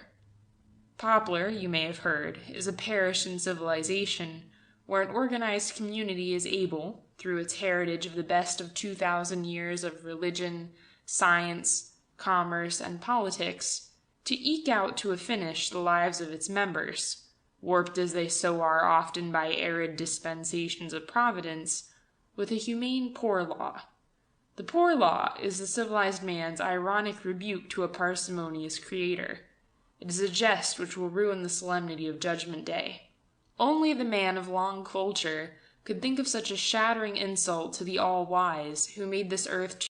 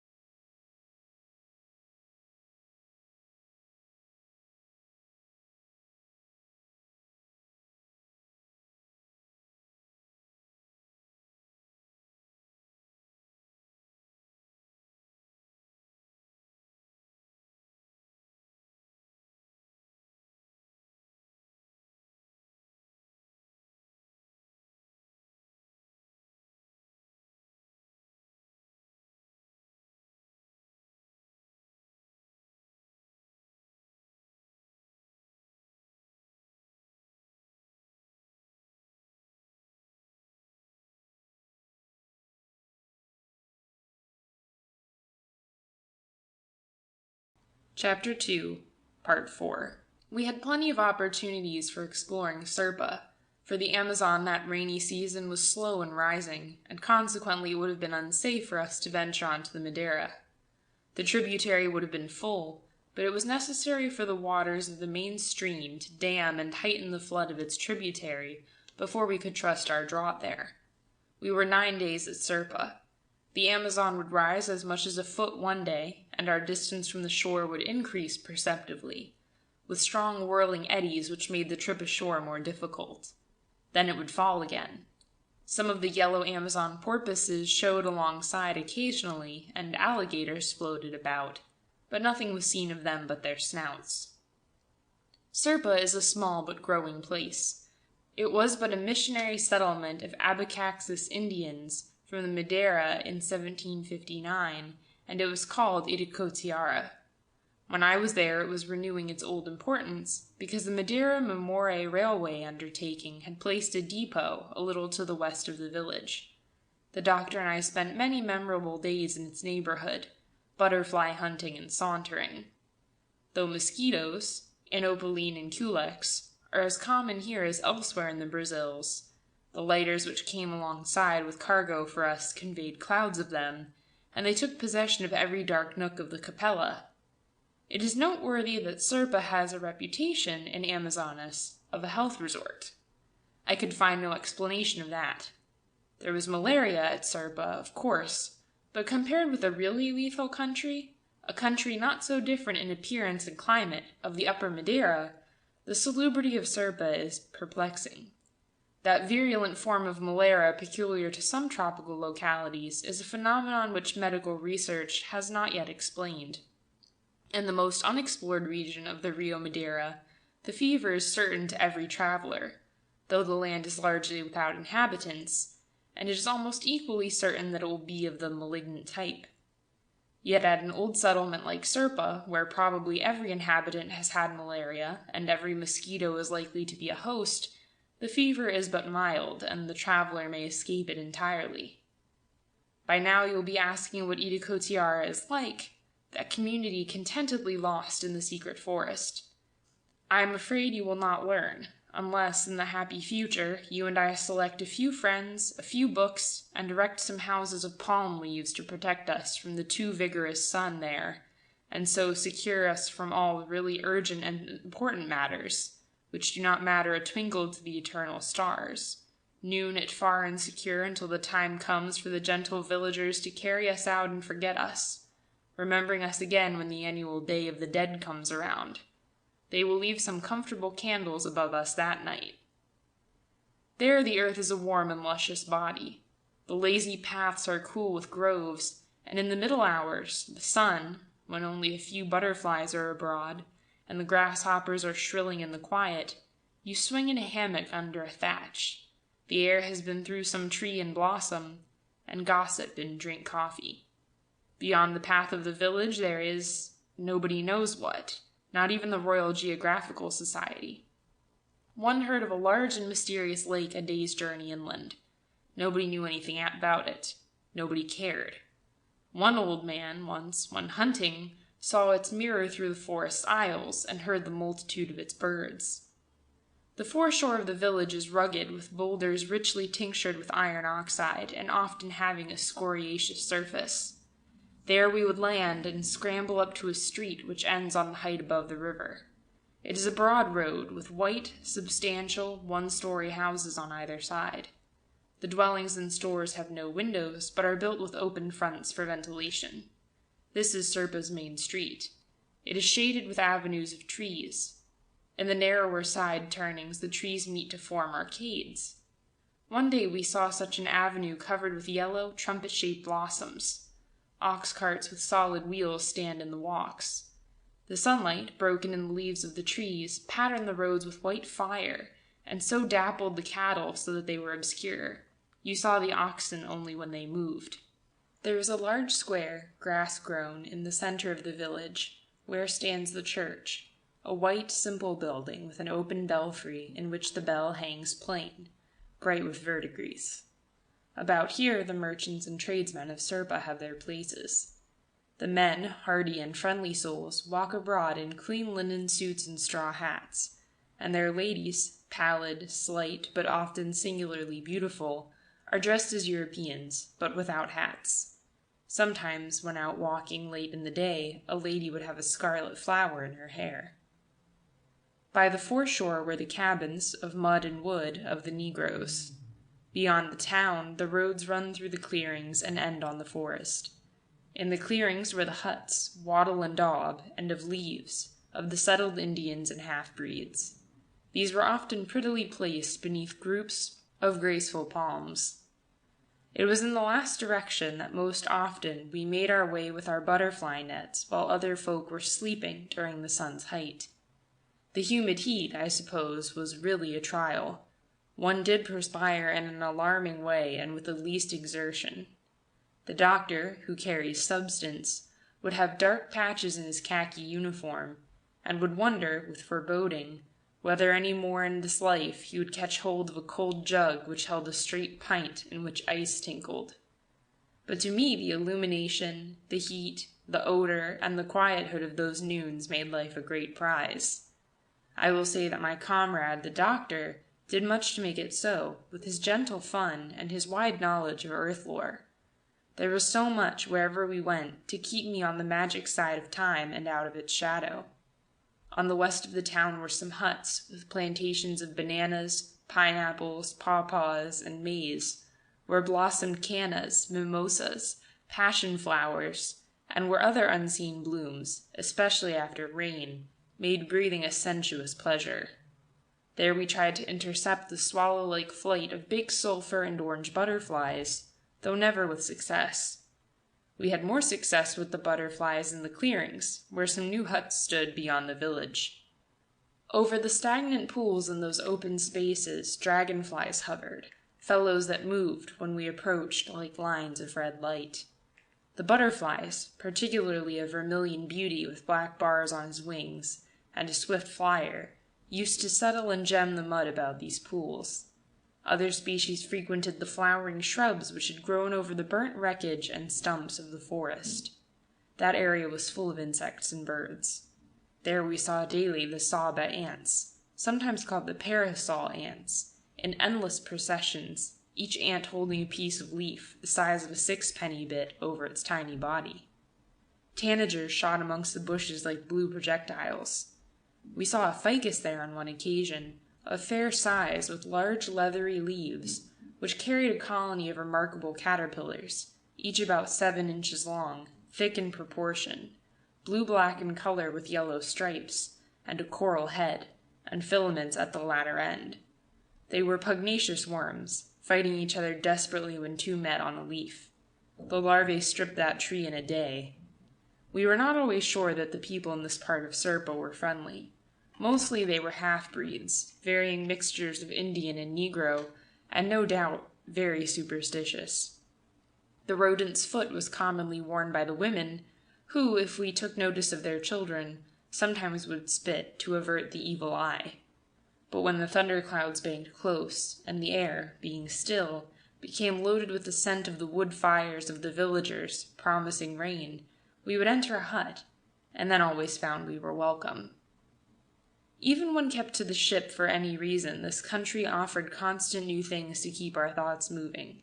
A regatao, the river peddler, would bring his roomy Montario, the gypsy van of the river, his family aboard, the wife, the grandmother, and the sad, shy little children, and offer us fruits, and perhaps his monkey and parrots. Gradually the capella added to her company. The chief bought a parrot which had many Indian and Portuguese phrases. It tried to climb a funnel guy, in escaping the curiosity of our terrier, and fell into the river. We fished her out with a bucket. The vampire bats came aboard every night. They were not very terrible creatures to look at, but we discovered they frequented the forecastle for no good purpose. Again, stories filtered through to us of sickness on the Madeira, and abruptly they gave the palms and sunsets a new light. One man was brought in from beyond and died of beriberi. This shook the nerves of one of our Brazilian pilots, and he refused to go beyond where we were. As for me, there at Serpa, the capella was at anchor, and we were not near the Madeira, and seemed never likely to go. I watched the sunsets. The brief, cool evenings prompted me, fever in the future or not, to praise and grace. Crickets chirped everywhere on the ship then, and the air was full of the sparks of fireflies. You could smell this good earth. There was one sunset when the overspreading of violet clouds would have shut out the day quite, but that the canopy was not closely adjusted to the low barrier of the forest to the westward. Through that narrow chink a yellow light streamed, and traced shapes on the lurid walls and roof which narrowly enclosed us. This was the beginning of the most alarming of our daily electrical storms. There was no wind. Serpa and all the coast facing that rift where the light entered our prison stood prominent and strange, and surprised us as much as if we had not looked in that direction till then. The curtain dropped behind the forest, and all light was shut out. We could not see across the ship. Knowing how strong and bright could be the electrical discharges, though they were rarely accompanied by thunder, when not heralded in so portentous a way, we waited with some anxiety for this display to begin. It began over the trees behind Serpa. Blue fire flickered low down and was quickly doused. Then a crack of light sprang across the inverted black bowl from east to west in 3 quick movements. Its instant ramifications fractured all the roof in a network of dazzling blue lines. The reticulations of light were fleeting but never gone. Night contracted and expanded, and the sharp sounds, which were not like thunder, might have been the tumbling flinders of night's roof. We saw not only the river and the shapes of the trees in the village, as in wavering daylight, but their colors. One flash sheathed the heavens, and its overbright glare extinguished everything. It came with an explosion, like the firing of a great gun close to our ears, and for a time we thought the ship was struck. In this effort, the storm exhausted itself. The day before we left for the Madeira, we took aboard 60 head of cattle. They were wild things, which had been collected in the campo with great difficulty, and driven into lighters. A rope was dropped over the horns of each beast. This was attached to a crane hook, the winch was started, and up the poor wretch came, all its weight on its horns, bumping inertly against the ship's side in passage, like a bale, and was then dumped in a heap on deck.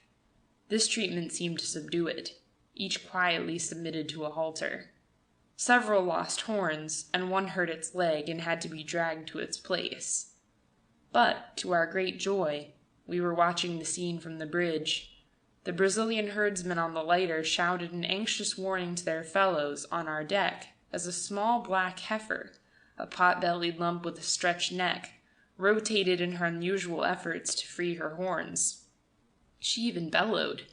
She bumped heavily against the ship's side and tried desperately to find her feet. She was, and I offered up thanks for this benefit, most plainly an implacable rebel. The cattlemen, as punishment for the trouble she had given them ashore, kept her dangling over the deck, and one got level with her face and mocked her, slapping her nose. She actually defied him, though she was quite helpless, with some minatory sounds. She was no cow. She was insurrection. She was the hate for tyrants incarnated. They dropped her. She was up and away like a cat, straight for the winchman, and tried to get the winch out of her path, bellowing as she worked. She put everybody on that deck in the shrouds or on the forecastle head as she trotted round, with her tail up, looking for brutes to put them to death. None of the cows, of course, helped her. By a trick she was caught, and her horns were lashed down to a ring-bolt and a hatch-combing. Then she tried to kick all who passed. If the rest of the cattle had been like her, none would have suffered. Alas, they were probably all scientific evolutionists, content to wait for men to become kindly apple lovers by slow and natural uplift, and gravely deprecated the action of the heifer, from which, as peaceful cows, they dissociated themselves. The Indian says that if he eats a morsel of tiger, he becomes fierce and strong. I have not the faith of the Indian, or I would have begged the heart of that heifer, and of it I would have brewed gallons of precious liquor, and brought it home in jars for incomparable gifts to the meek at heart who always do what the herdsmen tell them to do. The doctor and I made a pet of that black cow, to the extent of seeing she got her rations regularly. It was no joke wading through manure among a press of nervous animals on a ship's deck in the tropics, in order to see that a brave creature was justly dealt with, particularly as she swore violently whenever she saw us, looking up from her tightly tethered head with eyes full of unabated fury, and tried to get at us on the hatch above her, bound though she was. What a heart! For her head was fixed immovably, unlike the others. Yet till we arrived at Porto Velho she kept her fierce spirit, often kicking over her water bucket with her forefeet. Curse their charity. With 2 new pilots we up-anchored next morning, and full of cattle, flies, and new odors, and a gang of cattlemen who at least appeared villainous, and carried long knives, the Capella continued upstream for the Madeira. The cattle were sheltered, as far as possible, with awnings improvised from spare canvas, and their fodder was bales of American hay. The skipper did his best to ameliorate the harsh native methods with dumb things. And now it seems time to explain why we are bound for the center of the American continent, where the unexplored jungle still persists, and disease or death, so the legends tell us, come to all white men who stay there for but a few months. If you will get your map of the Brazils, begin from Para and cruise along the Amazon to the Madeira River. You turn south just before Manaus. When you have reached Santo Antonio on the tributary stream, you will have traversed the ultimate wilderness of a continent, and stand on the threshold of Bolivia, almost under the shadow of the Andes. If you find any pleasure in maps, flying in shoes of that kind when affairs pursue you too urgently, and I suppose you do, or you would not be so far into this narrative, you will hardly thank me when I tell you it is possible for an ocean steamer exceeding 23 feet in draught to make such a journey, and so break the romance of the obscure place at the end of it. But it must be said, even one who travels for fun should keep to the truth in the matter of a ship's draught.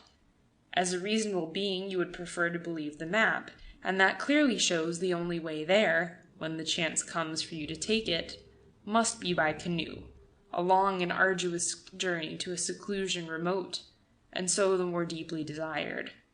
It certainly hurts our faith in a favorite chart to find that its well-defined seaboard is no barrier to modern traffic, but that journeying over those pink and yellow inland areas, which should have no traffic with great ships, a large cargo steamer full of Welsh coal can come to an anchorage, still with many fathoms under her, at a point where the cartographer, for lack of place names and other humane symbols, has set the word forest, with the letters spread widely to the full extent of his ignorance, and so promised us sanctuary and plenty. I suppose that in a few years those remote wilds, somehow cleared of Indians, jungle, and malaria, though I do not see how all this can be done, will have no further interest for us, because it will possess many of the common disadvantages of civilization's benefits. It will be a point on a regular route of commerce. I am really sorry for you, but in the sad and cruel code of the sailor I can only reply as Jack did when he got the sole rag of beef in the hash. Blow you, Bill, I'm all right.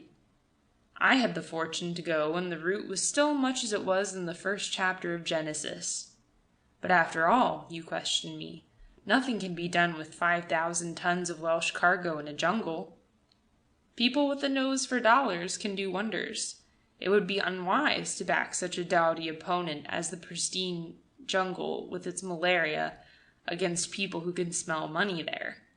In the early 70s, there was a man with one idea, Colonel George Church.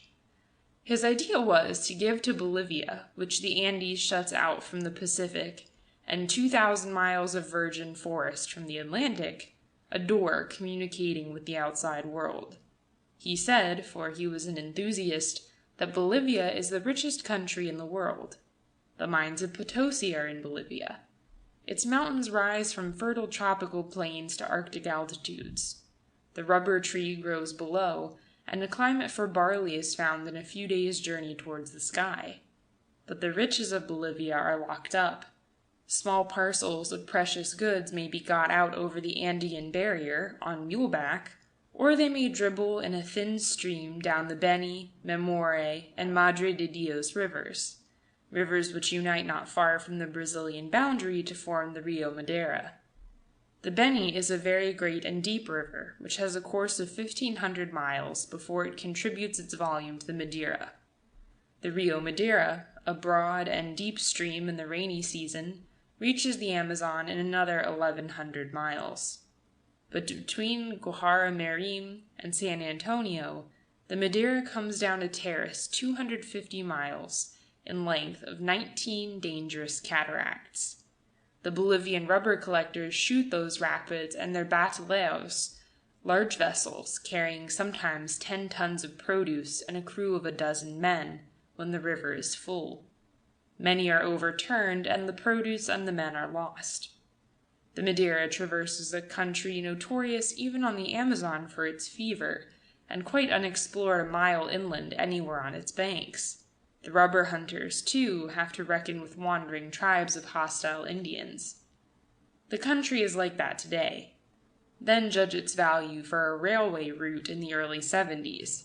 But Colonel Church was a New Englander, and so again he was a visionary, so therefore most energetic and compelling. He soon persuaded the practical business folk, who seldom know much and are at the mercy of every eloquent dreamer, to part with a lot of money to buy his Bolivian dream. We do really find the colonel on 1st November 1871 solemnly cutting the first sod of a railway in the presence of a party of Indians, with the wild about him which had persisted from the beginning of things. What the Indians thought of it is not recorded.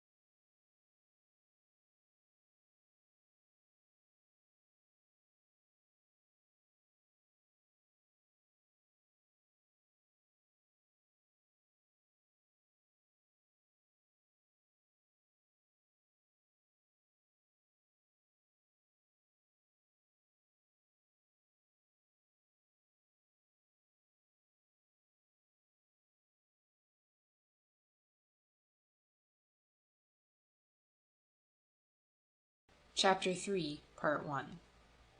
On the morning of the 23rd January, while we were still considering, seeing what the sun was like, and the languid air, and that we were reduced to tinned beans, fat bacon, and butter which was oil and flies, whether it was worth while to note our breakfast bell. The steward stood swinging it with the gravity of a priest under the break of the poop. A shout came from the bridge that the Rio Madeira was in view. As far back as Swansea we had heard legends of this stream, and they were sufficiently disturbing. When we arrived at Pera we heard more and worse. The pilot we engaged there called the Madeira the Long Cemetery. At Serpa, for the first time, we saw what happened to frail humanity when it ventured far on the Madeira.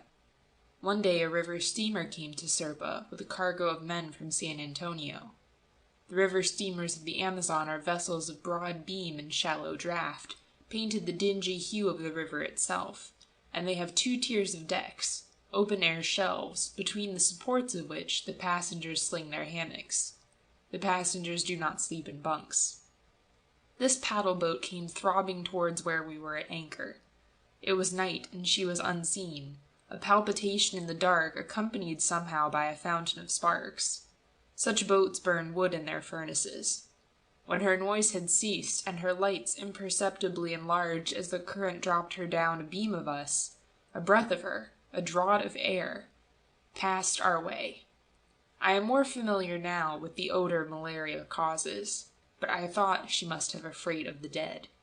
She anchored. We could see her loaded hammocks in the light of the few lamps she carried. Through the binoculars next morning I inspected with peculiar interest the row of cadaverous heads, with black tousled hair, lemon-colored skins, open mouths, and vacant eyes, which stared at us over her rails. Each looked as though once it had peered into the eyes of doom, and was then but waiting, caring nothing. There ahead was the Madeira now for us. We were then nearly 1,000 miles from the sea, well within South America. But that meeting place of the Amazon and its chief tributary was an expanse of water surprising in its immensity. As much light was reflected from the floor as at sea. The water was oceanic in amplitude. The forest boundaries were so far away that one could not realize, even when the time we had been on the river was remembered as a prolonged monotony, that this was the center of a continent. The forest on our port side was near enough for us to see its limbs and its vines, but to the southwest, where we were heading for Bolivia, and to the north, the way to the Guianas, and to the east, out of which we had come, and to the west, where was Peru, the land was but a low violet barrier, varying in altitude with distance, and with silver sections on it, marking the river roads. In the northwest there was a broad silver path through the wall, the way to the Rio Negro, Manaus, and the Orinoco. In the south, the near forest, being flooded, was a puzzle of islands. As we progressed, they opened out as a line of green headlands. The Madeira appeared to have 3 widely separated mouths, with a complexity of intermediate and connective minor ditches. Indeed, the gate of the river was a region of inundated jungle. One began to understand why travelers here sometimes find themselves on the wrong river. Our bows turned into the forest wall, and for a few minutes I could not see any way for us there. The jungle parted, and we were on a narrow turgid flood, the color of the main river, but swifter. A majestic forest was near to either beam. We were enclosed. And after we entered the Madeira, my dark thoughts of our future at once left me. If they returned, it was only to be joked about, in the dry way one does refer to a dread that has been long in the distance, and then one day takes shape, becomes material, and settles down with us. Its form, as you know, nearly always allays your alarms. Your simple mind has expected something with the lowering face of evil. Lo, evil has even bright eyes. Its nature, its dark craft which you have dreaded, is not seen, and your mind grows light with surprise. What, only this, then? I never saw earth look more resplendent and chromatic than on that day when we entered that river with a bad name. Presently, I thought, here was a brief resurgence of the old gloom which had shrouded my conjectural Madeira. I might be called upon to pay the price for the surprising gift of intense color, light, and luscious heat, for the quickening of the blood, as though the tropic air were a stimulant as well as a narcotic. Well, it does seem but fair, if chance, being happy, gives you a place in the tropics, to expect to have less time there than is given for the job of eking out a meager existence in the north. It would not be right to look for gain both ways. You will have noticed already, I suppose, that I have not been on the Madeira 15 minutes. This, I thought, as I walked to and fro on the Capella, is different from that endurance, bitter and prolonged, in the land where there is no sun worth mentioning, where the northeast wind blows, where the poor rate is so and so in the pound, and you are one of the fortunate if you pay it, and Lord Rosebery lectures on thrift. I mentioned this to the doctor. He did not remove his pipe from his mouth. Because, the idea dawned on me as I sank into a deck chair beside the surgeon under the poop awning and borrowed his silver tobacco box. Because, as to thrift and parching winds, abstinence and prudence, and lectures by the solemn on how to thin out your life in cold climates, where all that is worth having is annexed, why praise a man who is willing to deprave his life to sand and frost? There in merry England the poor wretch is, where the riches of the earth are not broadcast largesse, as I see they are here, but are stacked on each side of the road, and guarded by police, leaving to him but the inclement highway, with nothing but Lord Rosebery's advice and benediction to keep the wind out of the holes in his trousers. That benefit, and the bleak consideration that he may swink all day for a handful of beans, or go without. What is prudence in that man? It is his goodwill for the police. To be blue-nosed and meek at heart, and to hoard half the crust of your stinted bread, is to blaspheme the King of Glory. Some men will touch their crowns to Carnegie in heaven. Thrift and abstinence, they began to look the most snivelling of sins as I watched with spacious leisure the near procession of gigantic trees, that superb wild which did not arise from such niggard and flinty maxims. Frugality and prudence, that is to regard the means to death and life, the pallor and projecting bones of a warped existence, as good men dwell on courage, motherhood, rebellion, and Maytime, and the other proofs of vitality and growth. Now, I thought, I see what to do. All those improving lectures, reform leagues, university settlements, labor exchanges, and other props for crippled humanity are idle. It is a generative idea that is wanted, a revelation, a vision. It would be easier and quicker to take regiments of folk out of Ancoats, Hanley, Bethnal Green, and the cottages of the countryside, for one long glance at the kind of earth I see now. The world would expand as they looked. They would get the dynamic suggestion. In vain, afterwards, would the monopolists and the superior persons chant patriotic verse to drown the noise of chain forging at the Westminster foundry. Not the least good, that. The folk would not hear. Their minds would be absent and outward, not locked within to huddle with cramped and respectful thoughts. They would not start instinctively at the word of command. They would begin with dignity and assurance to compass their own affairs, and in an enormous way, and they would make hardly a sound as they moved forward, and they would have uplifted and shining eyes. "Then you think more of 'em than I do," said the surgeon. It would be no use, I saw clearly, sending the folk to Algeria, Egypt, or New York. Such places never betray to a traveler that our world is not a shapeless parcel of fields and buildings, tied up with by-laws, and sealed by the Grand Lama as his last act in the stupendous work of creation. There it is, an angular package in the sky, which the sun reads, and directs on its way to heaven in advance of its limited syndicate of proprietors. Here on the Madeira, I had a vision instead of the earth as a great and shining sphere. There were no fences and private bounds. I saw for the first time an horizon as an arc suggesting how wide is our ambit. That bare shoulder of the world effaced regions and constellations in the sky. Our earth had a celestial magnitude. It was warm, a living body. The abundant rain was vital, and the forest I saw, nobler in statue and with an aspect of intensity beyond what the Amazon forests showed, rose like a sign of life triumphant. You see what that tropical wilderness did for me, and with but a single glance. Whatever comes after, I shall never be the same again. The complacent length of the ship was before us. Amidships were some of the fellows staring overside, absorbed. Now and then, when his beat brought him to the port side, I could see the head of the little pilot on the bridge. His colleague was sleeping in one of the hammocks slung between the stanchions of the poop awning.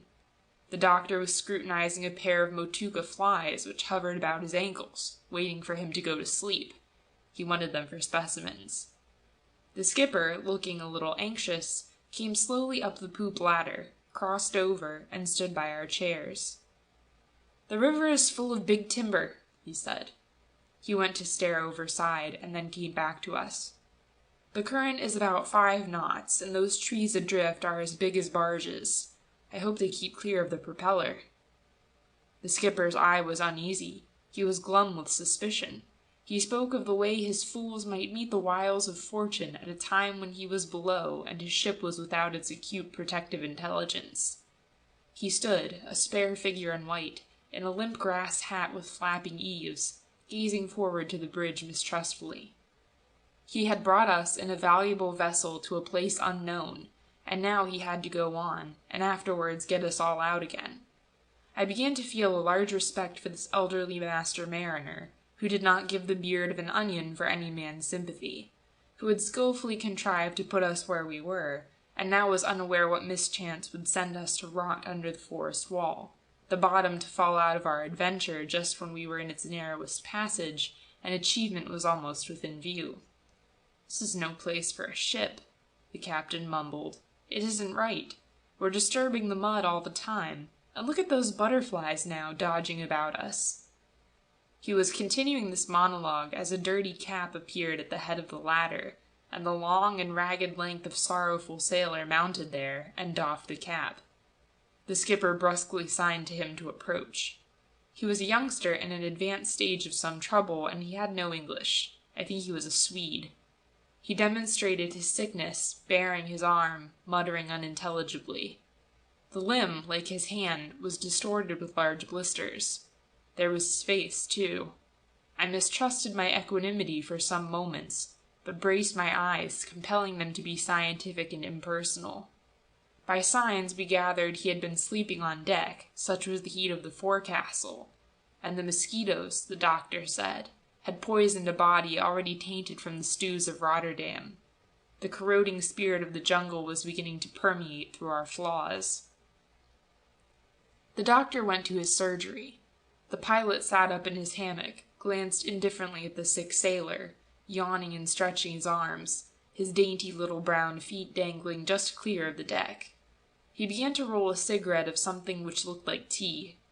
Then he dropped out and went forward to release his mate on the bridge, and the senior pilot came up as the doctor had finished his job.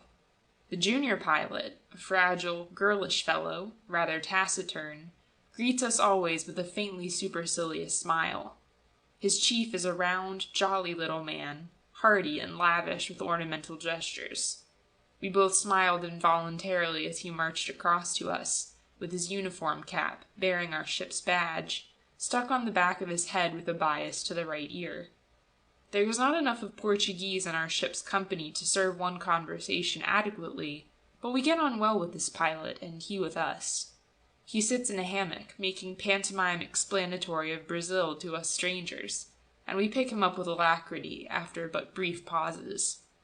Though the doctor beguiled him into dramatic moments, I lay back and watched him, searching for Brazilian characteristics to report here. You know that when you have returned from a far country, you are asked unanswerable questions about its people, and especially about its women.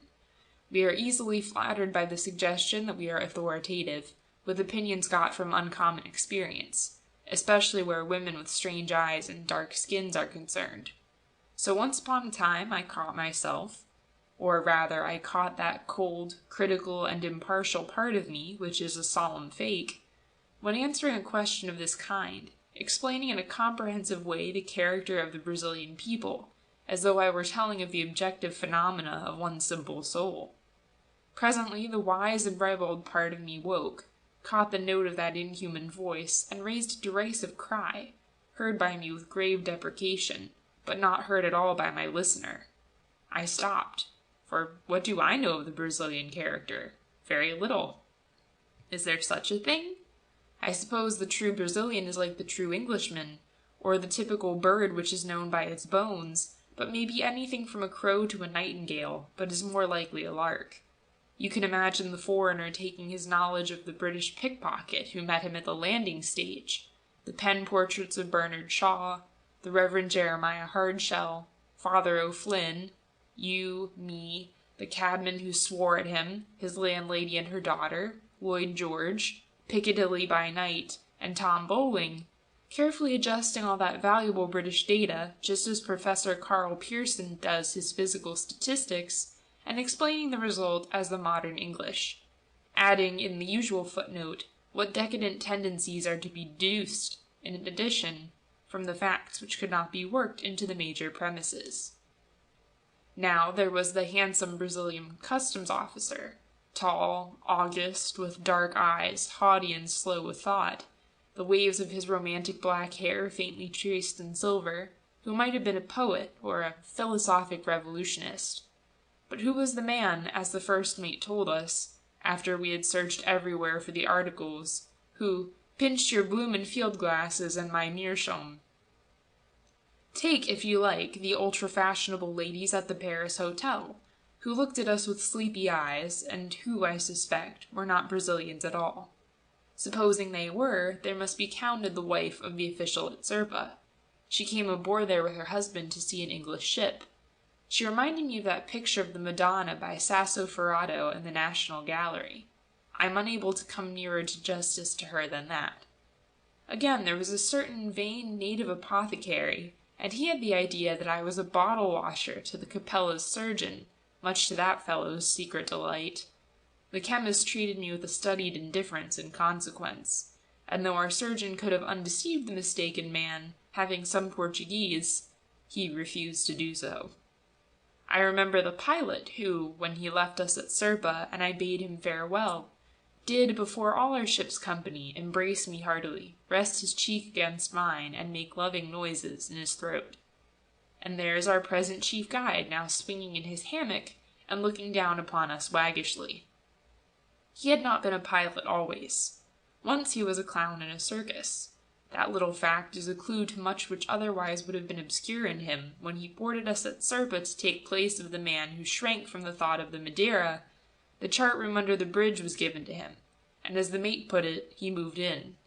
He had bundles, boxes, bags, baskets, a tin trunk, a chair, a parrot, a hammock, and some pictures. He was going to be with us for 2 months, but his affair had the conclusive character of a migration, a final severance from his old life.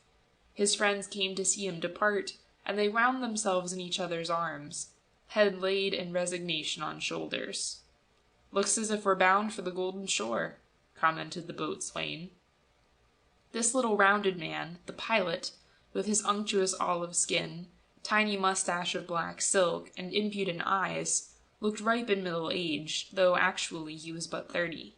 He wore a suit of azure cotton, ironed faultlessly, and his tunic fitted with hooks and eyes across his throat. His boots were sulphur-colored and Parisian. A massive gold ring, which carried a carbonado nearly as large as the stopper of a beer bottle, was embedded in a fat finger of his right hand. In the front of his cap he had sewn the badge of our line, and he was curiously proud of that gaudy symbol. He would wear the cap on one ear, and walk up and down in display, with a lofty smile, and a carriage supposed to appertain to a British officer in a grand moment. He had a great admiration for all that was British, except our food. If you were up at sunrise, you could see him at his toilet, and the spectacle was worth the effort. His array of toilet vesicles reminded me of the shelves in a barber shop. Oiled and fragrant, he took his seat for breakfast with much formal politeness.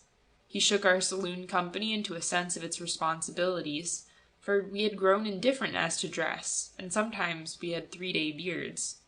His handkerchiefs and linen were scented and dainty with floral designs. And ours, oh, ours! He took wine at breakfast, and after idling a little with our foreign dishes, he would wipe his mouth on our tablecloth, and then leave for the bridge. As he passed across the poop, we would hear him hawk violently and spit on the deck. Then the skipper would glare and drive his chair backwards in a dark passion.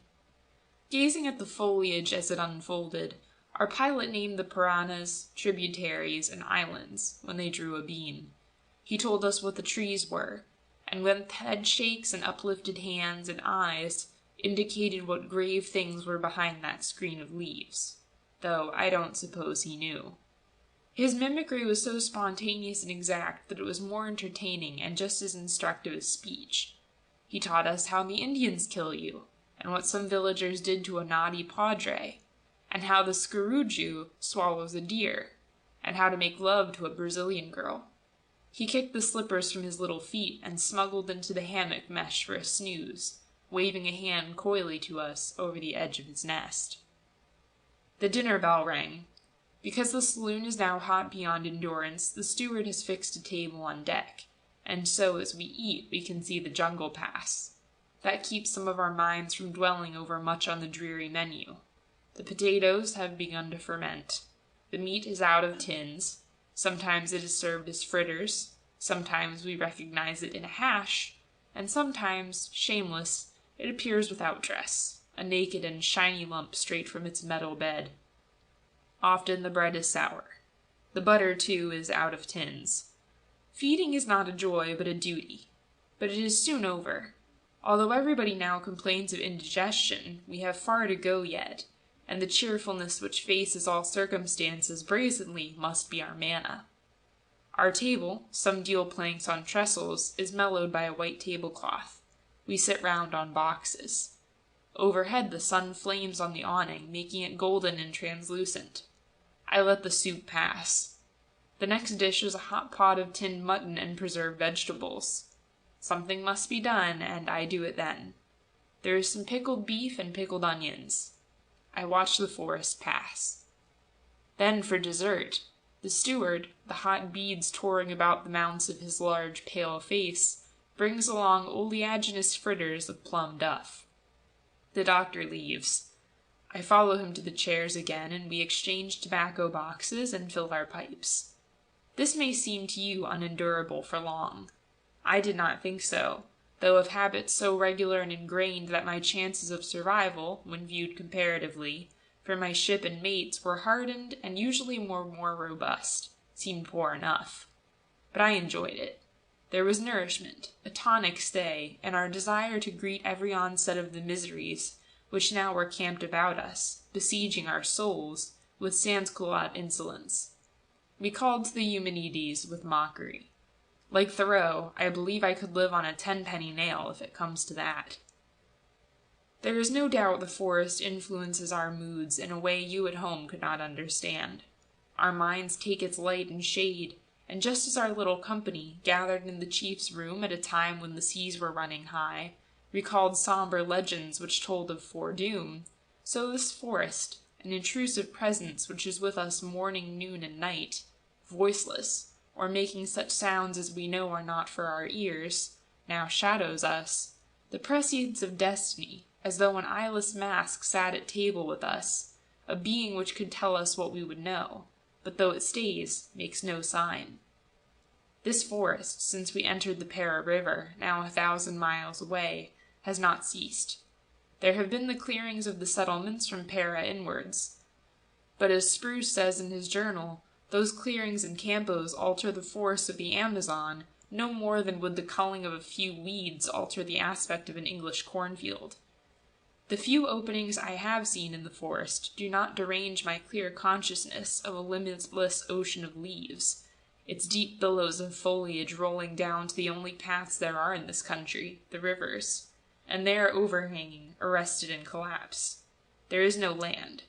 One must travel by boat from one settlement to another. The settlements are but islands, narrow footholds, widely sundered by vast gulfs of jungle. The forest of the Amazon is not merely trees and shrubs. It is not land. It is another element. Its inhabitants are arborean. They have been fashioned for life in that medium as fishes to the sea and birds to the air. Its green apparition is persistent, as the sky is in the ocean. In months of travel, it is the horizon which the traveler cannot reach, and its unchanging surface, merged through distance into a mere reflector of the day, a brightness or a gloom, and his immediate vicinity breaks into a complexity of green surges. Then one day the voyager sees land at last and is released from it. But we have not seen land since Serpa. There are men whose lives are spent in the chasms of light where the rivers are sunk in the dominant element, but who never venture within its green surface, just as one would not go beneath the waves to walk in the twilight of the sea bottom. Now I have been watching it for so long I see the outer aspect of the jungles does vary. When I saw it first on the Para River, it appeared to my wondering eyes but featureless green cliffs. Then in the narrows beyond Para I remember an impression of elegance and placidity, for there, the waters still being tidal and saline, the palms were conspicuous and in profuse abundance. The great palms are the chief feature of that forest elevation, with their graceful columns and their generous and symmetrical fronds, which sometimes are like gigantic green feathers, and again are like fans. A tall palm, whatever its species, being a definite expression of life, not an agglomeration of leaves, but body and crown, a real personality. The forest of the Narrows, populous with such exquisite beings, had marges of straight ascending lines and flourishing in geometrical crests. Beyond the river Singu, on the main stream, the forest, persistent as a presence, again changed its aspect. It was ragged and shapeless, an impenetrable tangle, its front strewn with fallen trees, the vision of outer desolation. By Obidos it was more aerial and shapely again, but not of that light and soaring grace of the Narrows. It was contained, yet mounted not in straight lines, as in the country of the palms, but in convex masses. Here on the lower Madeira, the forest seems of a nature intermediate between the rolling structure of the growth by Obidos, and the grace of the palm groves in the estuarine region of the Narrows. It is barbaric and splendid, easily prodigal with illimitable riches, sinking the river beneath a wealth of forms. On the Madeira, as elsewhere in the world of the Amazons, some of the forest is on terra firma, as that land is called which is not flooded when the waters rise. There the trees reach their greatest altitude and diameter. It is the region of the Caapom, the great woods of the Indians. The stretch of terra firma shows as a low, vertical bank of clay, a narrow ribbon of yellow earth dividing the water from the jungle. More rarely the river cuts a section through some undulating heights of red conglomerate. Heights I call these cliffs, as heights they are in this flat country, though at home they would attract no more attention than would the side of a gravel pit. And again the bank may be of that cherry and saffron clay which gives a name to the Iroquois tiara. On such land the forest of the Madeira is immense, 3 or 4 species among the greater trees lording it in the green tumult expansively, always conspicuous where they stand, their huge boles showing in the verdant facade of the jungle as grey and brown pilasters, their crowns rising above the level roof of the forest indefinitely